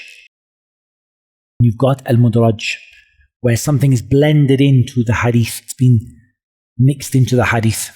So let's take each one of those, inshallah, as much as we have time to do it, inshallah ta'ala. We'll start with ash-shadh, because even though we've kind of mentioned it, but we could do it a little bit more, a little bit more detail. ما رواه الثقة مخالفا لمن هو أرجح منه حفظا أو أكثر منه عددا. But I prefer مخالفة الثقة من هو أولى به من هو أولى بالقبول منه, and then we spoke about that already. The shadh can happen in 2 places. In the text or in the sanad. Let's give an example of a shadh in the text. I don't think we covered an example of it, as far as I know. I don't think we did. We covered what it was, but I don't think we covered example. If we did anyways, we'll go quickly over it. Now we didn't. So a shadh in the text. At-Tirmidhi narrates from Abdul Wahid ibn Ziyad, from Al-A'mash, from Abi Salih, from Abi Hurairah radiyallahu anhu marfu'a. إذا صلى أحدكم ركعتي الفجر فليضطجع عن يمينه. So this example of a shadh in the text. Abdul Wahid ibn Ziyad narrates from Al-A'mash, from Abi Salih, from Abi Hurairah, that the Prophet ﷺ said, if one of you prays 2 raka'at of Fajr, you should lie down on your right hand side. Al-Bayhaqi said, خالف عبد الواحد العدد الكثير في هذا فإن الناس إنما رووه عن فعل النبي صلى الله عليه وسلم لا من أمره. وانفرد عبد الواحد من بين الثقات عن الأعمش بهذا اللفظ. Abdul Wahid ibn Ziyad is thiqa, reliable narrator. He's a reliable narrator. Thiqa, hadithuhu hadith sahih. He went against all of the people who narrated this hadith from Al-A'mash in what? Everyone else narrated it. The Prophet ﷺ prayed Fajr and lied on his side. He narrated it, when you pray Fajr, lie on your side. So everybody else narrated it as an action and he narrated it as a command. So we say that the riwayah of Abdul Wahid is shadh and the riwayah of all the others, the big number of people, is mahfuz. Clear? As for the sanad, what is narrated by Tirmidhi and An-Nasai and Ibn Majah from Sufyan ibn Uyaynah and Amr ibn Dinar عن أوسجة عن ابن عباس رضي الله عنه أن رجل توفي على عهد رسول الله صلى الله عليه وسلم ولم يدع وارثا إلا مولا هو أعتقه. Ibn Uyaynah was supported by Ibn Jurayj and others. So Ibn Uyaynah and Ibn Jurayj and others, Ibn Uyaynah, Ibn Jurayj and others narrated this hadith from the hadith of Abdullah ibn Abbas from the Prophet sallallahu alaihi wasallam. Okay? Hamad ibn Zayd narrated this hadith from Amr ibn Dinar, tick. From Awsaja, tick. From the Prophet sallallahu alaihi wasallam, mursal. And the tabi'i to the Prophet sallallahu alaihi wasallam. Hamad ibn Zayd is thiqatun thabt. However, Ibn Jurayj and Sufyan ibn Uyaynah, imams, big imams, Sufyan ibn Uyaynah and Ibn Jurayj and another one narrated it that it is from the statement of Ibn Abbas from the Prophet ﷺ. So we see here that the narration of Hamad ibn Zayd here is shadh and the narration of Ibn Uyaynah is mahfuz. Because here Hamad ibn Zayd made a mistake when he missed out Ibn Abbas from the chain and he brought it from the tabi'i mursalan to the Prophet ﷺ. And the hadith is sahih, there's no issue with it. Lakin that's the example. It could happen in both. There are examples where shadh happens in both. If the narrator was weak in the first place, then we would probably call it munkar, but some of the scholars did call it shadh as well. So that's covered the issue of shadh and the issue of al-munkar. So now we're going to talk about al-mudraj and al-maqloob and al-mazid fi muttasil al-asanid. We're going to start with al-mazid fi muttasil al-asanid. So we're going to start inshallah ta'ala. Al-mazid fi muttasil al-asanid. Ibn Kathir says in اختصار علوم الحديث هو أن يزيد في الإسناد رجلا لم يذكره غيره.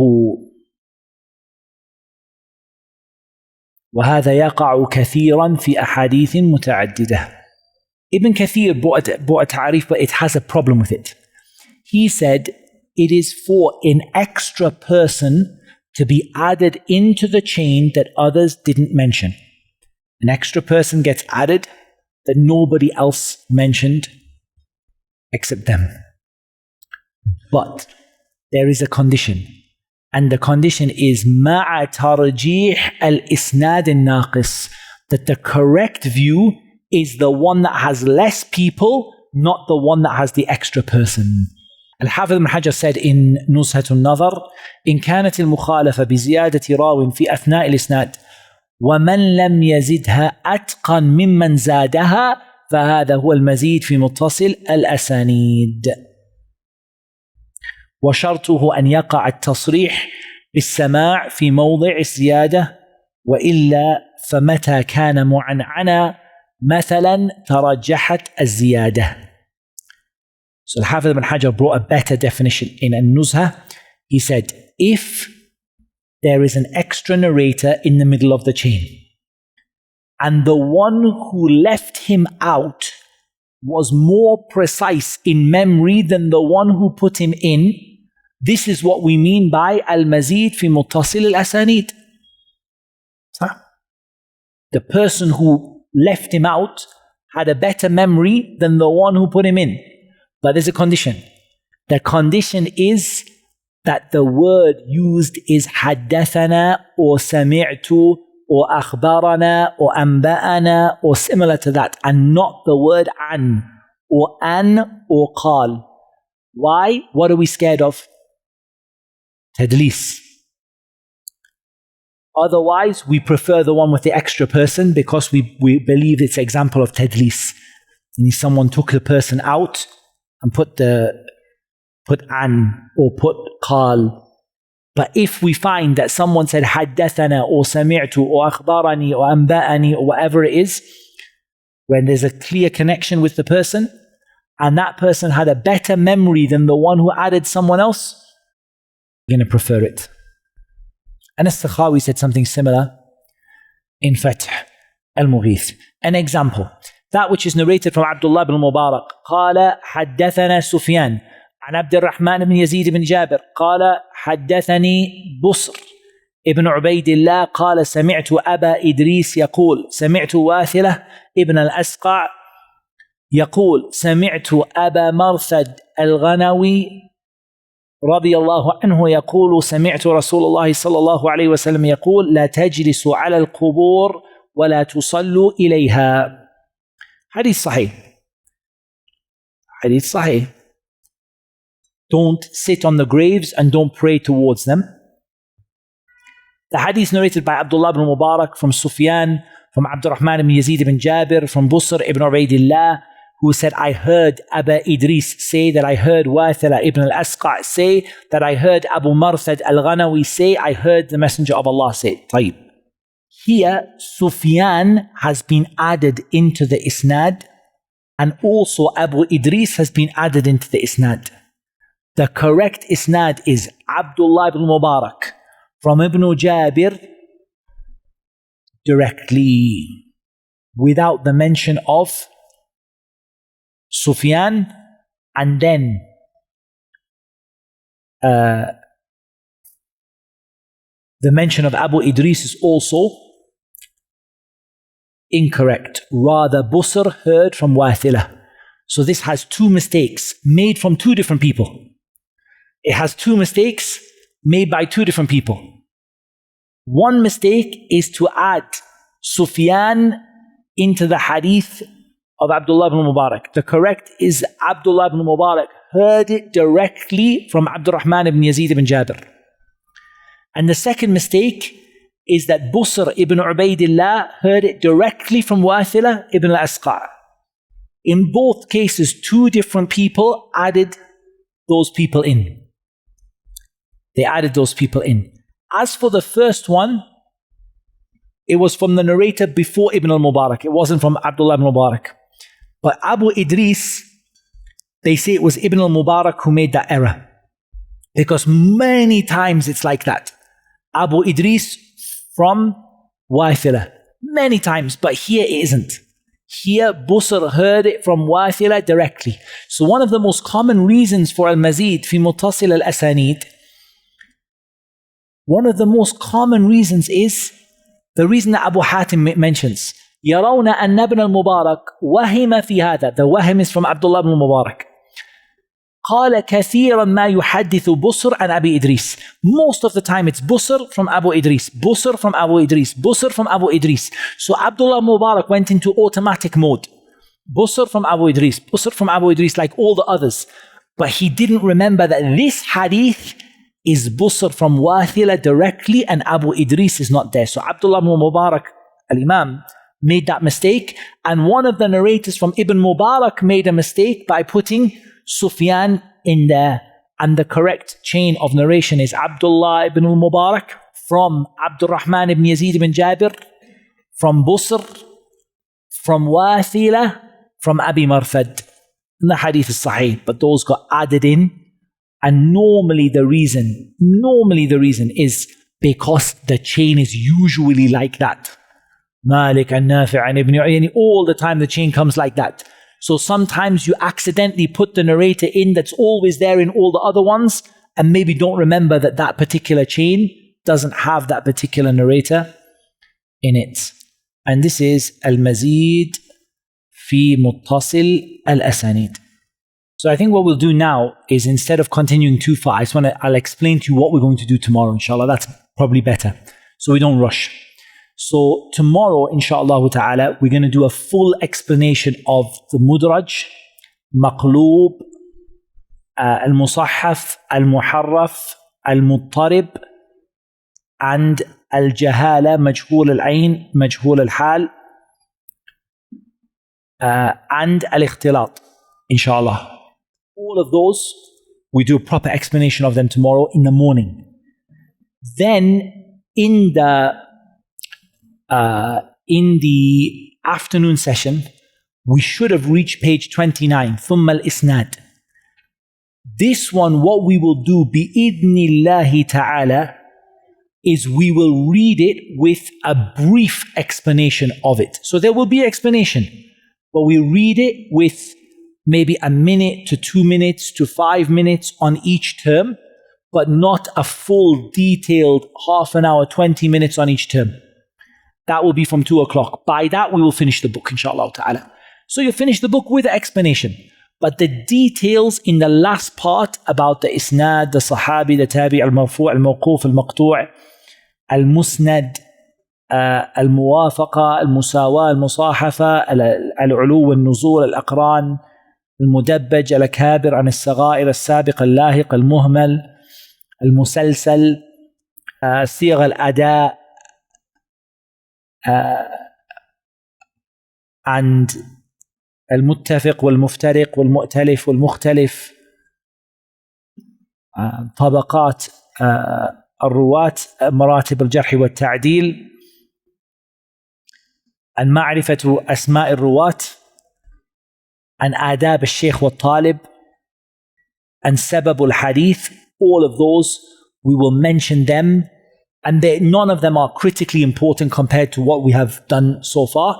Or if they are critically important, like the issue of al-marfu' and al-maqtu', then we'll give a little bit more time on them, but otherwise we'll just explain them so you fully understand what they are, but we won't give so many examples and discussion and types and conditions as we did before, and we finish the book, inshallah ta'ala.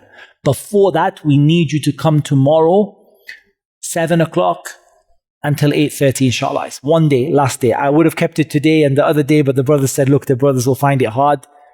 Okay, we make it one day only, inshallah. 7:30, inshallah, 7 o'clock until 8:30, bi'idhnillahi ta'ala, so we can finish the sharh of what is hard, and the rest is easy, inshallah ta'ala. It's not hard, bi'idhnillahi ta'ala. And we'll do like 1 to 2 minutes on each one, just notes on the side of the page. Bismillah. Okay? هذا والله أعلم والصلاة والسلام على نبينا محمد وعلى آله وصحبه أجمعين وجزاكم الله خيرا.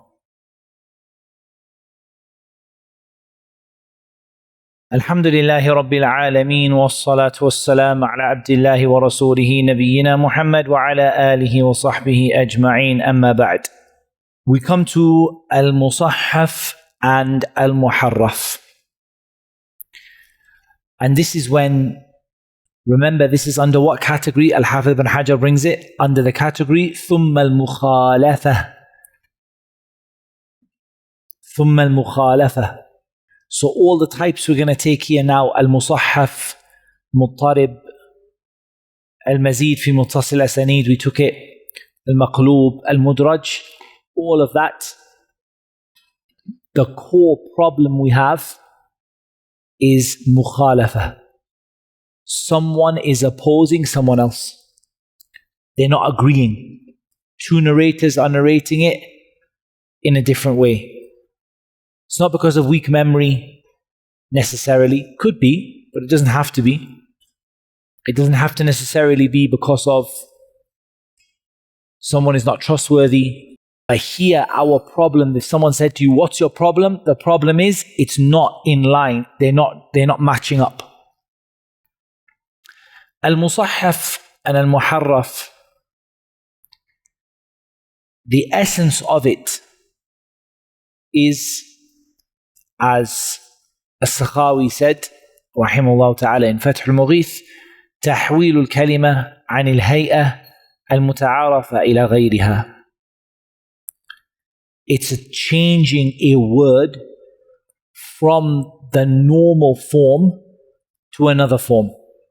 As-Sakhawi himself doesn't separate between al-Musahhaf wal-Muharraf. For As-Sakhawi, هما بمعنى واحد. They both mean the same thing. For As-Sakhawi rahimahullah ta'ala, al-Musahhaf and al-Muharraf both mean the same thing. This, what did he say? A word gets changed from its normal presentation. Normally it's a jim, it gets put as a ha. For example, normally it's something and it's not being written or said in the normal way. It could happen in the isnad and it could happen in the matn. As for in the isnad, these are the following things that could happen. Number one, the shape of the word is correct, but the dots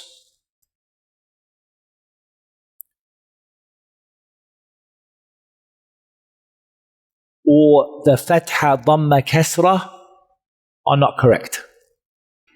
The shape of the word is correct. You guys with me?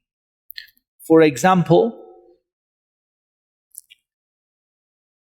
Al-Awam ibn Marajim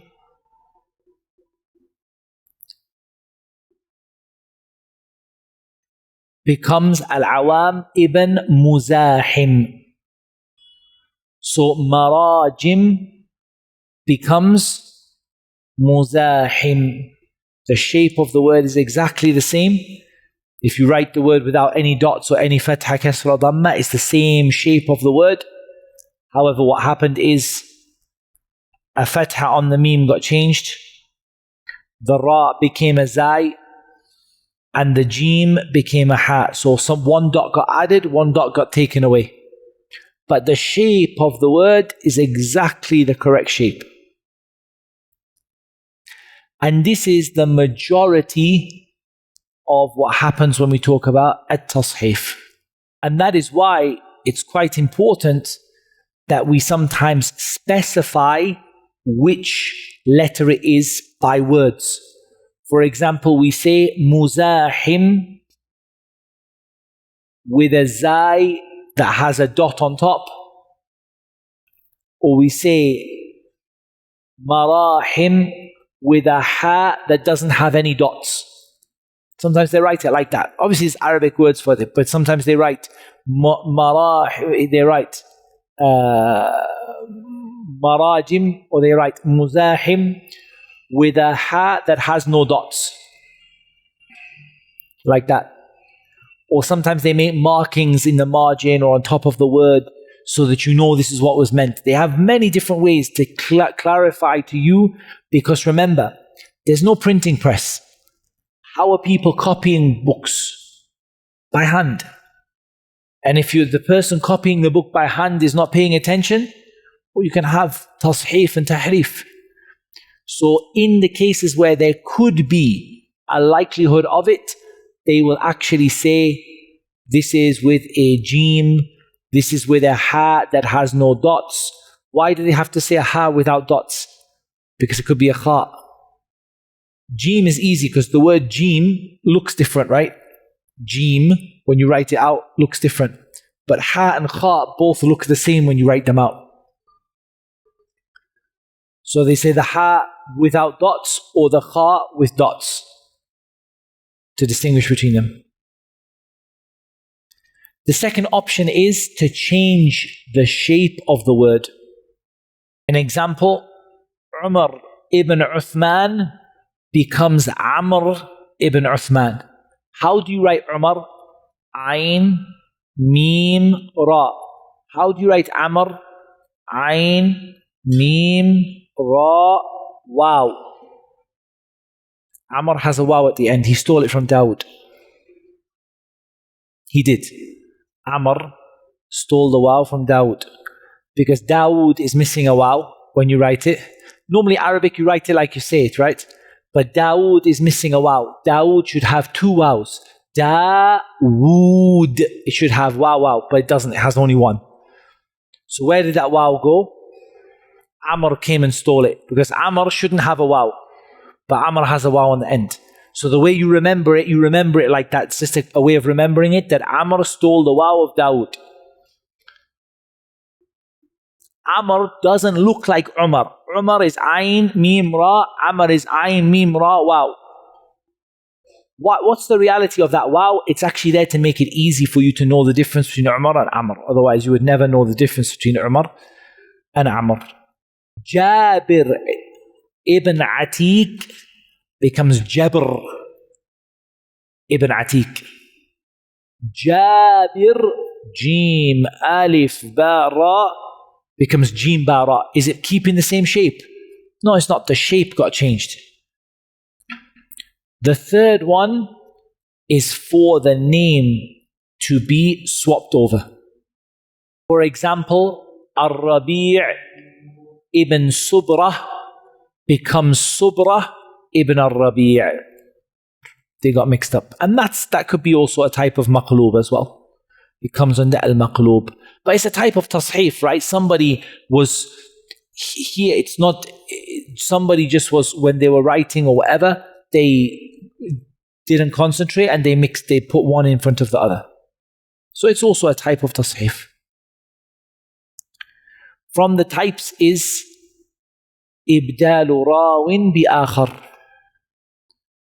that another narrator is written instead.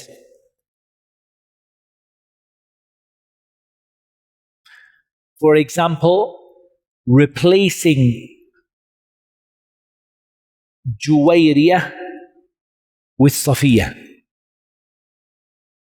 radiyallahu anhuma. The hadith is the hadith of Juwayriyah, but instead of writing Juwayriyah, the person wrote Safiyah. There's totally mixed one wife with another wife, or one sahabiya with another sahabiya. As for it happening in the text, it can also happen by replacing, there's other types, it can also happen by replacing one word with another. For example, the hadith that came, وَلَا تُغَطُّوا رَأْسَهُ, don't cover his head. Some of the narrators narrated it, وَلَا تُخَمِّرُوا وَجْهَهُ, don't cover his face. They just swapped out, they actually swapped two words. Just wasn't memorized properly. They swapped out They swapped out two words. This can also be called, some people will call this tasheef. Changing the meaning also. The Prophet ﷺ prohibited at-tahliq on the day of Jumu'ah. One of them said, the Al-Mahfuz is, وَلَا تُغَطُّوا رَأْسَهُ, but they wrote, وَلَا تُخَمِّرُوا وَجْهَهُ. So the correct hadith is, don't cover his head, and they wrote, don't veil his face. Cover his head became veil his face. The Prophet ﷺ prohibited at-tahliq yawm al-jumu'ah. Tahliq, if you ask someone who speaks Arabic, what's the meaning of halaqah yuhalliqu? He said, ما حلقت رأسي قبل الصلاة منذ 40 سنة. The narrator says, I never shaved my head before Jumu'ah for 40 years. Ikhwani, at-tahliq, it means al-halaqat. Don't make lessons, sit together in circles before Jumu'ah. So they actually narrated the meaning to the students. The Prophet ﷺ prohibited tahliq, so don't shave your head. The Prophet ﷺ prohibited tahliq, so don't make a class or a circle or a gathering before the Jumu'ah prayer. So they narrated an explanation which is the wrong explanation of the word that was said. And that's why, Ikhwani, I benefited a point from Shaykh Asim, Hafidhullah, that this pre-khutbah, it goes against the statement of the Prophet ﷺ in this. The Prophet ﷺ prohibited classes, halaqat, sitting together in groups, coming together and sitting to one person before the Jumu'ah prayer. Naha an dhalik. Nahyan. It's not allowed.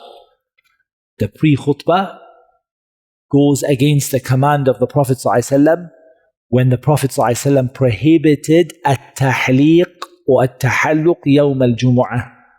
You're not allowed to have a class or a sitting or a gathering before the Jumu'ah prayer. These are possible, but what's the most common? The most common is the first two that I mentioned.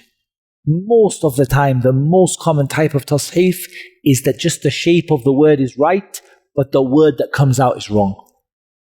What about the difference between them? Some said there's no difference between them, and some of them made a difference. For example, some of them said,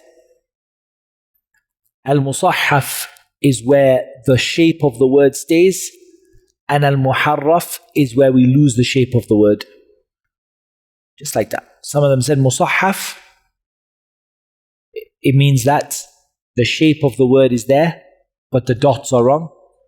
And Muharraf means you lost even the shape of the word. And it doesn't matter too much. What only matters to us, it's not very important to us, the issue of the difference between the two. But it's just to note that some of the ulama used it the same way and some of the ulama used it differently. We now come to al-maqloob. And the meaning of maqloob here is to move something from one side to the other.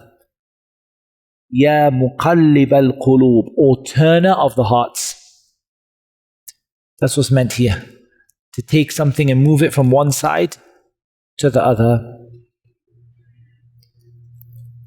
As for al-hadith al-maqloob, it does have an overlap with some of the ulama using al-musahhaf wal-muharraf, but it's better for us. For al-musahhaf wal-muharraf, it's actually better that we just think of it as changing the dots or changing the shape of the word, and al-maqloob as replacing one word with another in the chain or the text of the hadith. إبدال لفظ بآخر في سند الحديث أو متنه. That's better for the maqloob, is to say, to take a word and replace it with another one in the chain of the hadith or the text. So we saw there was an overlap with what some of the ulama use for al-musahhaf wal-muharraf, but here we're going to say that leave al-musahhaf wal-muharraf to mistakes with the dots or the spelling mistakes, and leave al-maqloob that you just took a whole word and put another word in there. Al-Hafidh ibn Hajar mentions that al-maqloob can happen deliberately or accidentally. Deliberately, sometimes what people want to do is al-ighrab. They want to make it look like this hadith is something new, something different. And that's a reason to weaken the person. As for al-hadith al-maqloob and the types of it, sometimes it comes in the text and sometimes it comes in the chain. First one is for it to come in the text, second to come in the chain, and the third one is to come in both.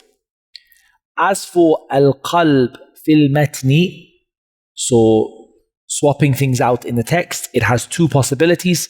The first is at-taqdeem wa at-ta'khir. That is to bring something forward and put something back.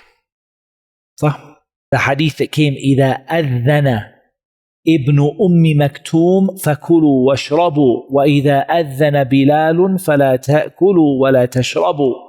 What happened? They took the name of one mu'adhin and they put it in the place of the other one, and they put the other one in the place of that one.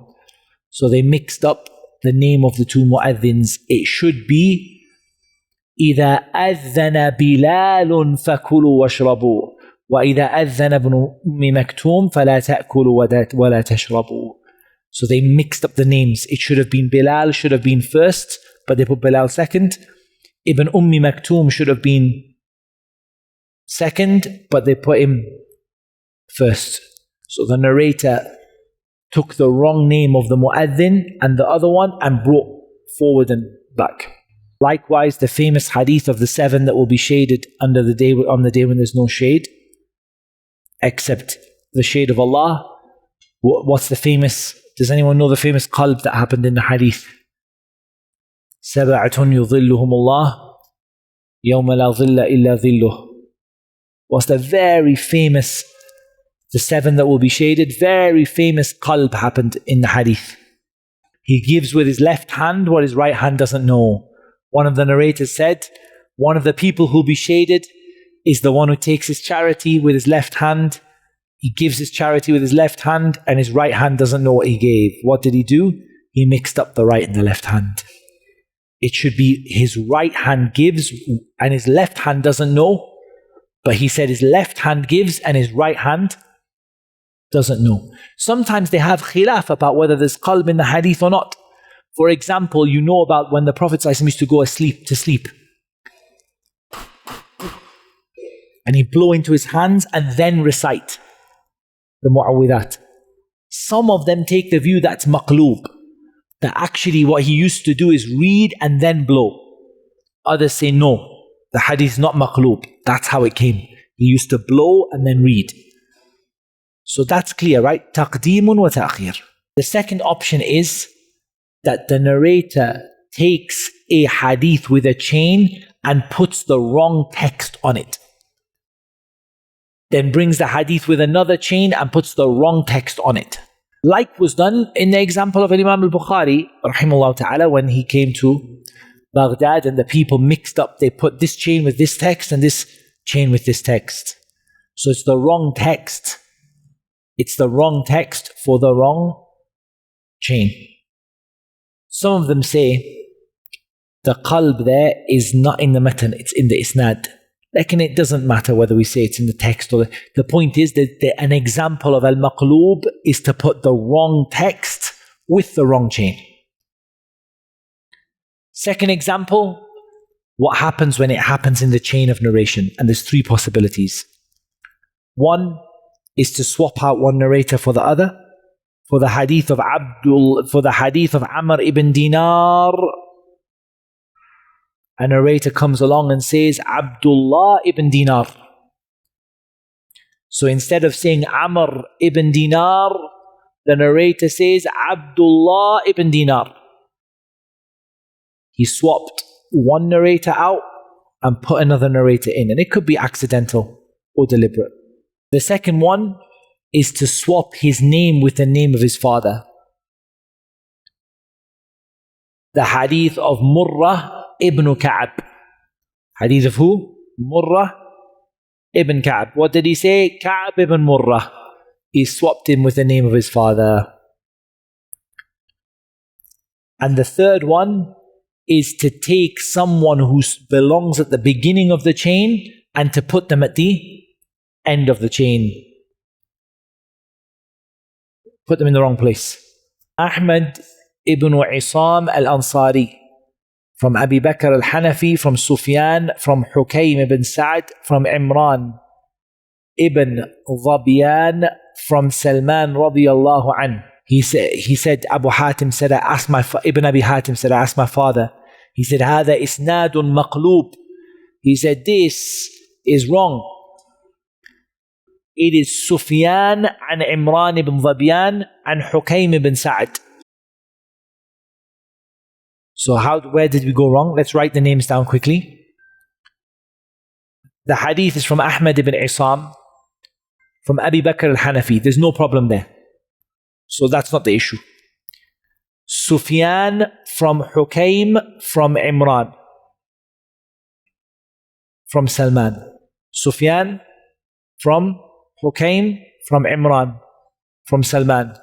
What's the correct one? Sufyan from Imran from Hukaym.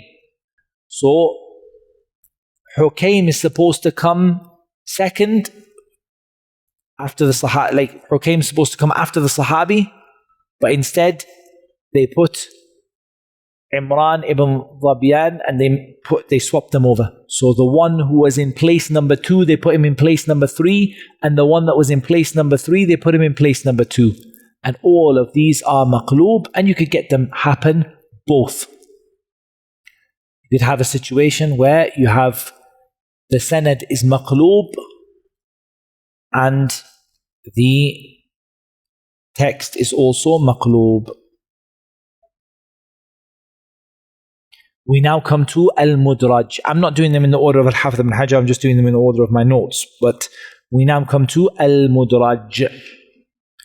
And the meaning of al-idraj is al-idkhal, inserting something in. You know, if you copy something on the computer and you put your cursor in between and you press paste, and the word just drops in, but like your sentence just appears in the middle of what you wrote. That's what idraj is.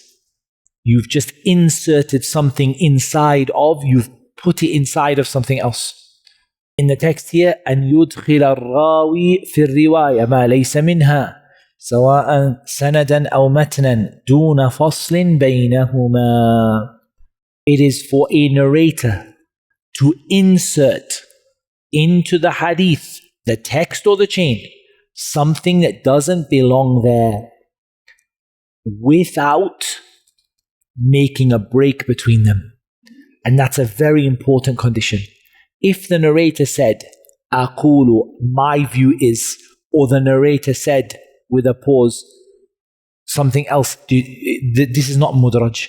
Mudraj is the narrator inserts something in the text or the chain and doesn't make any indication that something's been inserted. It's been inserted and there's no marker, there's no brackets, there's no, it's just pasted right in the middle. As for in the chain, there are different possibilities. Possibility number 1, the text of this particular hadith has a particular shaykh, except that some of the text came from someone else. So this is something you'll find in hadith, is you'll find that there are of course variations between the narrations, right? There are one person mentioned an extra word, one person mentioned an extra sentence. So along comes the narrator and he's got 2 versions of the hadith in his memory. One version of the hadith, he heard it from his shaykh. One version of the hadith, he heard it from someone from his shaykh. Like he heard it with an extra person. So what he does is he sticks them together without separating. Give an example. The hadith of Ismail ibn Ja'far from Humayd from Anas. When the Prophet ﷺ said, لو خرجتم إلى إبلنا فشربتم من ألبانها وأبوالها. he said to those people who came from Uraina, he said, why don't you go? They needed medicine. Why don't you go to our camels and drink camel milk and camel urine?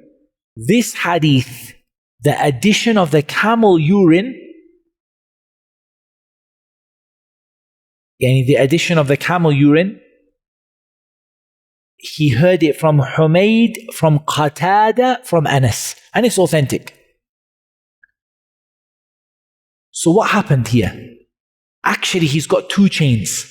He's got Humayd from Anas and he's got Humayd from Qatada from Anas. But he just put it together to make it all as though it's one chain, when actually it's not all one chain. There's two separate chains here. What the narrator should have done is to bring the first one and say, and I have it also from Humayd, from Qatada, from Anas, with the additional word of the camel urine, which is a medicine. You can take it. It's taken as a medicine. It's mixed with the camel's milk for medical reasons, stomach problems, and some of the doctors use it for cancer. The second option is that the narrator has two different texts with two different chains. We're not talking about a little extra. I've got two texts with two chains. And what he does is he only brings one of the chains. And he brings both of the two wordings all together. For example, in the hadith, لا تباغضوا, the hadith لا تباغضوا, the long hadith, some of them added ولا تنافسوا. But that doesn't come from that chain. That comes from a different chain. So they brought them together. لا تنافسوا comes from the hadith لا تجسسوا. So you've got two similar hadith. You've got the hadith لا تجسسوا and you've got the hadith لا تباغضوا. But what one narrator did is say, you know what it is? They all sound kind of like the old same topic. Put them together, leaving only one chain. The third option is that they have, and this is really important in the science of hadith, many chains that are slightly different from each other.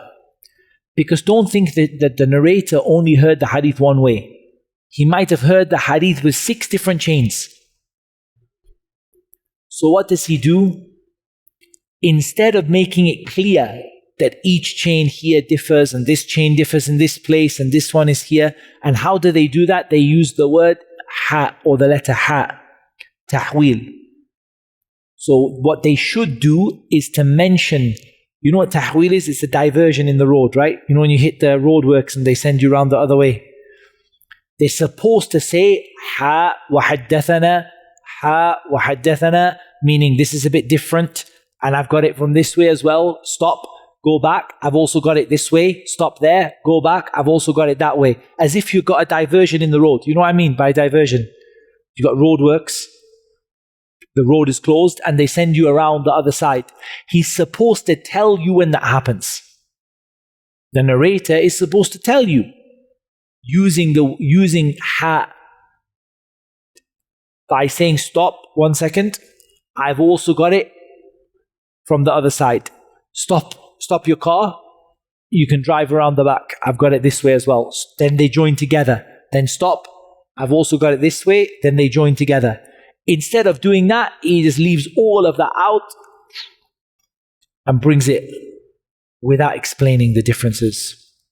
What should happen is that the narrator, when they have the hadith with different chains, they can narrate it in one go. It's the same text. They can narrate it in one go, but they have to show you where their chains differ. So I have it from this person, this person, this person, this way, and I have it from this one, this one, this one, this way, and I have it from this one, and then it's the same as the other one, and I have it from this one, but he didn't mention him. You have to mention the differences. There's an example. The example of the hadith, أَيُّ الذَّنْبِ أَعْظَمُ أَنْ تَجْعَلِ لِلَّهِ نِدًّا. Which sin is greater? That you make a partner with Allah.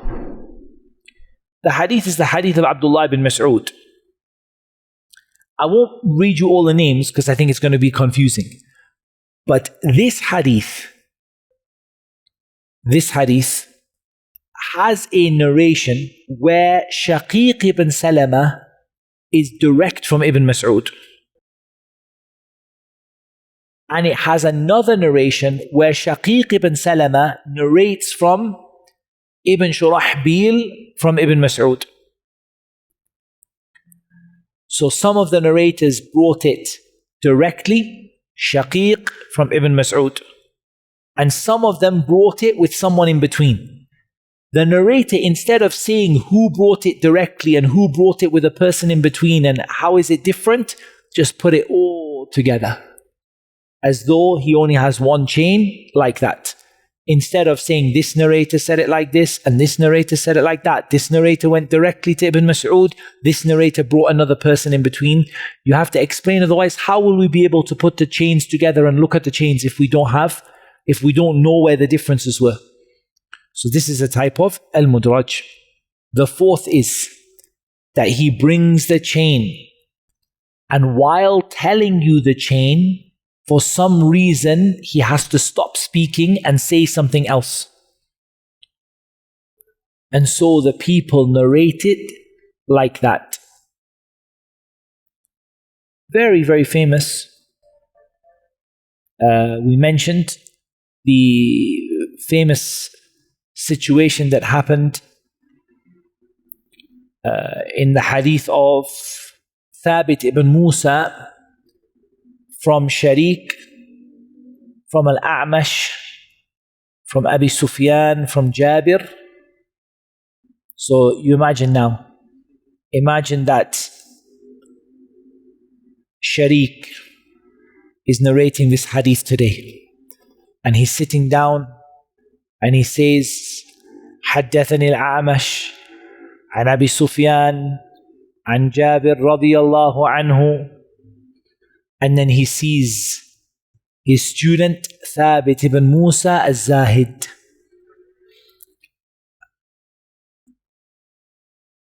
And he says to him, من كثرت صلاته بالليل حسن وجهه بالنهار. MashaAllah. If you prayed a lot of prayers at night, your face will be bright in the day. And Thabit does what? He thinks that isnad belongs to that text. So he goes out and tells people, because he's already likes to pray at night, he's so happy. So he goes out and tells people, I've got hadith from Jabir. Jabir said that the Prophet ﷺ said, whoever prays a lot at night, his face will be bright in the day.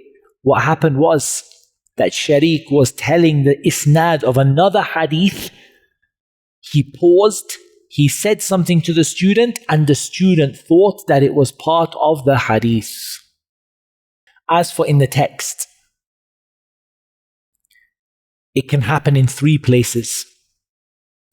In the beginning of the text, in the middle of the text, and at the end of the text.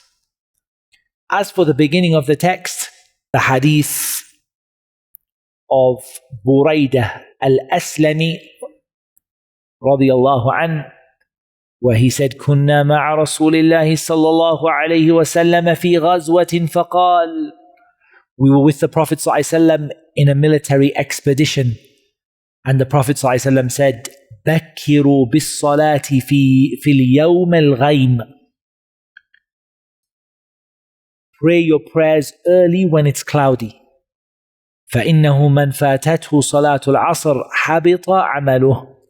For whoever misses Asr prayer, his deeds will be destroyed. What happened?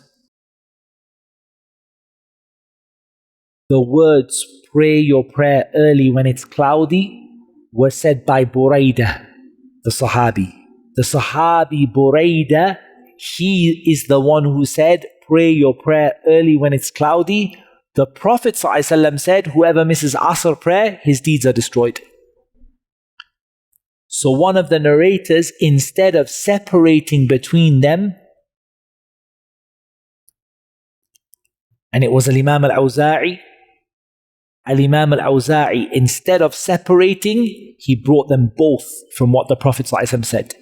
But the actual narration is, we were with the Prophet ﷺ and Buraidah said that before that. The actual narration is, Buraidah said to the people one day, pray early when it's cloudy. Because we were with the Prophet ﷺ one day and he said to us, whoever misses Asr prayer, lost their deeds. Al-Awza'i brought what Buraidah said and what the Prophet ﷺ said and blended them together by accident. So he said the Prophet ﷺ said, pray your prayer early when it's cloudy. When it was actually Buraidah who said that. So where did the mistake happen? At the beginning of the text. And Hisham Dastuwai narrated it correctly. كنا مع بريدة في يوم ذي غيم فقال بكروا بالصلاة فإن النبي صلى الله عليه وسلم قال من ترك صلاة العصر حبط عمله. The correct version is, we were with Buraidah one day when it was cloudy. Buraidah turned to us and said, pray your prayer early. For indeed the Prophet ﷺ said, whoever leaves the Asr prayer, his deeds are destroyed.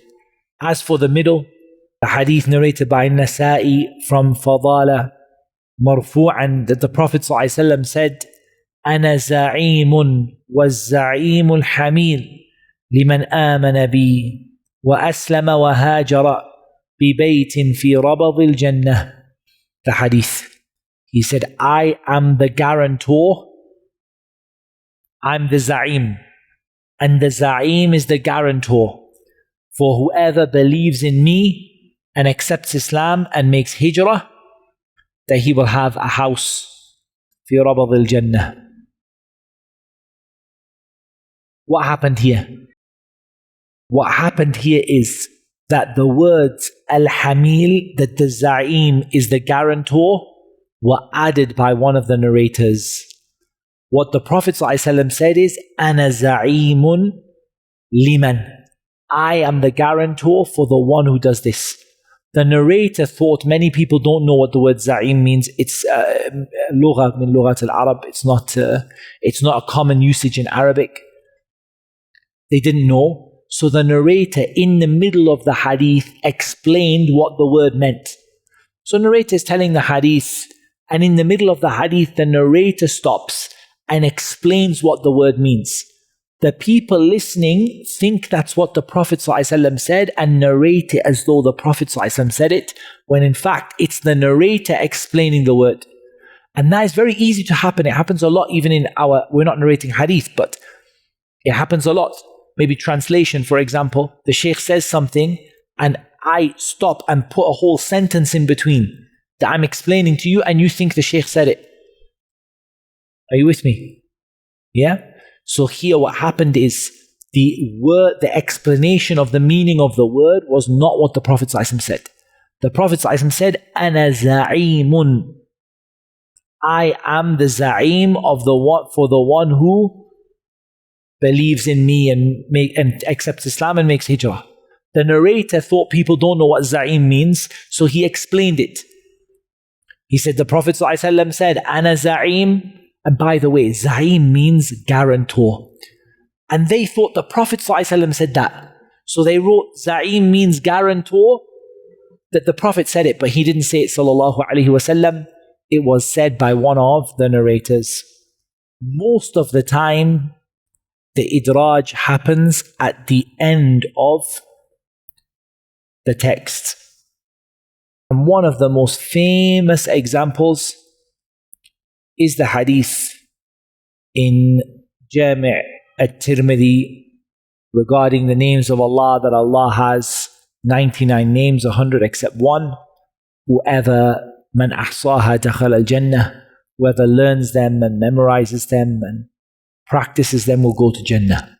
Up to there is the hadith of the Prophet ﷺ. The Shaykh, one of the narrators, said, they are.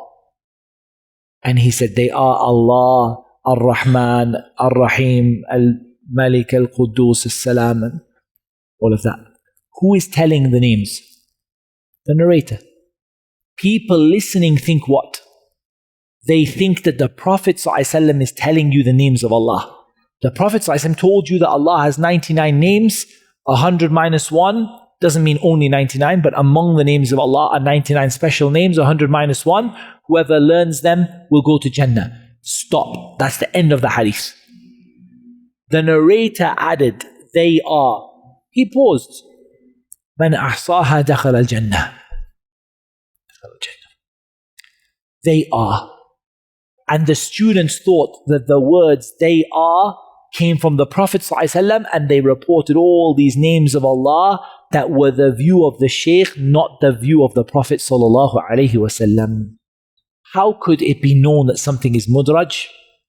First of all, you find another chain where it mentions it breaks. Because remember, the problem of the mudraj is there's no break. But you find another chain that says, Qala az-Zuhri. Az-Zuhri said, and then it brings, there's a break.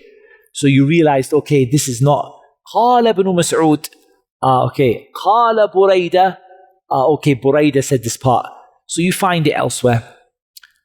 Or the narrator themselves mentions it. Or it's from the illah, the hidden defects, and the great scholars of hadith, they find it. Or it could be something it was impossible for the Prophet ﷺ to say. Like the hadith of Abi Hurairah radiyallahu anhu, in which he said,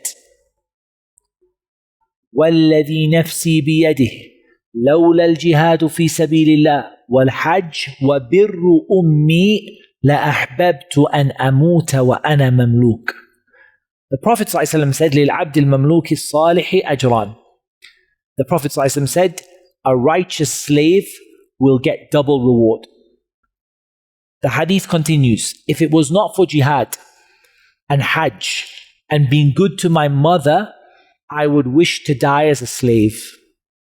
How did we know that this is mudraj? How did we know? Who can tell me? How did we know that is mudraj? By the one whose hand my soul is in. If it wasn't for jihad and hajj and being good to my mother, I would have wished to die as a slave.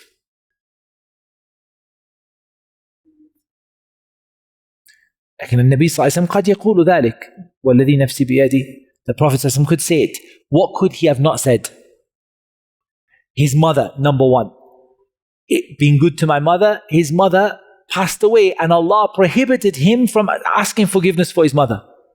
He said, I will ask Allah's forgiveness for my mother until Allah prohibited him, and Allah prohibited him from seeking forgiveness for his mother. What's the second thing that could not have been said by the Prophet ﷺ?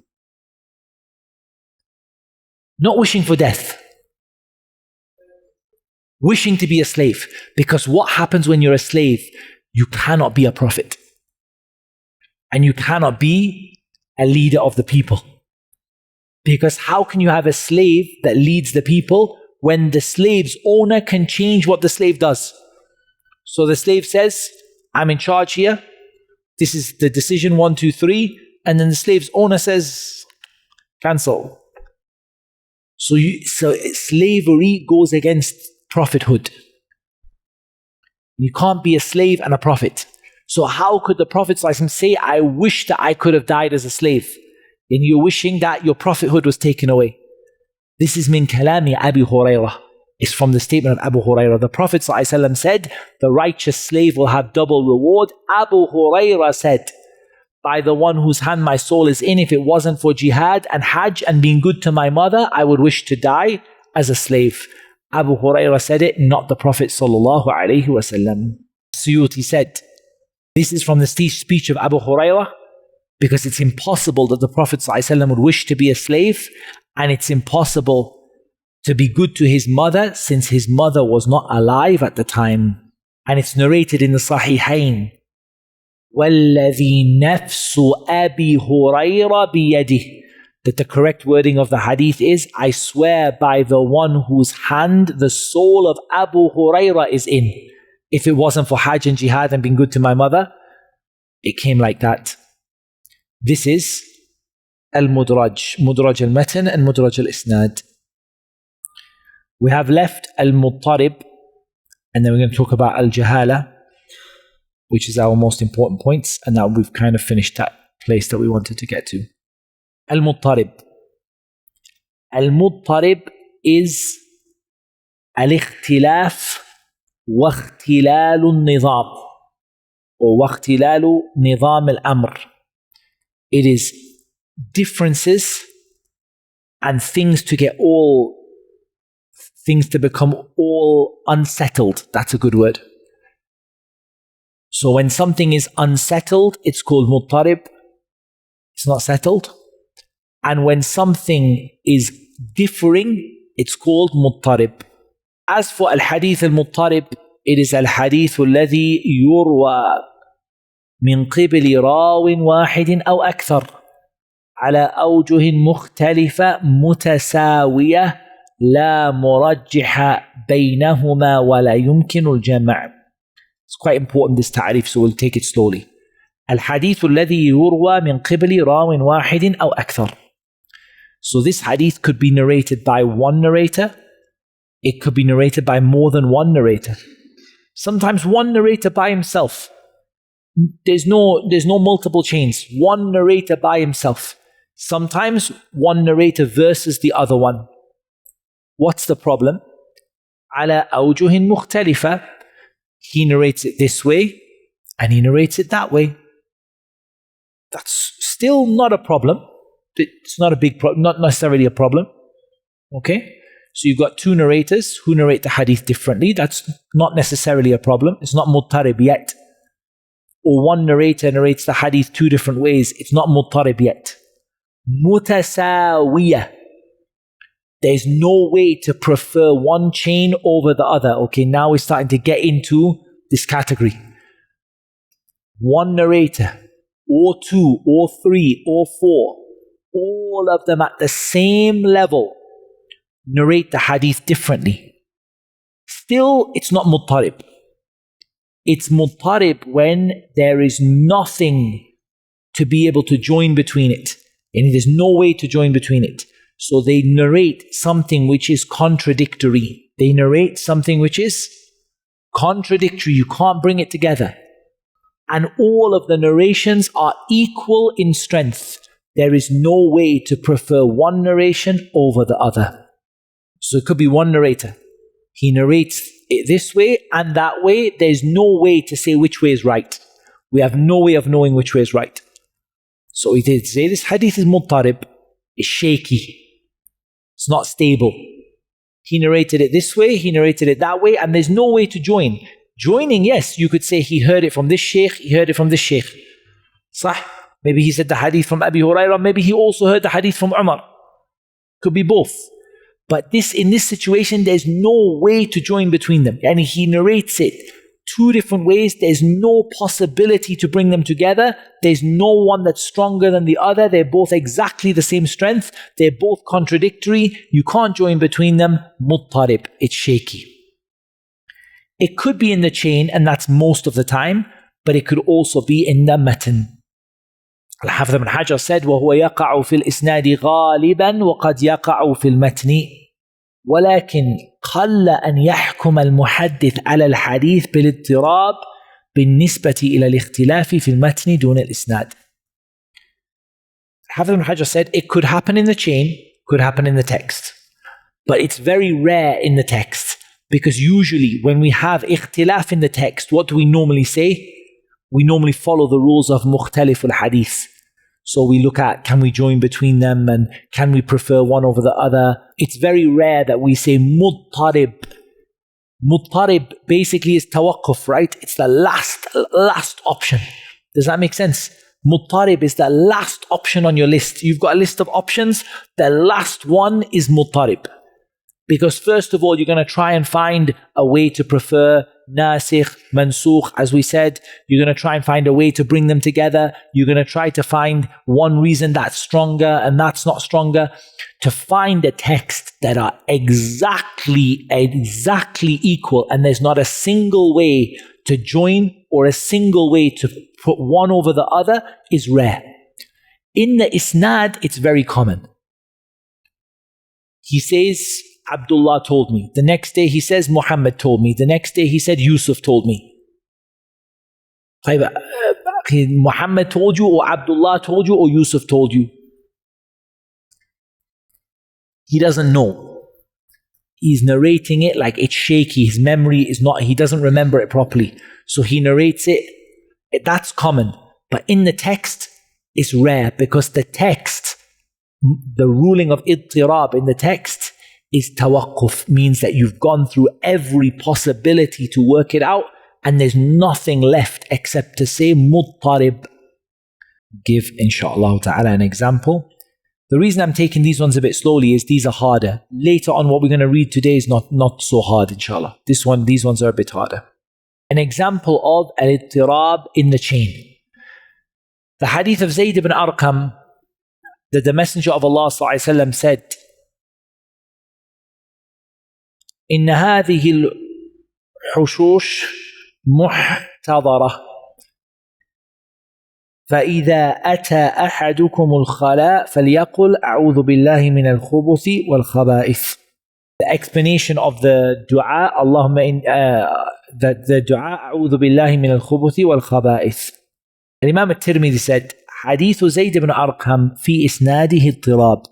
This hadith is مضطرب.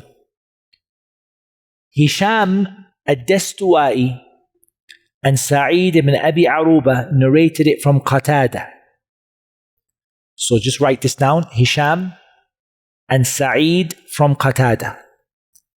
Sa'id said it was from Al-Qasim ibn Auf from Zayd ibn Arqam. And Hisham said from Qatada from Zayd ibn Arqam. So Sa'id said Al-Qasim from Zayd. Hisham said Qatada from Zayd. Shu'bah and Ma'mar narrated it from Qatada from An-Nadr ibn Anas. Shu'bah said from Zayd ibn Arqam, and Ma'mar said from An-Nadr ibn Anas from his father. So we've got 4 narrators. Every one of them has a totally different idea about who narrated the hadith and where it came from, while they agree partially on it. So Hisham says Qatada from Zayd ibn Arqam. So write this down. Right under heading of Hisham, Qatada from Zayd ibn Arqam. Write down a new heading. This one is not Hisham now. Now we're talking about Sa'id. Sa'id said Al-Qasim ibn Auf from Zayd ibn Arqam. Good. So one said Qatada from Zayd, and one said Qatada from Zayd, and one said Al-Qasim from Zayd. Shu'bah also narrates it from Qatada, but this time from Qatada from An-Nadr ibn Anas from Zayd ibn Arqam. So Shu'bah said it was Qatada from An-Nadr ibn Anas from Zayd ibn Arqam. Ma'mar also narrates it. Ma'mar narrates it from Qatada from An-Nadr ibn Anas from Anas. They can't even agree on the Sahabi, they can't agree on the Tabi'i, they can't agree who heard it from who. Not one of them can agree on even the Tabi'i or the Sahabi. Muttarib. And they're all Huffaz. Shu'bah is said about him Amirul Mu'mineen fil Hadith. Ma'mar. They're all Huffaz. They're all great memorizers of the Hadith. Hisham al-Dastuwai, Thiqa. Sa'id ibn Abi Aruba, A'imma kibar. Lekin all of those great imams can't agree neither on the Sahabi nor upon the Tabi'i. And they're bringing the same chain. They're bringing the same chain beforehand. But it's clear that one of them is right, but it hasn't been memorized properly. As for ittirab in the text, I'll give you a rare example of it. The hadith from Sharik, from Abi Hamza, from Ash-Sha'bi, from Fatima binti Qais. So the hadith is the hadith of the Sahabiya Fatima bint Qais radiyallahu ta'ala anha about zakah. That the Prophet ﷺ said, "Inna fil mali la haqqan siwa zakah." The Prophet ﷺ said, there is another thing you have to pay besides zakah.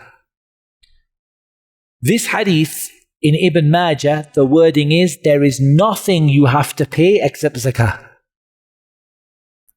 So one of them narrated, there is something you have to pay besides zakah, and the other one narrated, there's nothing you have to pay besides zakah. Is it possible to join between them? In one hadith, there's nothing to pay except zakah. On the other hadith, there is something to pay except zakah. And the two who narrated it are the same level of memorization. There's not one extra on one side, there's not three people on one side and one person on the other. It's all the same. One of them said, there is something to pay besides zakah, and one of them said, there's nothing to pay beside zakah. We're now going to very briefly, we have one more left, which is to talk about al-jahala. So al-majhul is the opposite of al-ma'ruf or al-ma'lum. Al-majhul is what we don't know, right? So when we say someone is jahil, they're ignorant, the thing they're ignorant of is called majhul. I don't know who it is, or I don't know what it is. So al-majhul is the one who is not known. So now we have a narrator who is not known. There are two things we might not know about that narrator. Obviously, if we don't know the narrator, we don't know their religious commitment and we don't know their precision. But there's an even worse situation. We don't even know if that narrator exists. And that means we don't know if they were trustworthy or not trustworthy. We don't know if they had a good memory or they didn't have a good memory. We don't really even know that they were a real person. We don't even have a proof for that. So someone is narrated, a person, we go and look up that narrator, we don't find any mention of them except in this hadith. We don't find. However, we could have a proof this person exists, but we just don't know whether they were reliable or not. So the one we don't know whether they existed or not is called majhul al-ayn. We don't literally, majhul al-ayn means we don't know who they were. Someone says, Yusuf ibn Abdullah. We look, we don't find him. We look among the students of the Shaykh, we don't find him. We look among the biographies of the narrators, we don't find him. We look for another hadith where he's mentioned, we don't find him. So I can't even prove to you this man existed. He might have existed, he might have only had one hadith in his entire life, but I can't even bring you a proof that this individual existed. How can I prove he exists? If two people who are both reliable narrators both narrate his name, I can prove he existed. Because a reliable narrator said Yusuf ibn Abdullah, another reliable narrator said Yusuf ibn Abdullah separately. So alhamdulillah, I know that there was a person called Yusuf ibn Abdullah. But the problem is, I don't know his hal. I don't know his situation from the issue of al-jarh wa ta'dil. So this is called majhul al-hal. I don't know whether he was precise, not precise. All I know is he existed. I can prove he existed because two reliable narrators both narrated his existence, but I can't prove to you whether he was thiqa, saduq, da'if, I don't know, mubtadi'. But I can prove to you he existed. Is that clear, that how I can prove his existence? By two reliable narrators mentioning his name. We've been very clear that al-jahala fi sahabati la tadur. I don't need to know the name of a sahabi. I just need to know he's a sahabi. So for example, someone says, a man from the sahaba said, no problem. I don't need to know what his name was. It's good if I know, but I don't need to know. But majhulul ayn is someone less than the sahaba, duna sahaba, less than the sahaba. I cannot say to you that I have a proof this man existed. Or I've got two narrations mention his name, separate, doesn't have to be the same sheikh, same hadith, but I've got two narrations that mention the same person. Now I know he's real. If the narrators are authentic, if the narrators are reliable, I know he's real.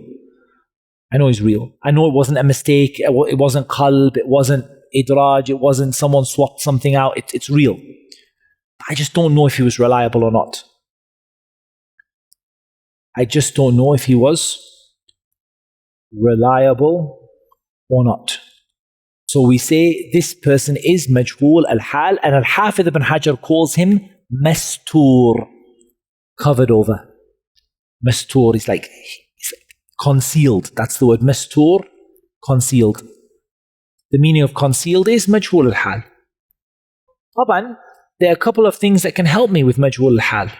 First of all, what if an imam from the imams of hadith mentions him as being reliable, but here they're going to now differ, and we're not going to talk about it now because we have to stop, but we'll talk about it first thing in the afternoon session.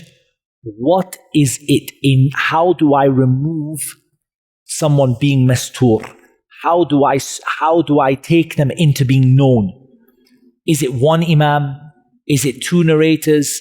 Like how can I prove that this person was reliable? How much do I need? So we understood that jahala has two levels. I don't know he existed, or I don't know if he was reliable. I don't know he existed, I know how I can prove that. I just need two reliable people to tell me he was a real person, and that's enough. But how can I prove that he was reliable? Do I need one imam, 10 imams, 2 imams, 3 imams? What do I need? This difference had a major effect upon the ulama of hadith, because they differed about what level of proof do I need to say that he's reliable. One imam, one narration. What about if he's mentioned in the Sahih of Ibn Hibban? What about, where's the line for me to say, he's reliable, or for me to say, I don't have enough evidence? Is that clear? How much evidence do I need to say a person is reliable? We said for the Sahaba, I only need that Allah told us. But how much evidence do I need for a regular person that this person was reliable? One imam, 2 imams, more or less, one narrator, narrated in Sahih, book of Sahih, where's the line here to say that I've got enough evidence? That's our question we're going to start with.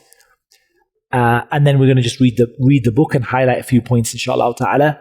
You'll understand it, don't worry, there's nothing misunderstood, but just enough that you now understood the issue of al-jahala.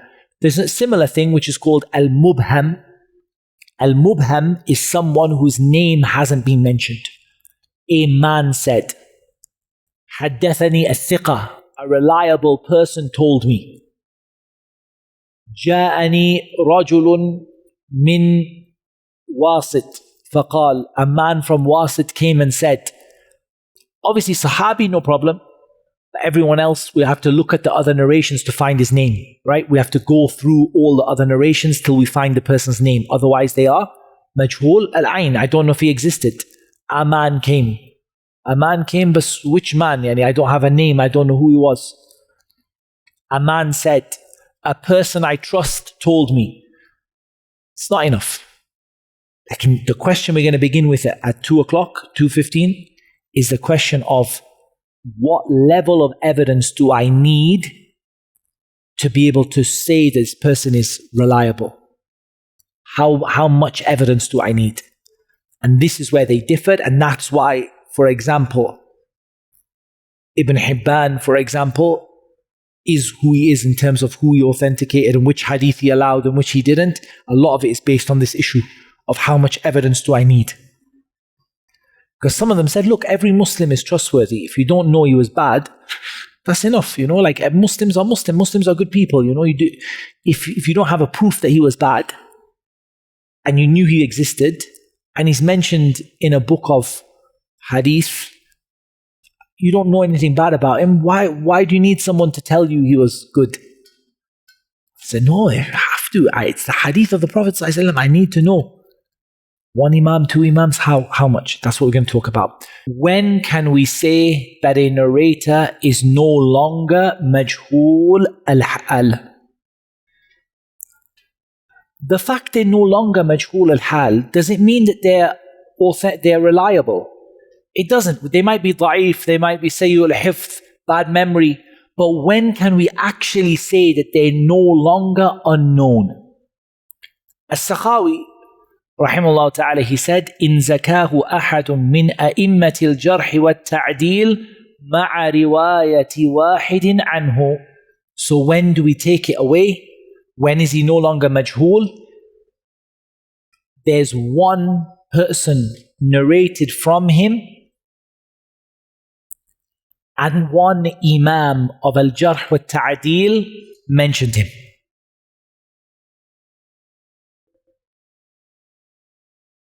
As being reliable. So we've got one narrator of one imam of jarh wa ta'dil says this narrator is saduq, thiqa, some kind of reliability, and one reliable person narrates the hadith from him. That's enough for us. If 2 people narrate the hadith from him who are reliable, that doesn't necessarily entail that we know whether he's reliable or not. Does that make sense?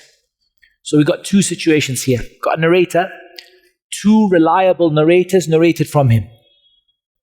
We say we know who he is, but we don't know what level he is. The other situation is we have one narrator and one of the imams of al-jarh wa ta'dil said about him, saduq, thiqa, la ba'sa bihi, yuktab hadithuhu, like something that gives you an idea that he's okay. However, there remains a particular issue to deal with. And that is that what about if the person narrating from the narrator لا يحدث إلا عن ثقة, he only narrates from reliable people. He's an imam who's known. I only narrate from reliable people. The scholars differed about it, but it seems like this is a kind of ta'dil, it's a kind of praise. So if we have one other narrator narrating from him, and we have one imam who says, I only narrate from reliable people, that may be enough, maybe not enough to even accept the hadith, so a different question. Like enough to say he's no longer majhul al-hal.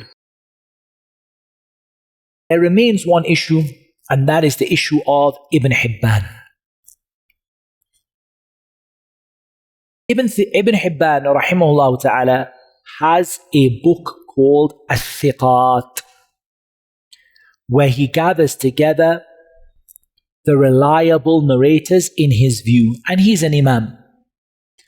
The problem is this: he mentioned a large number of unknown narrators, and he himself mentions this. So the end result is that if Ibn Hibban mentions one person, mentions a person in a thiqat, by itself, it's not enough. So someone might say, look, we've got a narrator from him, another narrator, and Ibn Hibban mentioned him, so according to As-Sakhawi, that's enough, right? We've got an imam who mentioned him, and we've also got a narrator from him. It's not enough for Ibn Hibban, because Ibn Hibban has his own methodology for that book, where he brings a lot of people that are majahid, they're unknown, we don't know who they are. And he himself says this. However, it's also wrong to say that the book of Ibn Hibban is not valuable. Some people might say, yes, he mentioned unknown narrators, weak narrators, no point. What you will see is that if you really pay attention, Ibn Hibban mentions people in different ways. If Ibn Hibban says about him thiqah, he says about him thiqah, that is a genuine statement of authentication and praise from him. It's valuable. If he also narrates him in his Sahih Ibn Hibban, that's also a level of authentication from him. Or he shows that he clearly knows him by mentioning things about him. He's not just a name. This person, Nazala, he came to this city, he mentions stuff about him. This is also an indication that he knows him. But the real difference of opinion really comes down to the issue of someone that Ibn Hibban mentions by name in his book of reliable narrators, and he doesn't mention him in his book of Sahih Hadith, and we don't have anything else about him. This is where we don't really accept that. We have to look for someone else to support. Otherwise, he remains majhul al-hal. We don't know who he is. We don't know enough about him, even if you find his narration. So that's why you will see Ibn Hibban is where there's a lot of discussion. Someone will say, look, he's a reliable narrator. He's got a narration, and Ibn Hibban mentioned him. Maybe it's not good enough. Depends, how did he mention him? Did he bring him in the Sahih as well? Sahih Ibn Hibban, which is not all Sahih, but did he bring him there? We want to know, Ibn Hibban is an imam. We want to know, did he really believe this narrator is reliable, or did he just mention him in the book like he mentioned others? Because his methodology is like that. As for if he makes jarh of them, his jarh is actually severe, and he's strict, very strict. So sometimes you'll find an imam who, when he says weak, he's harsh, and when he says reliable, he's easygoing. So just be careful about Ibn Hibban. Shaykh al-Albani has a very nice ta'liq on it. He divides them, I think, into 5, if I remember rightly. I think 5 of the narrators mentioned in Ibn Hibban. Number 1, Ibn Hibban clearly states the narrator is reliable.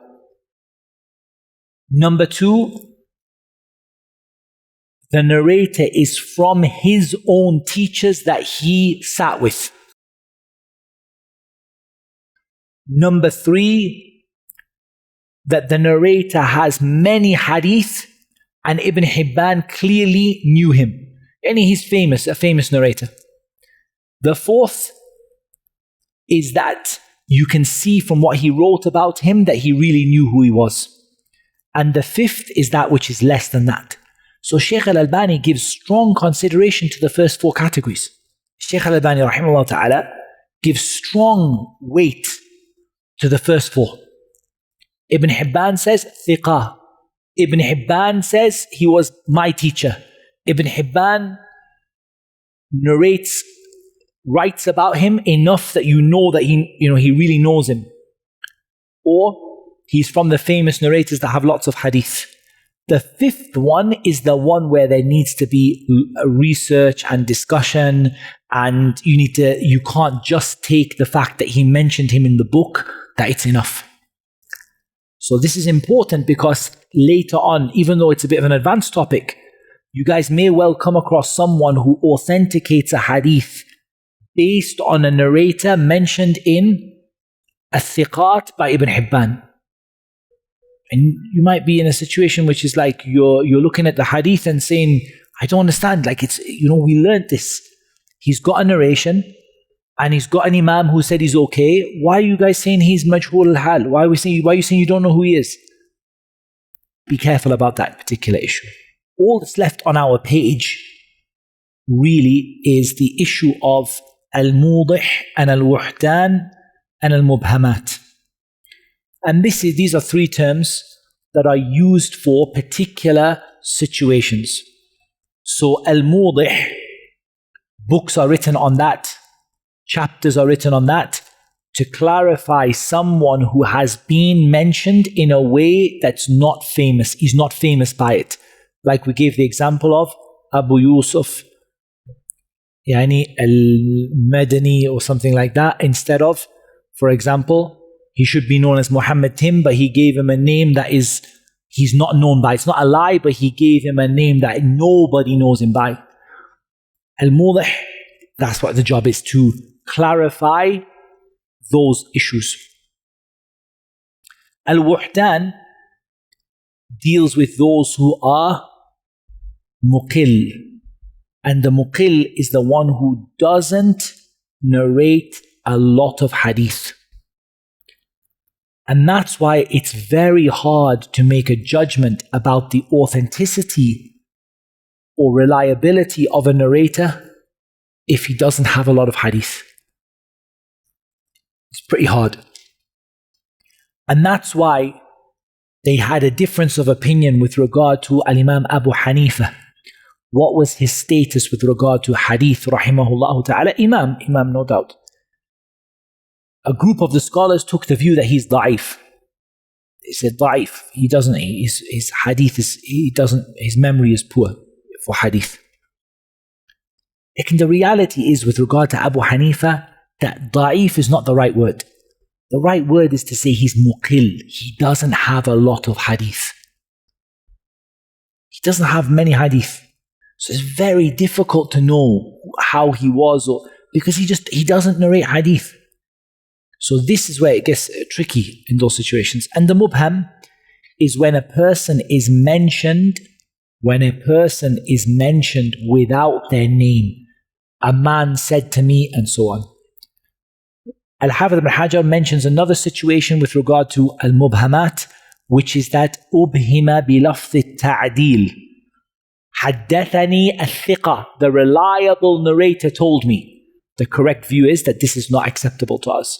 We need to know his name. It's not good enough to say, a reliable person, a good memorizer said to me. It's not enough. You have to tell me who is it, because he's a good memorizer to you, but he might not be a good memorizer in the view of the imams of hadith. So we're going to say it's not enough. You need to tell me his name. And usually when people say haddathani thiqa, often they are doing it to hide the narrator for some reason. So they don't want people really to know who that narrator was. So they say the reliable person told me. And the person is not necessarily reliable. All the rest of that we had covered, including Su' al-Hifz. So we came to the statement of the author, ثم الإسناد. الحمد لله رب العالمين والصلاة والسلام على عبد الله ورسوله نبينا محمد وآله وصحبه أجمعين. أما بعد، قال المصنف الحافظ رحمه الله: ثم الإسناد إما أن ينتهي إلى النبي صلى الله عليه وسلم تصريحا أو حكما من قوله أو فعله أو تقريره، أو إلى الصحابي كذلك وهو من لقي النبي صلى الله عليه وسلم مؤمنا به ومات على الإسلام ولو تخللت ردة في الأصح، أو إلى التابعي وهو من لقي النبي كذلك وهو من لقي الصحابي كذلك. فالأول المرفوع والثاني الموقوف والثالث المقطوع، ومن دون التابعي فيه مثله. ويقال للآخرين صحيح. يقال للآخرين الأثر. للأخيرين نعم. ويقال للأخيرين الأثر. Excellent. So here the first thing we need is the ta'rif of the Sahabi. Who is a Sahabi? The answer is من لقي النبي صلى الله عليه وسلم مؤمنا به ومات على الإسلام. Whoever meets the Prophet صلى الله عليه وسلم, doesn't matter if he saw him, doesn't matter if he sat with him, doesn't matter if he spoke with him, doesn't matter if he was old, if he was a baby. Anyone who met the Prophet ﷺ in person, not in a dream, physically met the Prophet ﷺ. If they were blind, It doesn't matter if they physically met the Prophet ﷺ, even if they only saw him from far, and while they saw him, they were Muslim. That takes out the person who met the Prophet ﷺ as a disbeliever and then accepted Islam later is not a Sahabi. And they died upon Islam. And the Hafiz said, even if in the middle of their life they left Islam and came back to it, as long as they died upon Islam, they are a Sahabi. So in the real world, they met with the Prophet ﷺ, whether sight, whether presence, whether close or far, doesn't matter about their age, but they must have been a Muslim when they met the Prophet ﷺ. And they must have died upon Islam, even if they left Islam in the middle and came back to it, as happened to a small group of people that they went away from Islam and came back to it. As for the Tabi'i, it is the same definition, but instead of meeting the Prophet ﷺ, meeting the Sahaba. That means that you have a category of the Tabi'een that can be tricky, called Tabi'iyun Mukhadram, and that is a Tabi'i who lived in the time of the Prophet ﷺ, but only met the Sahaba. Like Al-Najashi, rahimahullah ta'ala. Al-Najashi lived in the time, rather he lived with, at the same time as the Prophet ﷺ in Al-Habasha, but he never met the Prophet ﷺ. So by his age, he's like the old Sahaba. But by his meeting, he's from the Tabi'een. So we call him Tabi'iyun Mukhadram. He's a Tabi'i who lived in the time of the Sahaba, or lived in the time of the Prophet ﷺ. So you have to be careful because of the fact that he's still a Tabi'i, but he was living in the time of the Prophet ﷺ. After that, we talk about where does the chain end? Where does the chain end? Who's the last person in the chain? So if the last person in the chain is the Prophet ﷺ, we call the hadith marfu'. We call it marfu'. Is it sahih? Allahu a'lam. Da'if? Allahu a'lam. Marfu' just means the last person in the chain is the Prophet ﷺ. Could be mursal, could be... Just the point is, the last person in the chain is the Prophet Muhammad sallallahu alaihi wasallam. It's called marfu'. And the marfu', it can be marfu' tasrihan aw hukman. Min qawlihi aw fi'lihi aw taqririhi. We covered that. It could be something he said, could be something he did, could be something he approved of. Could be the description of him as well. Like, the issue here is, what's the difference between tasrih and hukm? Tasrih is when the last person in the chain is the Prophet ﷺ himself, or his action, or his approval. It really does end with the Prophet ﷺ. Even if the Sahabi says the Prophet ﷺ did, I saw the Prophet ﷺ doing that, that is al-marfu'u tasrihan. Al-marfu'u hukman is when the last person in the chain is the Sahabi, not the Prophet ﷺ. There is no mention of the Prophet at all in the hadith. But for one reason or another, we say the hadith is from the Prophet ﷺ. And normally we say it is mimma la yumkin an yuqalu bil-ra'i. It's something that could not come from that Sahaba's own opinion. A Sahabi tells you about Allah. It is not possible that that Sahabi took that from their own opinion. A Sahabi tells you what will happen in Jannah. It's not possible. So we say, fi hukm al-marfu'. This hadith deserves to have the ruling of al-marfu', like those many Sahaba who narrated the following hadith. Al-Qur'anu kalamullah, minhu bada'a wa ilayhi ya'ud. Or kama qalu. A group of the Sahaba narrated the hadith, the Qur'an is the speech of Allah, it came from him and it will go back to him. Is it possible for a Sahabi to say, I was thinking, I thought the Qur'an probably is the speech of Allah, right? Most likely. The Sahabi says it.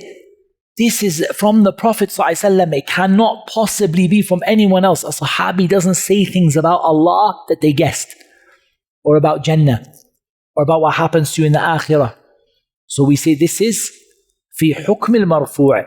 It's not marfu' in itself when you look at it, but we give it the ruling of a hadith of the Prophet ﷺ because it is mimma la yuqalu bil-ra'i. It's not possible that someone said it from their own opinion. As for the statement of the tabi'i, we call it mawquf. Is it possible to use the mawquf for someone younger than the like below the tabi'een? Yes, but only when you mention their name. You can use the word mawquf for someone else, not a tabi'i, but you mention their name, like so it's clear that you don't mean that it's a tabi'i. But just the word mawquf by itself, it means this is a mawquf ala ibn Abbas. This hadith is stopped at Abdullah ibn Abbas. It doesn't go to the Prophet ﷺ. So quite a lot you'll look at hadith and the scholars will say this hadith is not authentic marfu'an, it's authentic mawqufan. What does that mean? It's not authentic as a statement of the Prophet ﷺ, but it's authentic as a statement of Abu Hurairah. It's authentic as a statement of Ibn Abbas. It's authentic as a statement of Aisha, but it's not authentic as a statement of the Prophet ﷺ. So they'll say al-marfu'u da'if wal-mawqufu sahih. The hadith, if it's made marfu', if it comes from the Prophet ﷺ, that's a weak hadith. But that hadith as a statement of Abu Hurairah is authentic. However, we remember some of the mawquf gets upgraded if it's something that could not have possibly been said from their own opinion. They have to have heard it from the Prophet ﷺ. After that is al-maqtu', and that is the hadith which is narrated by those who are below the tabi'een. And normally, the marfu' we call it a hadith, and the mawquf and the maqtu' we call it an athar. So we say the athar of Umar, the athar of al-Zuhri, the athar of Umar bin Abdul Aziz, and we say the hadith of the Prophet ﷺ. Normally we don't say the hadith of Umar. If you hear me say the hadith of Umar, normally what I mean is it's marfu'. Yani Umar said, the Prophet ﷺ said. But if I say the athar of Umar, now you understood that I mean what Umar said out of his own opinion. Does that make sense? Very good. You can find, for example, Musannaf ibn Abi Shaybah, very, very good in the issue of al-athar. Finding the athar, because they have their own place. You find some of them here and there in the books of hadith, but the likes of Ibn Abi Shaybah, where you find a lot of the views of the tabi'een and the views of the sahaba, and very good for you. If you want to look and see something maybe Umar said, Ibn Abbas said, you can find it in those type of places. No. قال المصنف رحمه الله: والمسند مرفوع صحابي بسند ظاهره الاتصال، فإن قل عدده فإما أن ينتهي إلى النبي صلى الله عليه وسلم أو إلى إمام ذي صفة علية كشعبة، فالأول العلو المطلق والثاني النسبي، وفيه الموافقة وهي الوصول إلى شيخ أحد المصنفين من غير طريقه، والبدل وهو الوصول إلى شيخ شيخه كذلك، والمساواة وهي استواء عدد الإسناد. نعم. Carry on. والمساواة وهي استواء عدد الإسناد من الراوي إلى آخره مع إسناد أحد المصنفين، والمصافحة وهي الاستواء مع تلميذ ذلك المصنف، ويقابل العلو بأقسامه النزول. So here the first thing that Al-Hafidh ibn Hajar talks about is what is the hadith which is musnad. Musnad has three conditions to be called musnad. Number one, it has to be marfu'. What does marfu' mean? It ends in the Prophet ﷺ. Number two, it has to be a sahabi who raised it to the Prophet, not a tabi'i. What do we call when a tabi'i raises to the Prophet ﷺ? When a tabi'i raises to the Prophet ﷺ, we covered it a couple of days, yesterday maybe. Mursal. You're right, it's also, when a tabi'i, it's called mawquf, but when a tabi'i raises to the Prophet ﷺ, the tabi'i by himself is called maqtu'. But the tabi'i from the the tabi'i by himself is called Naam. What did we say? The tabi'i by himself is called mawquf, or maqtu', mawquf. And the issue of mursal is a tabi'i bringing it to the Prophet ﷺ and not telling us who's in between. Az-Zuhri said, the Prophet ﷺ said. Al-Hasan al-Basri said, the Prophet ﷺ said this. Something's missing in the middle. Here it has to be a sahabi who brought it to the Prophet ﷺ.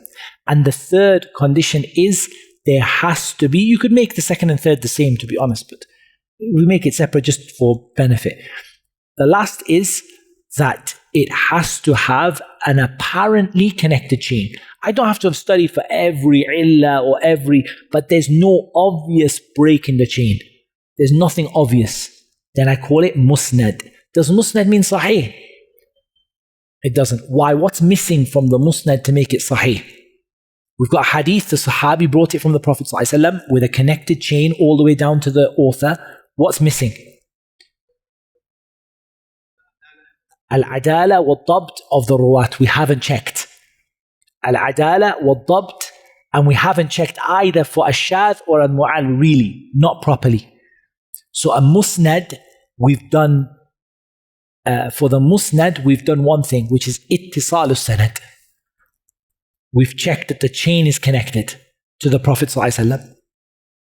But we haven't checked the narrators. We haven't checked whether it's shadh, is there a contradiction from the narrators, and we haven't checked for illah. So a musnad doesn't mean sahih, but a musnad means that, yeah, it goes to the Prophet ﷺ, it's a connected chain, the sahabi is the one who raised it. Now I need to look at the ruwat. And that's why when al-Bukhari called his book Al-Musnad al-Sahih, so we know it's a hadith raised to the Prophet ﷺ and it's sahih. Now we talk about al-ulu wal-nuzul. This is critical in the science of hadith. And that is, you think the science of hadith so far, they did a good job of checking the narrators. They have another weapon they use to check the authenticity or to get authenticity in the hadith, which is they're always searching for the shortest number of people to reach the Prophet ﷺ. And this is something you should also do. It should not stop even today. For example, if I taught you this book and I learnt this book from a particular teacher and that teacher is still alive and you can go to them and learn the book from them and bypass me, because you can take one person out of the chain. Sometimes you might even find that teacher's teacher is still alive. And you can go to them and hear the book from them and you can cut the chain. It doesn't matter if it's studying, if it's ijazat, if it's hadith, always you're trying to cut the number of people. Now for us it doesn't matter too much, but ultimately in hadith it's critical. Always I want to cut the number down. Obviously I don't want it to be da'if. If I've got 3 people who are da'if and 4 people who are reliable, obviously I'm going to go with the 4 who are reliable. But I want to do it in as little number as possible. And they were obsessive. If they heard a hadith from someone and there's any chance they could hear it from their teacher, they would go and travel until they reach that teacher and hear from him. And if there's any chance they could hear from his teacher, they want to get as small, as short as is possible. And that's called al-ulu al-mutlaq when you're talking about the Prophet ﷺ. But there's another type of ulu. So ulu al-mutlaq, absolute highness, meaning absolutely short, is to the Prophet ﷺ. But sometimes you might not be aiming to go quickly to the Prophet ﷺ, but you're aiming to go to a particular imam in the chain. Let's say, for example, Al-Awza'i is in the chain. Who can get to Al-Awza'i with less people? I can get to Al-Awza'i with 2. No, I can get to Al-Awza'i with 1. I heard directly, and they're competing, not for the Prophet ﷺ, but they're competing who can get the shortest chain to the Imam. For a particular reason, like Shu'bah ibn al-Hajjaj. Why is that? Why is the benefit? Is it just for fun? No, there's a benefit. That Imam is an Imam in hifth. So if we can cut out some of the lower people, we're closer to the reliable wording because we're going to the Imam who has the hifth, the memory. Like Shu'bah, Ibn al-Hajjaj, or has virtue like a Shafi'i from Malik. Who can get to Shafi'i quicker? I can get to Shafi'i and I can get, so they're competing. When you're competing for the Imam, it's called al-ulu an-nisbi, relative highness. When I say highness, it's better in English to use the word shortness because that's what we mean. Highness in Arabic here means in English we would say shortness of the chain. So absolute shortness is about getting to the Prophet ﷺ, and relative is about getting to a particular Imam because that Imam is famous, he's got a very well known. And we still do it today. There are great Imams of Hadith. And how many people can you reach this Shaykh? How many of you can reach him? How many people is there between you and him? In ijazat, all those the people asking. Shaykh's giving you ijazah. Shaykh, in your ijazah, how many people is there between you and between a particular famous Imam? All of the ijazat of this book came from a particular Imam who, let's say, lived in India 100 years ago. Shaykh, how many people is there between you and him? Did you hear? Can you get to him directly? Not one person between me and him. Do you know anyone in the world who's got a direct ijazah from him who's still alive? Oh, there's someone here, they travel. That's what ulul isnad is. And then nuzul is the opposite.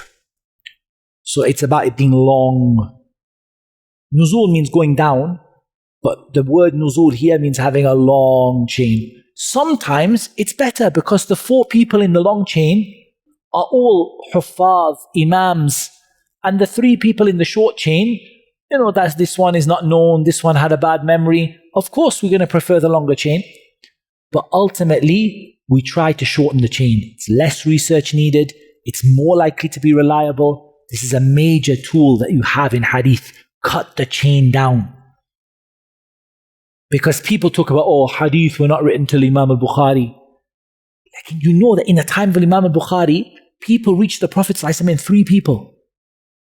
Not many, but there's narrations like that. Malik wrote his Muwatta, Malik and Nafi' and Ibn Umar. And there's very short. Can reach the Prophet ﷺ. So the point is that the more you shorten the chain, the more confidence everybody has that these hadith are preserved because you're trying to find it as short as possible, as little number of people as possible. And nuzul and nazil is the chain that is long. It goes down for a long time. Al-ali, it's high because it's short. And al-nazil is low because it goes all the way down.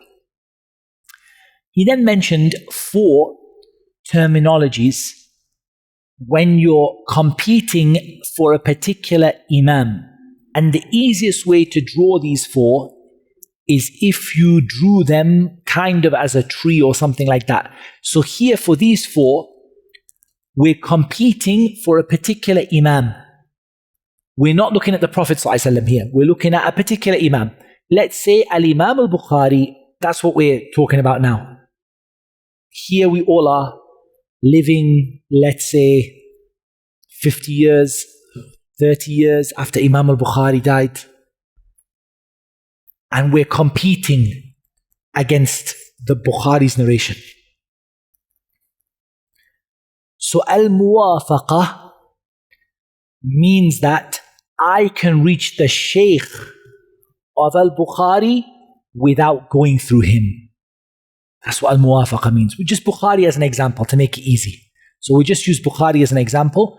Bukhari means muwafaqah means I can reach Bukhari's teacher for this hadith without going through him. So I'm not narrating from Bukhari from his teacher. I can go to his teacher a different way. I've got another person who heard it from that person.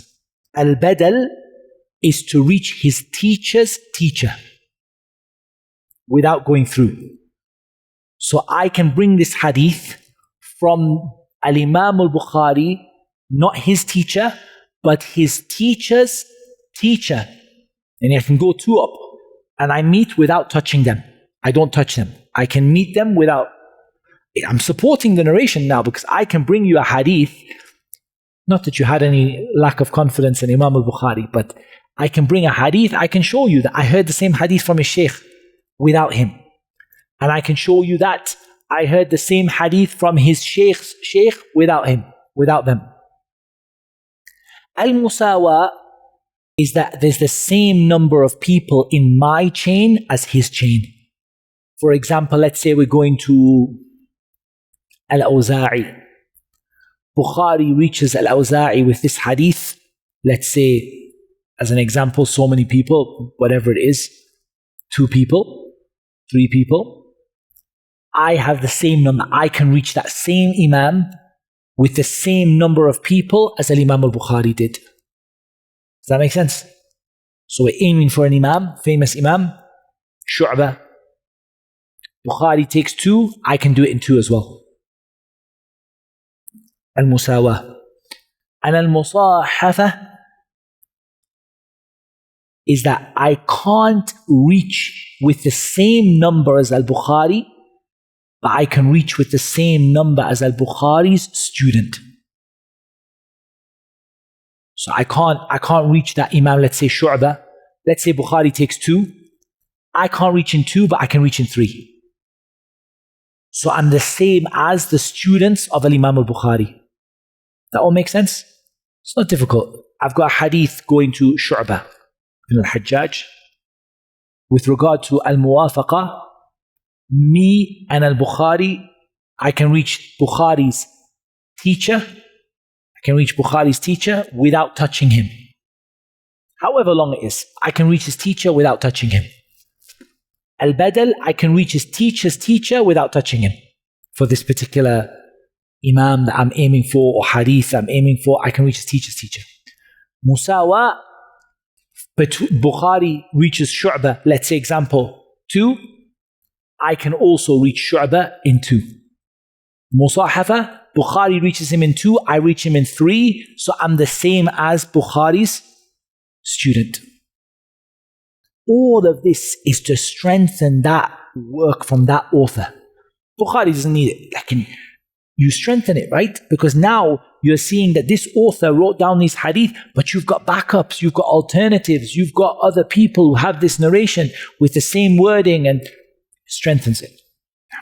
قال الحافظ رحمه الله فإن تشارك الراوي ومن روى عنه في السن واللقي فهو الأقران وإن روى كل منهما عن الآخر فالمدبج وإن روى عمن دونه فالأكابر عن الأصاغر ومنه الآباء عن الأبناء وفي عكسه كثرة ومنه من روى عن أبيه عن جده وإن اشترك 2 عن شيخ وتقدم موت أحدهما فهو السابق واللاحق وإن روى عن 2 متفقي الاسم ولم يتميزا فباختصاصه بأحدهما يتبين المهمل وإن جحد الشيخ مرويه جزما رد أو احتمالا قبل في الأصح وفيه من حدث ونسي وإن اتفق الرواة في صيغ الأداء أو غيرها من الحالات فهو المسلسل. So here we have a number of terminologies to deal with. They're all quite simple. Number 1 is Al-Aqran. Al-Aqran is someone who narrates from someone else of a similar age with similar teachers. Don't have to be the exact same age or the exact same teachers, but someone of similar age and similar teachers. For example, all you brothers are sitting in front of me. No doubt there's going to be a few of you older and younger. Like in a large group of you will be of a similar age. Let's say between 20 and 25. Example. Large number of you. And your teachers are the same. Could be one less. Maybe some of you attended Sheikh Asim's course and didn't attend mine. Or, like, generally speaking, you're all studying from the same people. Probably even when we go home, your teachers in the masjid are more or less the same. You people are called Aqran. You are contemporaries. You're people who are together. This where the problem comes, if one of you narrates a hadith from another one, you wouldn't expect it, right? You might even think that isnad is weak. You might say, that's weak isnad. How is he narrating from him? They were sitting together in the same class. But it could happen. It could happen.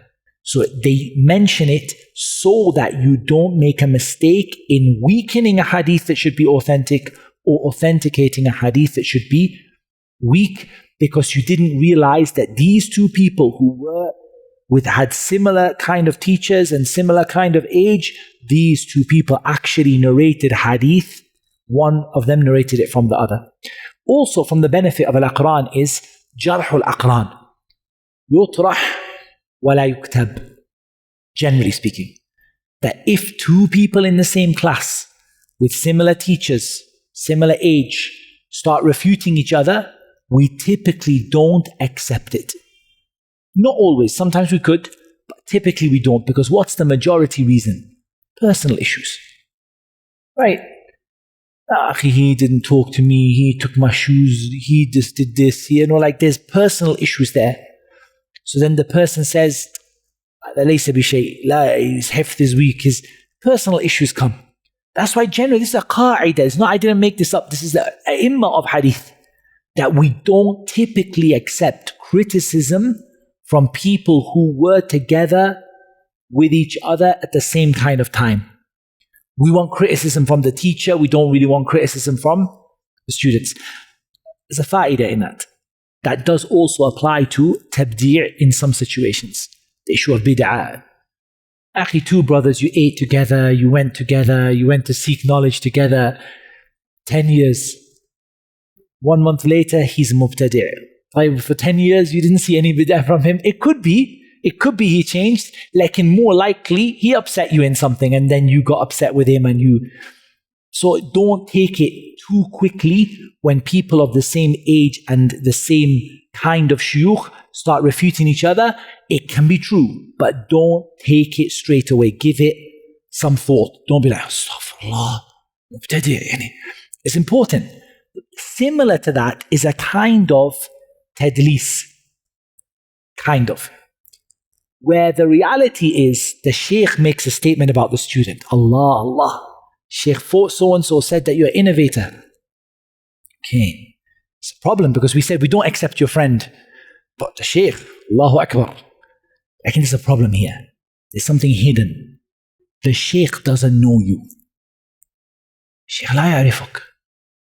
ربما الشيخ لا يتحدث بلغتك. Shaykh doesn't even know your language. For how did the shaykh find out that you're an innovator? Because your friend went to the shaykh and told him. This is also jarh aqran yutrah la qimata lah. It's got no value. Because the shaykh doesn't know you from Adam. Who you are, doesn't know who you are, doesn't know what you said, doesn't understand what you said. Like the shaykh said, the brother came and said, Shaykh, what do you say about this brother? He's an evil brother. لا يجلس إلا عند المبتدعة ولا يتحدث إلا بالبدعة ويبغض أهل السنة. And they bring a long list and the shaykh says, والله مبتدع هذا ليس بفتوى يا شيخ. أنت الذي أفتيت. You're the one who gave the fatwa and the shaykh just repeated it. So be careful of that. It's not like this, is not in hadith. Like I'm just as a fa'idah aqran. Be careful. Personal issues happen. Even among the imams of Islam, personal issues. Imam Malik. And Imam Malik and people, like these issues happen between them. And they say, Dajjal. He's a Dajjal. I know a Dajjal. It's just, do you understand? It's just things happen. I'm not saying it never has value. Maybe you're the one who truly knows what your friend is like because you traveled and you said, Astaghfirullah, I realized after a long time this was very bad. And it could be, but don't just drink it up and take everything they say. Be careful. This is a different issue. This is, be careful that why are you narrating from your friend? Like, how did that happen? Like, you might think the hadith is weak or whatever, but it's true. As for al-mudabbaj, they both narrate from each other. He narrates from him, and he also narrates from him. That's confusing, right? You think the isnad is wrong. Hold on a second. I know that Ahmed narrates from a Shafi'i. But hold on. Shafi'i narrates from Ahmed? Like, you might think that hadith is wrong, right? Like, when you look in the Mudabbaj, you find this one, he narrated from him, and he narrated from him. So the Shaykh was the student, and the student was also the Shaykh. They swapped over. That's called mudabbaj. Al-akabir an al-asaghir is a situation of someone senior in age, in knowledge, in isnad. Isnad means they're higher up than the other one. Narrates from someone junior in age, in knowledge, in status, in isnad. Why do we care? Why can I not narrate from a 3-year-old child, or like when they grow up, yani? Like someone's little kid, and I like over time, then the person grows up and they're 15 and I'm like, whatever, yani, 60 or something like that, and I narrate from them. Why not? The problem is, again, you think the isnad is wrong. Because hold on, that's not possible. He was 40 years older than him. How is he narrating from someone 40 years younger than him? Again, it happened. Someone of great virtue, Imam, narrates from one of his students, who's not maybe same age, but he's a student of him. How? That you'll find it on Al-Akabir and Al-Asagir. From this is fathers who narrated from their children. You think it's maqloob, right? You look at it and you see it's maqloob. This is maqloob. He is his dad. How is his dad narrating from his son? But there are people who the father narrated from the son. As for the son narrating from the father, that happens a lot. It's also important to note the narrations that are the father from the grandfather. What's the problem with that? A man narrated from his grandfather. A man narrated from his father, from his grandfather. The problem is the issue of Arabic pronouns. Okay? A man narrated from his father. That's easy. There's only one person. That has to be his dad. From his grandfather, whose grandfather? From the boy's grandfather or the dad's grandfather? Do you get the problem? A man narrates from his father, no problem. From his grandfather, whose grandfather? The boy's grandfather or the dad's grandfather? And are there 4 generations here or 3? In Arabic, it's not clear. That's why they differed on the hadith of Amr ibn Shu'aib an abihi an jaddihi. Amr ibn Shu'aib, from his father, from the father's father, is a weak chain. But that's not what it is here. The hadith here is Amr ibn Shu'aib, from his father Shu'aib, from Shu'aib's grandfather, who is Abdullah ibn Amr ibn al-As. So the hadith is sahih, or at least Hasan. Amr ibn Shu'aib, from his father Shu'aib, from Shu'aib's grandfather, not Amr's grandfather. That's the issue here. So you have to be careful about that. If 2 people were famous in taking from a particular teacher and one of them died much earlier than the other one, this comes into as-sabiq wal-lahiq. And again, why do we care? Because you might look at it and look at the dates of the death and say something is wrong here. There's 80 years between him and him in the date of death. How is it possible they both took from the same sheikh? There must be someone missing in the isnad. It must be a broken chain. 80 years between him and him. But he took from his sheikh when he was 10 and he took from his sheikh when he was much older, for example. And he died early and he died late. And there's all kinds of for example, if he took from his sheikh when he was 10 and died when he was 80, and the other one took from the sheikh when he was 70 and he died when he was 75, you're going to see, what is this? How many years are there between this and this? It's not possible. There's someone missing. But this is the issue of as-sabiq wal-lahiq.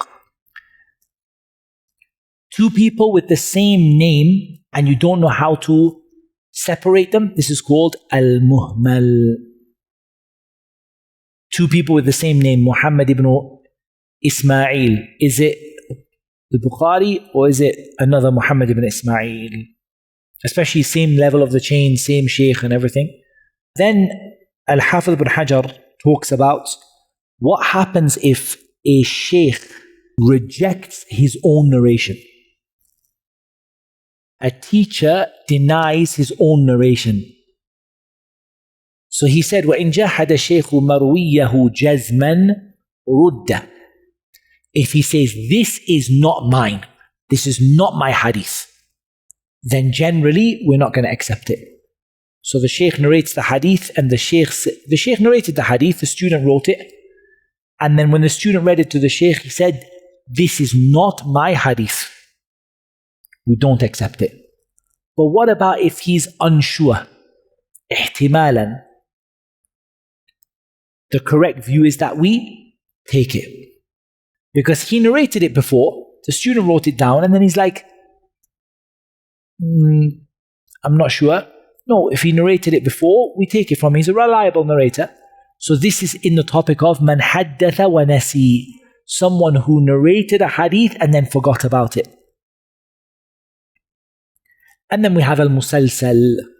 And al-musalsal is for all of the narrators to have the same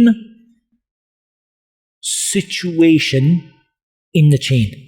And there's lots of them.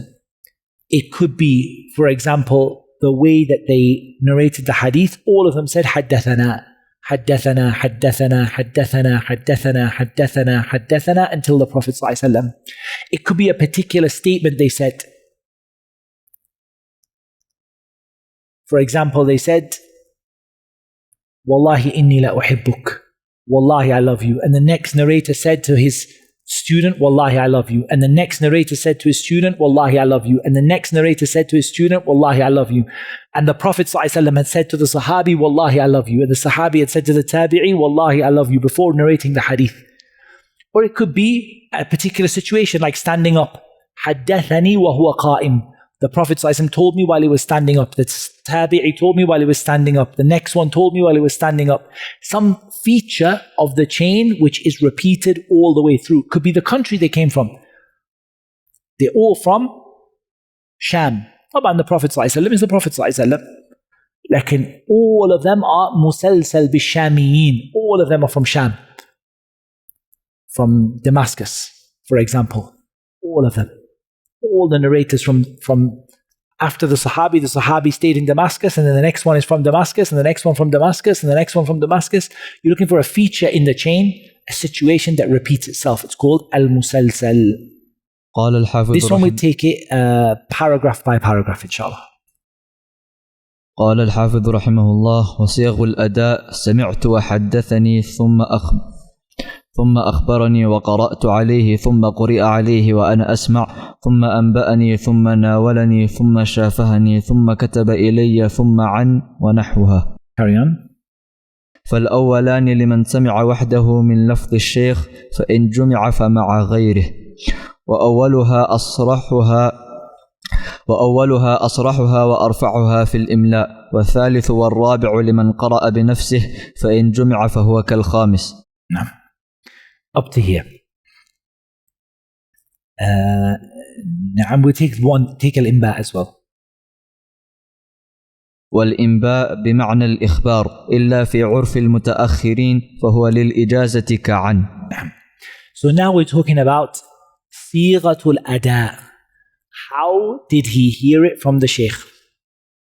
So at the top is سمعت and حدثني. They are the same. سمعت and حدثني. سمعت means I heard, and حدثني means he informed me. And they are used when you heard it by yourself from the wording of the teacher, from the mouth of the teacher. سمعت, me, myself, I heard it from the words of the teacher. That's number one. That's like level one, the highest level. سمعت حدثني. Sometimes they say سمعنا and حدثنا. That situation is when there was a group of people, but you still heard it from the Shaykh. Like you were all there together, 3-4 of you. حدثنا, سمعنا. That's the highest one. ثم, which means below it in level, is أخبرني وقرأت عليه. Both of them mean the same thing. أخبرني, he informed me. And قرأت عليه, I read to him. Both mean that you read it yourself.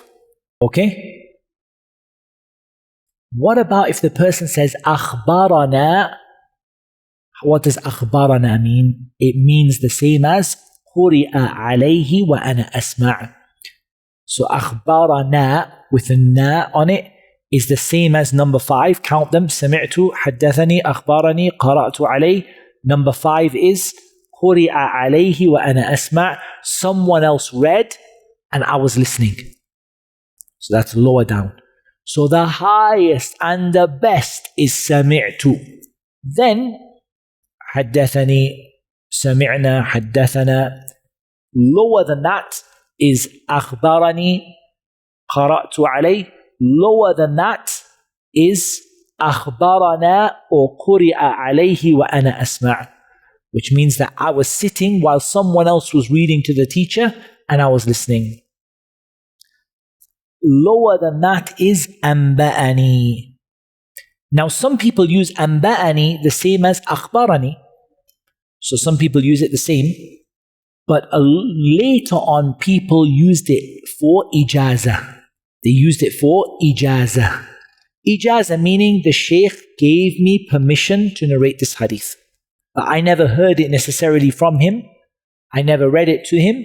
But the Shaykh gave me permission in a permissible way. After that comes, he said ka'an. He said ka'an. An is the next issue that we're going to talk about, which is, we haven't finished these yet, but we're going to go to the next page. وعنعنة المعاصر. قال الحافظ رحمه الله: وعنعنة المعاصر محمولة على السماع إلا من المدلس، وقيل يشترط ثبوت لقائهما ولو مرة وهو المختار. نعم.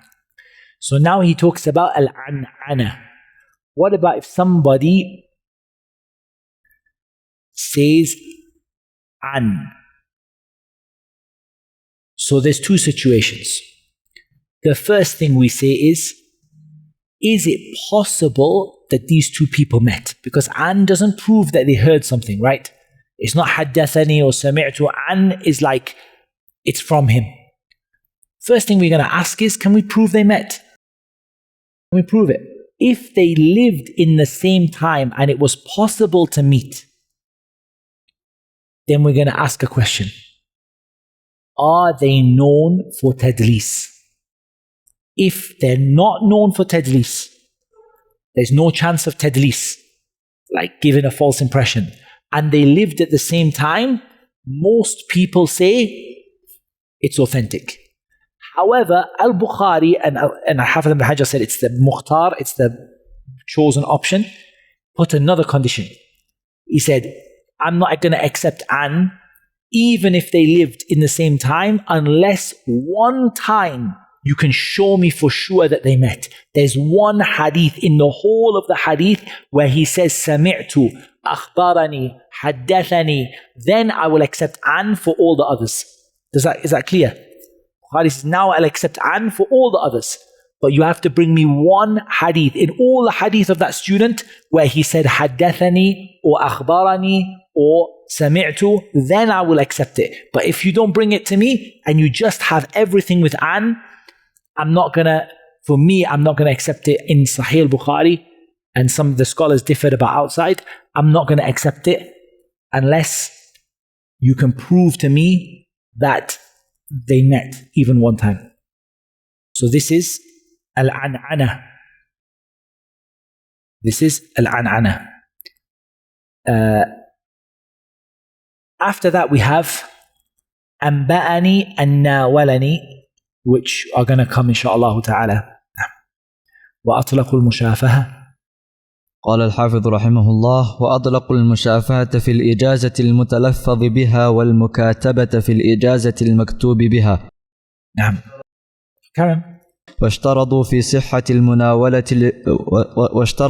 صحة المناولة اقترانها بالإذن بالرواية، وهي أرفع أنواع الإجازة. وكذا اشترطوا الإذن في الوجادة والوصية بالكتاب والإعلام، وإلا فلا عبرة بذلك كالإجازة العامة، وللمجهول والمعدوم على الأصح في جميع ذلك. Here Al-Hafidh ibn Hajar speaks about al-mushafaha and al-munawala and al-wijada and al-wasiyya. And all of these are types of ijazah. And usually they're going to come with أنبأني, ناولني, شافهني, كتب إلي. One of these ones. Remember, Shaykh puts an right at the bottom, yeah? But before that, أنبأني, ناولني, شافهني. These are all words of ijaza. Ijaza is a simple word. Ijaza just means to get permission. Remember, Shaykh answered it, I think Shaykh Asim answered it in the class. All it means is you get permission, that's it. But here we're looking at the different types of permission. So one type of permission is al-mushafaha. And that is the Shaykh verbally gives permission for you to narrate this hadith. Verbally he gives it. So maybe the Shaykh gives you and he says, I أجزتك يعني في هذه المرويات. I've given you إجازة in these ahadith. So I've given you إجازة. Likewise, he might write to the Shaykh. The Shaykh might write to him. And so the first one, the Shaykh he may say, any shafahani, verbally he said, and for example, he's got the Shaykh's hadith written down, he's never heard it, or he's never read it, or maybe he's heard some of them and read some of them, but not all of them, and the Shaykh said, Ajaztuka, I have given you ijazah for them. There you go. Another situation, the Shaykh writes to him and says, I write to you with permission, with ijazah.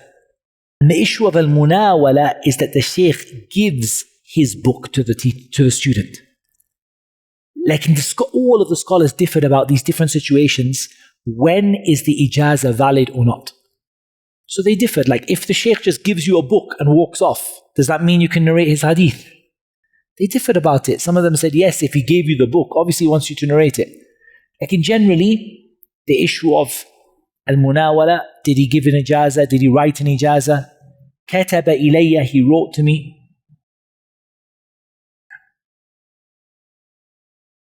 قال الحافظ رحمه Now, الله. two seconds inshallah, in case we have some more points. Al-wasiyah, the Shaykh travelled or he was close to death and he said to his student, my hadith are for you. It has to have ijazah. Because my hadith are for you is not an ijazah, right? My hadith are for you, like, you've been my student, take my hadith, bismillah. Like, are you allowed to narrate them? Only if he says, ajaztuka, or he writes and says, this book is yours, وَلَقَدْ أَجَزْتُكَ أَن تَرْوِيَ عَنِّي هَذِهِ الْأَحَادِيثِ. I've given you ijazah to read these hadith from me. That's the wasiyah. And again, al-i'lam, the Shaykh informs one of the students that he's narrating that all the hadith in this book are from someone. He says, this book, all of these are from this particular teacher. This might not be written. All of these. Like, is it enough for you to narrate it like that? Only with ijazah. So that's why they're talking about the issues of. So if we just do a quick table, there's a nice table in the explanation. If you've got the explanation, you go to page 171. It's very nice. It's so easy to understand. You don't need Arabic. You can just go to it, just look at it in the explanation. In Qawl al-Mukhtasar, go to page 171, number 1. سمعت حدثني. No problem. صحيحة. أخبرني قرأته. It's called al-ard. صحيحة. أنبأني. It's an ijazah. صحيحة. ناولني. He gave me his book. So أنبأني means he gave me ijazah. ناولني, he gave me his book. Okay, did he give you ijazah or not? He did. Okay, it's okay if he gave you ijazah. كاتبني or كتب إلي is more likely. كتب إلي, he wrote to me. He wrote to you with permission or he just wrote to you with the hadith? أعلمني, شافهني. and he informed me that all these hadith are from his teacher. Okay, but did he give you permission or he didn't give you permission? Awsa ilayya. He gave me a wasiyah when he was about to die, when he traveled, as long as he gave you permission to read them. Al-wijada. This is the problem. Wajadtu bi khatti fulan. I found it in my shaykh's handwriting. Here it's more likely than not, almost every situation it's weak. I found it in my shaykh's handwriting. You cannot narrate it from the shaykh. Like in some of them, say if you found it in your shaykh's handwriting and he'd already given you permission to narrate it, that's a different thing. Like in just you found it in your shaykh's handwriting, you can't narrate the hadith as being his hadith. Because you don't know it. Did he check it? Was he happy with it? Okay. Now we can, inshallah ta'ala, al-ijazatul amma is like when, this is where it's not as much value. So always al-ijaza by name is worth something, and ijaza amma is not worth. So ijaza amma, I say, I give permission for all the brothers in Nairobi to read my hadith. Like, and that's not it's okay. I mean, alhamdulillah, you get it, but it doesn't really give you a lot of weight. Like, and I write your name, I give permission for Abdullahi to narrate these hadiths. It's worth something. So ijaza amma doesn't really help us. Even now when you get ijazat from the shuyukh, ijaza amma, sometimes the shaykh in the dars, shaykh, will you give ijaza? I give ijaza to everyone who attended the lesson. It's not valuable. Like, can I give you ijaza? Give me your name. I give you ijaza. Give me your name. صح? Okay. نعم. ثم الرواه. قال رحمه الله: ثم الرواه إن اتفقت أسماؤهم وأسماء آبائهم فصاعدا، واختلفت أشخاصهم فهو المتفق والمفترق. نعم تفضل. وإن اتفقت الأسماء خطا واختلفت نطقا فهو المؤتلف والمختلف، وإن اتفقت الأسماء واختلفت الآباء أو بالعكس فهو المتشابه، وكذا إن وقع ذلك الاتفاق في الاسم واسم الأب والاختلاف في النسبة. نعم. So here he talks about some types that relate to narrators' names. So obviously a narrator has a name and a name of his father, and maybe more than that, but at least he has a name and a name of his father. If the name and the name of the father or grandfather up to the like however much is mentioned, father, grandfather, if all the names are the same, two narrators, Muhammad ibn Ibrahim, and he's called Muhammad ibn Ibrahim. He's called Muhammad ibn Abdullah ibn Yasir, and he's called Muhammad ibn Abdullah ibn Yasir. And there's no difference between the names, but the people are different. This is called al-muttafiq wal-muftariq. You can look in the books which one was which. You get the books of al-muttafiq wal-muftariq. You can look at which one was which. So what's the situation here? The names match exactly, but the people are different. However, if the names look the same in writing, but they aren't. For example, let's say, for example, let's say two names that are like Mabni al-Majhul, for example, like, for example, Hashim and Hushaym, for example. They both look the same, but they're pronounced differently. So we can distinguish them because one of them has a different pronunciation to the other. For example, Hashim and Hushaym. They both look the same when you write them, but you pronounce them differently. This is called al-mu'talif wal-mukhtalif. So you can look at those books as how do I pronounce his name and how do I pronounce his name. If the name of the person is the same, but their father's name is different, or the name is the father is the same and the first name is different, it's called al-mutashabih. Or they've got the same name and the same father's name, but a different attribution. So for example, Muhammad ibn Abdullah al-Makki and Muhammad ibn Abdullah, let's say, al-Masri. They've got the same name but a different. So you can't tell who they are, but you just might get a bit mixed up at times. It's called al-mutashabih. You've got books on al-mutashabih.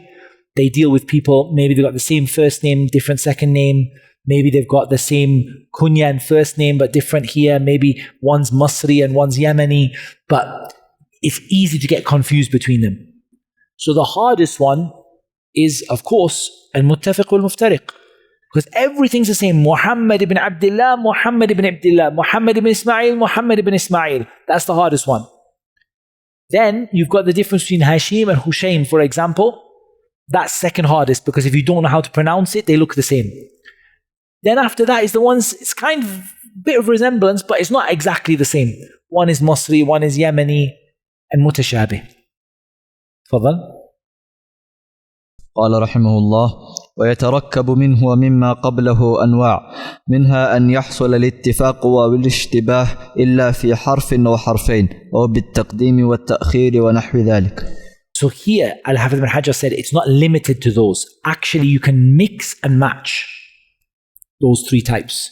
So you could have somebody who has the same name as someone, but one letter different, like Amr and Umar.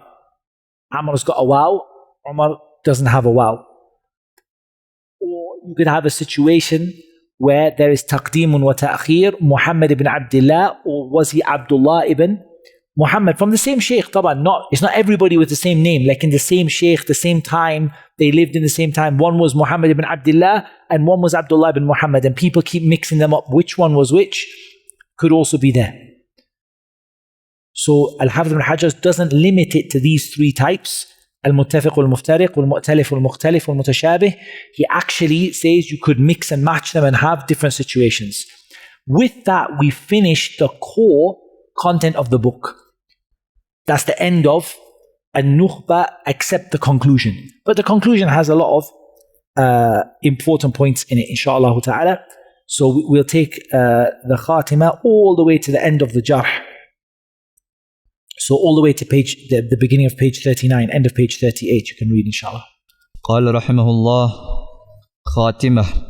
ومن المهم معرفة طبقات الرواة ومواليدهم ووفياتهم وبلدانهم وأحوالهم تعديلا وتجريحا وجهالة، ومراتب الجرح وأسوأها الوصف بأفعل كأكذب الناس ثم دجال ثم أو ضياع أو وضاع أو كذاب، وأسفلها لين أو سيء الحفظ أو فيه أدنى مقال، ومراتب التعديل وأرفعها الوصف بأفعل كأوثق الناس، ثم ما تأكد بصفة أو صفتين كثقة ثقة أو ثقة حافظ، وأدناها ما أشعر بالقرب من أسهل التجريح كشيخ، وتقبل التزكية من عارف بأسبابها ولو من واحد على الأصح، والجرح مقدم على التعديل إن صدر مبينا من عارف بأسبابه، فإن خلا عن تعديل قبل مجملا على المختار. Here Al-Hafiz ibn Hajar said, from that which is important is to know the tabaqat of the ruwat. What's a tabaqat? A tabaqa is at-taqarub fi sinni wal isnad. The narrators who had similar teachers, similar students, and a similar age. And we call them a tabaqa. Why it helps is if you know a narrator's in a particular tabaqa and you find him narrating from someone many tabaqat ahead, you know the chain is broken. So what you're doing is basically take all the narrators of hadith and lump them into levels, like layers of a cake, like layers like that. So the layer is similar age and similar position in the chain. And it's similar teachers and students, not the same, but like similar.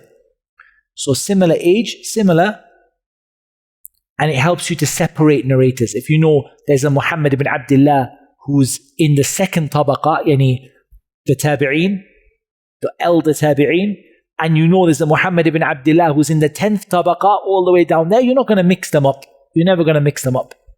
The second thing is to know where they were, when they were born, to know when they died, to know the cities that they came from, and to know what the scholars said about them in praise, ta'adil, or criticism, tajrih, yani jarh wa ta'adil, or jahala, that they were unknown. Because jahala isn't criticism, it's just like we don't know who he is. So three situations: jarh, criticism; ta'adil, praise; or jahala, we don't know. As for the levels of jarh, the worst thing that can be said about a narrator is akdhabun nas, the biggest liar of all the people. Or similar wordings. Followed by Dajjal. It's bad if someone says about someone Dajjal. He's a Dajjal. Or Wadda' or Kadhab. Wadda', fabricator, Kadhab, severe liar. The least level of jarh, the easiest, the one that's closest to being reliable, is something like layyin. It's a little bit soft, little bit shaky. Or sayyi'ul hifz, he didn't have a great memory. Or fihi adna maqal, he's got a little bit of criticism about him, something small. As for at-ta'dil, the highest is also on the pattern af'al, like awthaqun nas, he was the most reliable of all the people. Followed by double adjectives, thiqatun thiqa, or thiqatun thabt, thiqatun hafiz, double adjectives. The least level of ta'dil is you feel like it's almost weak. Like he says, Shaykh. If you couldn't give him something like thiqa, he's got good memory, just said Shaykh. He was a Shaykh. It doesn't give you in hadith, Shaykh is the least amount of praise you can give. Because you're not saying memory, you're not saying about his own, you just like, yeah, he's one of the narrators. Who do we accept at-ta'dil from? Ta'dil and tazkiyah are the same. From someone who knows the science of what deserves to be praised and what doesn't. Even if it's only one imam. We'll accept one imam as long as that is a proper imam who knows what it means to praise a narrator. As for al-jarh, we give it precedence over ta'dil if he gives the explanation why. Now here, this is not a qa'idah which is absolute. So I want you to note that down. Neither is absolute in jarh nor in tabdi'. Declaring people to be innovators, it's not an absolute. The al-jarh al-mufassal muqaddamun ala al-ta'dil. It's not absolute. Anyone who says absolute didn't study al-jarh al-ta'dil. It's not absolute. Generally, if we have someone who explained the reason why he doesn't like a narrator, and someone else just said thiqa, we generally prefer the reason over the one who just said, yeah, he's reliable. Because the one who gave a reason has ziyadatu ilm. Right? The one who gave a reason actually knows more than the one who just said, yeah, he's reliable. But sometimes there are reasons why al-jarh al-mufassal, you look at it and you feel that the jarh is not based on a solid foundation, or it's jarh aqran, people who are together in the same level. And there's reasons why you don't accept it. It's not universal that every time someone brings you jarh with details, that always means that it beats the one that gives you general. For even in the issue of bid'ah, someone says he's on the sunnah. Someone says, no, he's on bid'ah because 1, 2, 3, 4, 5. Generally, the one who says because will get precedence because he's given you a reason, whereas the one who said he's on the sunnah didn't give you anything. But it's not always the case, especially if you look at the reason and the reason doesn't convince you, or it appears that it's jarh aqran, people, contemporaries, classmates having a go at each other and things like that. There's reasons why. So it's a general rule, but it's not an absolute rule. If there's no ta'dil for the narrator, there's nothing good, but someone said da'if, do we accept it even if it doesn't have a reason? Or someone said la tuktab hadithuhu, or la yuktab, it said la yuktab hadithuhu, don't write his hadith. Do we accept it? The stronger view is yes, we do. We accept it if there's no ta'dil. But if one person said thiqa and one person said da'if, now what we're going to do? Balance. That's why same thing, even the issue of tabdi', which I keep, it's important one sheikh said mubtadi', the other sheikh said min ahl al-sunnah. You can't just now say one over the other. Now you have to look at why. What's the reason? Who knew? What did he say? You can't just Now if you have jarh and ta'deel both in a narrator, now you have to balance it, you have to look at it. قال رحمه الله: ومعرفة كن المسمين وأسماء المكنين ومن اسمه كنيته ومن كثرت كناه أو نعوته ومن وافقت كنيته اسم أبيه ومن وافقت كنيته اسم أبيه أو بالعكس أو كنيته كنية زوجته ومن نسب إلى غير أبيه أو إلى غير ما يسبق إلى الفهم ومن اتفق اسمه واسم أبيه وجده أو واسم شيخه وشيخ شيخه فصاعدا ومن اتفق اسم شيخه والراوي عنه. So here you need to know people's names and kunya. Kunya, you know, is Abu or right? Like Abu Abdurrahman, Abdullah. You need to know people. Obviously, if you want to be in the science of Hadith, the main thing you need to know is you need to know people's names. So you need to know the person whose name was actually a kunya. For example, someone who's called, let's say, Abu Bakr, but he doesn't actually have a name. Abu Bakr had a name, Abu Bakr radiallahu anhu. Like somebody is called Abu Bakr, but he doesn't have a name. His name is Abu Bakr, like that. Likewise, who has lots of kunyas. He's called Abu Muhammad and Abu Abdullah and Abu Yusuf and Abu Aisha and Abu Maryam, but it's the same person. You need to know that. Or someone who has lots of descriptions. So he might be called Ash-Shami, or he might be called by the Damashqi, or he might be called a Samman because he used to sell butter and oil, and it's the same person. Or the one who's got the same kunya as his father, the kunya is the name of his father, like Abu Muhammad, Abdullah ibn Muhammad. Yeah? Like Abu Khalid, like for example, Abu Khalid, Ali ibn Khalid. Yeah? The kunya is the same as his dad's name. But here, you need to know about it. You can't mix them up so you don't think it's wrong, you don't think it's not memorized properly. And likewise the opposite. You have the opposite situation. And his father's kunya is like his name, for example. You get mixed combinations. Or the one who the kunya of him and his wife are the same, like Abu Salama and Salama. They have the same kunya, Abu Salama and Salama, but it's not necessarily required. The Prophet ﷺ was Abu Qasim and Aisha was Abdullah. So you need to know about this. The one who has an attribution which is not his father. For example, to give an example, someone who's attributed to his mother. Yes, someone who's attributed to his mother or to his auntie or to his uncle. It's not his father the name that he's attributed to is not his father.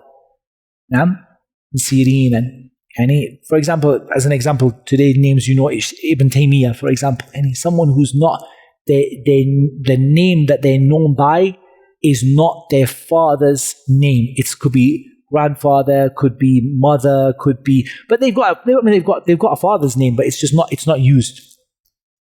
Wahab ibn Munabbih, they said, from that example. Or he's got a name that you don't easily understand. I mean, there are things, for example, jobs people are described with, and you're not clear what does that mean? You don't really understand. So, or the name is very strange to pronounce or something. You need to know that. Those who have the same name as their father and their grandfather could have it. Muhammad, the son of Muhammad, the son of Muhammad.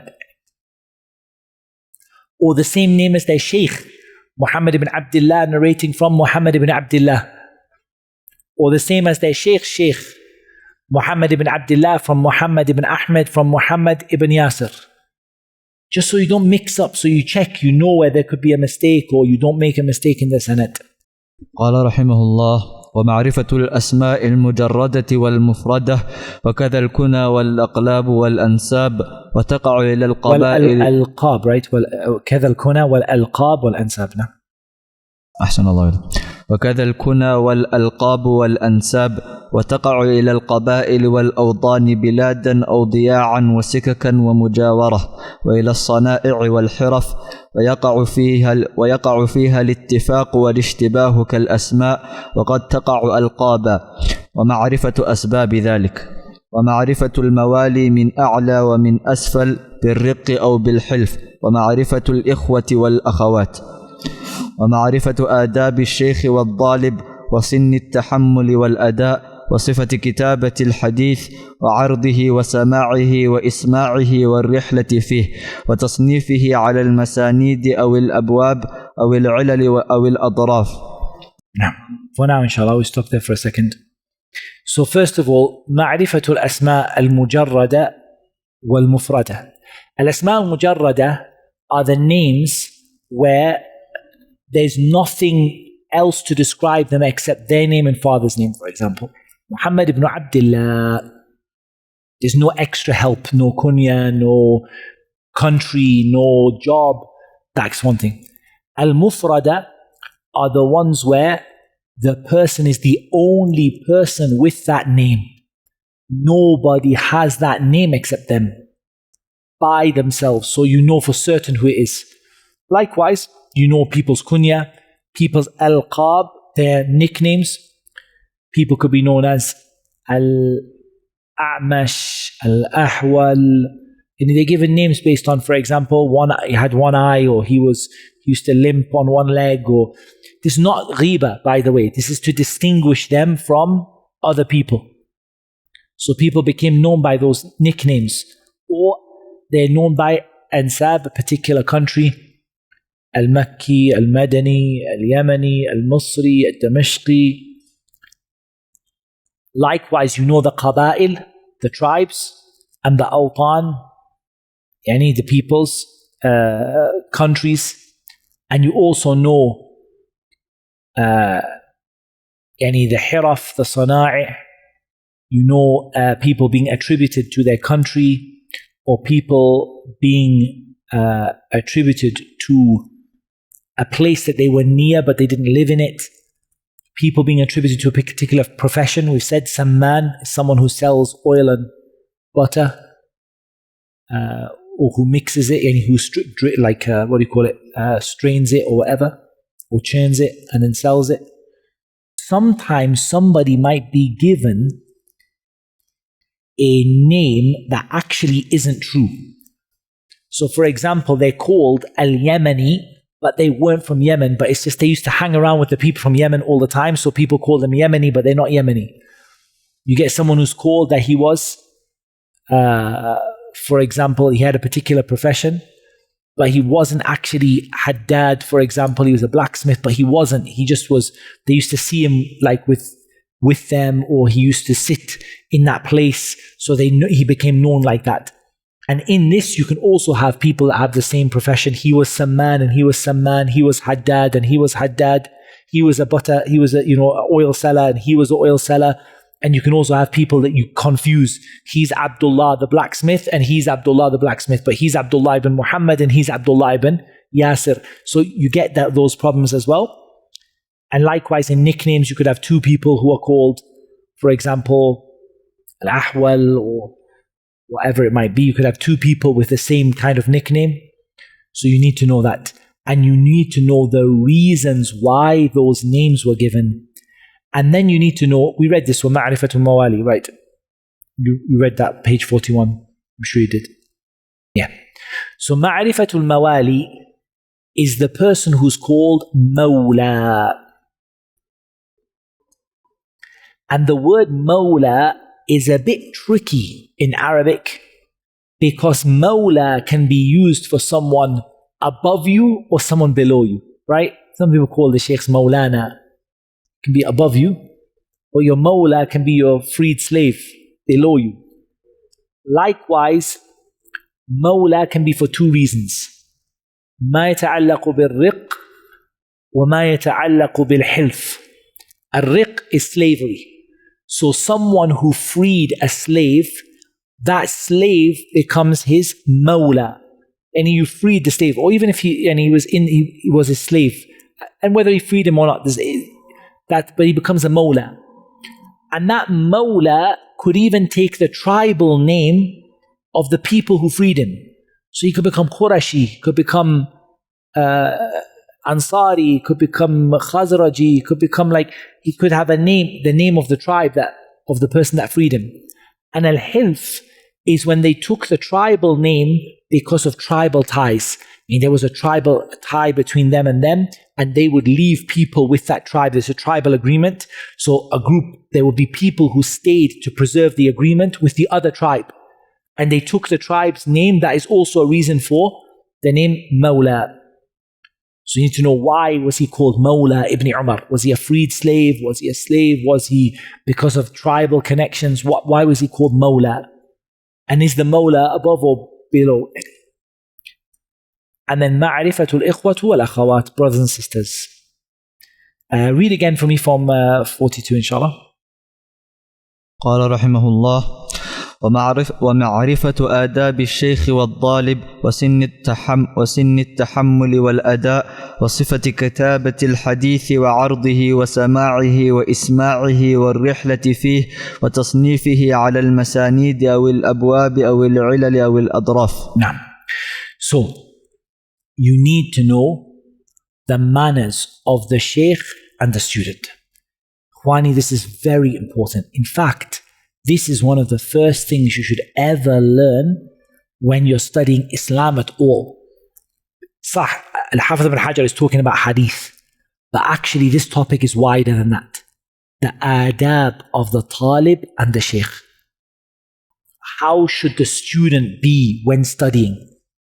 How should they sit? How should they write? How should they listen? What book should they study? Who do they go to first? What are the conditions for attending? This is critical knowledge. From it came the books of how to be a talib ilm. Books like Ta'zeem al-Ilm we have now, and books like Hilyatul Talib al-Ilm. Those are the two I would advise you start with. They're not on hadith, like to be a talib ilm, to be a student of knowledge. What condition, what behavior, what manners and etiquettes you have to have. The book Ta'zeem al-Ilm by Sheikh Salih al-Usaymi and the book Hilyatul Talib al-Ilm by Sheikh Bakr Abu Zayd. These books were originally taken from books written on the science of hadith. How should the student of hadith be with the teacher, and how should the teacher be with the student? And then it became more general than that on the topic of seeking knowledge and students of fiqh and everything. But from the beginning it became the scholars of hadith, they wrote, how should the students be? People used to come to Imam Ahmad, they don't want to learn hadith. They want to learn how to be a student, how to sit, how to write, how to ask questions. How does the sheikh speak? How does the sheikh be when he gets angry? How is he when... They learned from him. And this was before more people learned manners from Imam Ahmad than they learned hadith. More people in the gathering came to learn manners and etiquettes than they did to hadith. Very important. Sin at-tahammul wal-ada'. At what age can a child take hadith, and at what age can a child give hadith? We said you can take hadith as soon as you understand what you're saying, like you understand what's being said to you. We call it tamiz. Could be 5 years old, 7 years old, 6 years. The scholars say 7, almost every child, unless they have a developmental problem. At 7 years old, the child will be mumayyiz, unless they have a developmental problem. But it could be earlier, later. At what age does a child understand what you say? You know, you say to a 3-year-old child, قال رسول الله صلى الله عليه وسلم. Now, they might copy something from you, but they don't understand what you're saying. Like you say to a 7-year-old, the Prophet ﷺ said, give him a hadith. لا تحقرن من المعروف شيئا ولو أن تلقى أخاك بوجه طلق. They understand it, and they can take it, and then when they're older, reach puberty, they can narrate it. Same thing regarding kufr and Islam and all of that which we spoke about. How do you write hadith? That's the next point. Yeah, there's things. One of the things I see from the students today, we're not living in the time of writing hadith, but I see, is people write SAW instead of sallallahu alayhi wasallam, and this is not permitted. It's not allowed. It's terrible manners with the Prophet ﷺ. SW, SAW. And people write messages now, SLMWB, HMD, like it's just codes, like Not like that. Hadith, if you can't write sallallahu alayhi wasallam in the majlis, leave a space, go back to your house and write sallallahu alayhi wasallam when the Prophet's name is mentioned. How do you do ard? Ard is very important. How do you check what you've written? So now you've all written a hadith. So you wrote a hadith from me. Some of you written it wrong. Some of you misspelled it. Some of you wrote the wrong sahabi. How do you check it? How do you make sure that this hadith is as it was? There's a way you present it. Can you present it with your copy being read to the sheikh? What about if another student has already got a copy that's checked and he reads it to the sheikh and you check your copy against his copy? There's ways of doing it. Sama', how do you hear a hadith from the teacher? Al-isma', how do you tell a hadith? Al-rihlatu fi talab al-hadith, all of the journeys the great scholars made to get hadith. They went from one side of the world to the other. Why? Why is it important to do a rihla fi talab al-ilm? Kwani, sahih. People, and again, I'm going to go out of hadith here just for the benefit and talk about generally seeking knowledge. The way of the Salaf in seeking knowledge is, first of all, that you take advantage of your local area. So those of you from Nairobi, you take advantage of Nairobi. You don't go across the other side of the world. You stay in Nairobi and you take what you can take. Mashayikh of Qur'an, mashayikh of Hadith, up to what you can take. Some places you can take a lot. Like if you live in Medina, you'll be there for a long time. Like in Nairobi, there's going to be an amount you can take. When you finished it in Nairobi, where do you go? Do you go like straight to China? No, you don't. The next thing you do is you look at Al-Mudun, Al-Mujawara, you look at the nearby cities, or you look at the even nearby country, somewhere not too far. You go maybe up. Some mashayikh came from Somalia, from somewhere up close to the borders and whatever. And you go and you go to that place and you take knowledge from them until you're full. And then you go slowly, and then you start a rihla. But the rihla has to be there because ultimately you will only get to where your teacher got to or less, right? But if you now go and travel, you can get al-isnad al-ali, you can jump over your teacher to go to his teacher.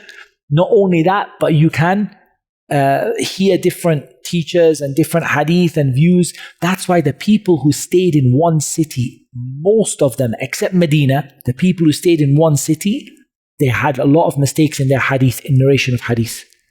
Because they didn't get a chance to go out and hear a hadith from here. Even in fiqh, they had big mistakes. Big mistakes, because they never left. They never actually went and heard the hadith and the fiqh opinions and the things from different places. So you go from place to place. It's not necessary, ikhwani, and it's a mistake to think that you need to go to, for example, I can't be a student of knowledge unless I go to Medina or unless I get accepted to an Islamic university. Ikhwani, knowledge is not like that. I'll tell you, wallahi lil fa'ida. It's not the topic here, but it's for benefit, inshallah. What you need to have is a study plan. A personal study plan, a personal study journal. This is my path to knowledge. Don't use the word scholar. Scholar is wasfun, يعني غير منضبط إلى حد ما. It's not very precise. يعني I get there, don't get there. It's a person of knowledge. This is what a person of knowledge looks like. From the time of the Sahaba until now. Like, what did they do to be a person of knowledge? Not just etiquettes and manners, but what books, what sciences and so on. Tabi'een, the generations, until today. You don't find the same books, of course, because books became famous at certain times. But what you do find is the same methodology, the same system. And you write down for yourself your pathway. If you want to start off, you can get the prospectus from AMAU prospectus, and just follow it to start with. You don't need to be a student or anything. You can just type in prospectus on Google, AMAU, and you'll get the prospectus and you can follow it. Book 1, book 2, book 3, book 4, book 5, book 6. Off you go. You might find it, some of it in an Islamic university, some of it locally, some of it abroad, some of it the sheikh came to you, some of it you went to the sheikh, until you gathered all of those. that pathways, all of those books, one by one by one. And you did some ijazat, ikhtibarat, exams. Some of them were formal exams, some of them were informal exams, some of them were ijazat, some of them like that. And then he said, you need to know how hadith were categorized into masanid. So masanid is the plural of musnad, and the musnad is a book of hadith that is ordered by the sahabi, usually, who narrated it, and the person who narrated it is a musnad. So all the hadith of Aisha are in one place, and all the hadith of Umar are in one place, and all the hadith of Abdullah ibn Umar are in one place, and all the hadith of Ibn Abbas are in one place, and all the hadith of Abi Hurairah are in one place. Every author has their own way of ordering it. Do they put the 10 promised paradise? Do they put alphabetical order? Do they put first name, last name? Do they do true alphabetical order, or they just do rough alphabetical? Everyone has their own way, but it's gathered by the sahabi who narrated the hadith, or the person who narrated the hadith. As for al-abwab, this means it's ordered according to the topics, the famous topics of fiqh. Every madhab is slightly different, but generally speaking, you expect to find tahara, purification, then you expect to find salah, then you expect to find zakah, you expect to find fasting, you expect a certain order of topics. Within tahara, usually the first topic is types of water, and you expect the same order as you would expect in a book of fiqh. The same order you'd expect in a book of fiqh, the hadith are ordered like that. It's called murattaba ala al-abwab. They're on the top fiqh by fiqh topic. Or al-ilal, and these hadith have ilal in them. Any hidden defects, which are the hadiths are chosen for that. Or al-atraf. Al-atraf, alhamdulillah, where the hadith is brought according to the opening sentence, for example. All the ones that open in a similar way, that the beginning of the hadith is ordered like that. There's a lot to say about that. There's a lot of examples, but just generally speaking, inshallah ta'ala. قال رحمه الله: ومعرفة سبب الحديث، وقد صنف فيه بعض شيوخ القاضي أبي يعلى بن الفراء، وصنفوا في غالب هذه الأنواع، وهي نقل محض ظاهرة التعريف مستغنية عن التمثيل، فلتراجع لها مبسوطتها، والله الموفق والهادي لا إله إلا هو. So he says, معرفة سبب الحديث. You need to know what was the reason why. Again, in the Khatimah, he's not giving you any answers. He's not actually going into detail much. He's just giving you like things you should try to learn afterwards, right? Like when now you've learned Nukhbat Al-Fikr, try to pay attention to the sabab of the hadith. Why did the Prophet say it? Did he say it for a particular story, a particular sahabi, something that happened? And he said some of the shuyukh of Al-Qadi Abi Ya'la wrote about it, and they also wrote about the other types. He said, وَهِيَ نَقْلٌ مَحْضٌ ظَاهِرَةُ التَّعْرِيفِ مُسْتَغْنِيَةٌ عَنِ التَّمْثِيلِ. He said, I only just bring you these types. You know, all the things he's mentioned about the issue of al-kuna, wal-alqab, wal-ansab, and all of that, the names and the lineages. He said, I'm just bringing you things for you to remember. It's clear what I mean. When I say someone's name, you don't say, what's a name? Can you give me an example of a name? I'm sorry, what's a name? Give me an example of a name. You don't need to do that. You don't need examples of it. If I say you need to know people's names, everybody understands. So go back to those books when you have time and look at them. Look at the books of Al-Mukhtalif, and the issues of Al-Asma wal-Kuna, the issues of Al-Jarh wal-Ta'dil, the issues of Al-Alqab, people's nicknames, the issues of all the things that Al-Hafiz ibn Hajar mentions, Al-Mu'talif, Al-Mukhtalif, Al-Muttafiq, Al-Mu'talif wal-Mukhtalif, Al-Muttafiq wal-Muftariq, which he obviously mentioned. He gave those details. But in the Khatimah, the ones he mentioned, knowing people's names, knowing people's fathers' names, knowing where they came from, those who have the same name as their grandfather, It doesn't need examples, right? That's what Hafiz ibn Hajar is saying. I don't need to give you examples for it, but you should get, when you get time, go back to look at those things. And then he concluded by saying, Allah is the one who gives success and He is the guide. There is no God worthy of worship but Him. Ikhwani, akhwati al-kiram. This was obviously a fairly brief explanation of Nukhbat Al-Fikr. We didn't go into Nuzhat al-Nadar properly. We definitely didn't do Fath al-Mughith or something. We just did a really kind of an overview. But when I looked at most people, most of you had not studied Mustalah al-Hadith before, and even less of you had studied Nukhbat Al-Fikr before. So those who studied it before, it's a bit of revision for you. If you see that I said something different to what your teacher said, just underline and circle it and then go back to it. Perhaps I made a mistake or sabq lisan happens, right? You just sometimes say something you don't mean. But or otherwise, look at what was said. Appreciate, even if you don't go on to study more mustalah, appreciate what the scholars of hadith did. Appreciate the efforts of the ulama of hadith. How much they went to, how much effort they made, how much hard work those ulama did. Appreciate it. Appreciate that when someone comes to you and says, the sunnah is not preserved, the sunnah wasn't written until 250 years after the hijrah, you can say to him, you don't know what you're talking about. I know, I studied ilm al-hadith, the sunnah is preserved. 10 times preserved. I have no doubt about it. We spoke about some of the masail aqadiyya, the aqidah issues, like Rad Khabar Wahid, refusing the singular narrations. And generally speaking, the last part of the book that we did quickly, I think we were not too bad. We were not too fast. We maybe missed a few examples and a couple of book names, but we were not like super fast that we didn't understand or we were just going through it really quickly.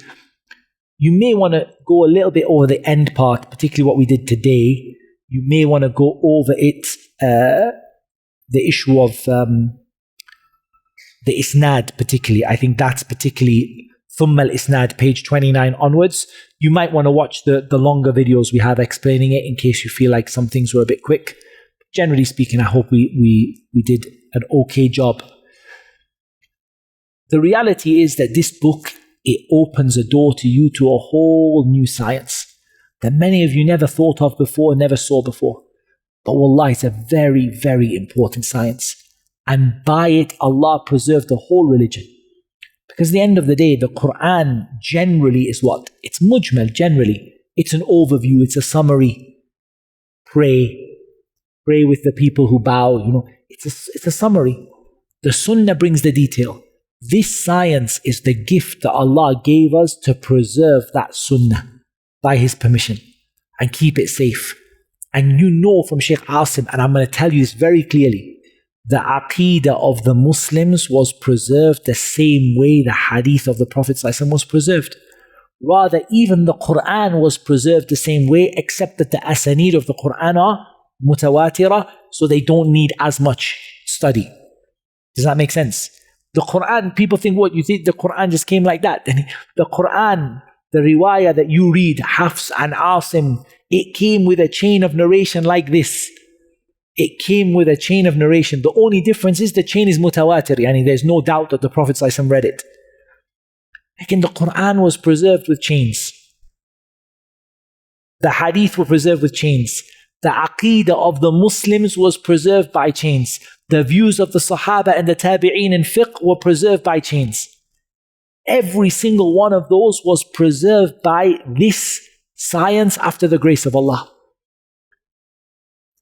Even if it is just knowing that it's mutawatir, alhamdulillah, like the Qur'an.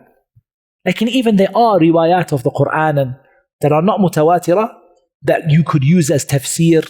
The same thing, tafsir, where do you think tafsir comes from? Tafsir comes from my dreams. Tafsir comes from the same things. The tafsir is reported with a chain of narration. Open Ibn Jarir al-Tabari, it's reported, haddathani wa akhbarani wa... It's narrated with chains of narration. Ibn Kathir. All of this deen is preserved like that. So appreciate it, learn as much as you can, No doubt not everyone wants to be an expert, but learn enough that you can protect the Sunnah bi-idhnillahi ta'ala, and you can defend against the people who say to you it's not safe and it's not preserved, and you can answer them well. And apart from that, just have enough knowledge that you feel you're not unaware of it. You don't look at an isnad and say, what's an isnad? You have an idea what to look for. But this science, if you want to excel in it, you need to give your whole life. That's reality.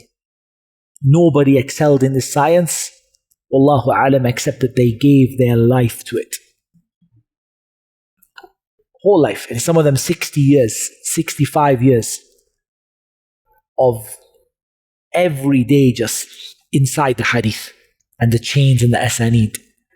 A person does what is easy for them, as much as they can do, as much as Allah makes easy for them. We ask Allah subhanahu wa ta'ala to teach us what will benefit us, to benefit us with what He teaches us. We ask Allah Azza wa Jal to increase us in knowledge, to give us the ability to act upon it. We ask Allah subhanahu wa ta'ala, Allahumma salli ala Muhammadin wa ala ali Muhammad kama sallayta ala Ibrahim wa ala ali Ibrahim إنك حميد مجيد وبارك على محمد وعلى آل محمد كما باركت على إبراهيم وعلى آل إبراهيم إنك حميد مجيد. Ikhwani, if there was no virtue for the science of hadith apart from the fact that you give salat and salam upon the Prophet ﷺ all day, it would be enough of a reason to study it. If there was no virtue for the science of hadith, nothing in it except that you constantly say sallallahu alayhi wasallam, it would be worth it. Ikhwani, I'm going to make sure that the Slido is still open. I don't know if I have to play about with it to make it open again, because it does have a time limit. All your questions, I will try to answer them on a video. If they're for Sheikh Asim, I'll try to get Sheikh Asim to answer them if I can. We'll pass them around. I don't have time for them now. It's Adhan time. And after the Adhan is a very special program. Don't go anywhere, inshallah ta'ala. We're going to conclude, and Sheikh Asim is going to do something special. Bi-idhnillahi ta'ala. And apart from that, inshallah ta'ala, I will take your questions on the Slido until I think it's open till the end of today, as far as I can see. It's going to be open until the end of today, and I will do my very best to get those questions to the right people, especially the sisters who didn't get a chance to ask. هذا والله أعلم والصلاة والسلام على نبينا محمد وعلى آله وصحبه أجمعين.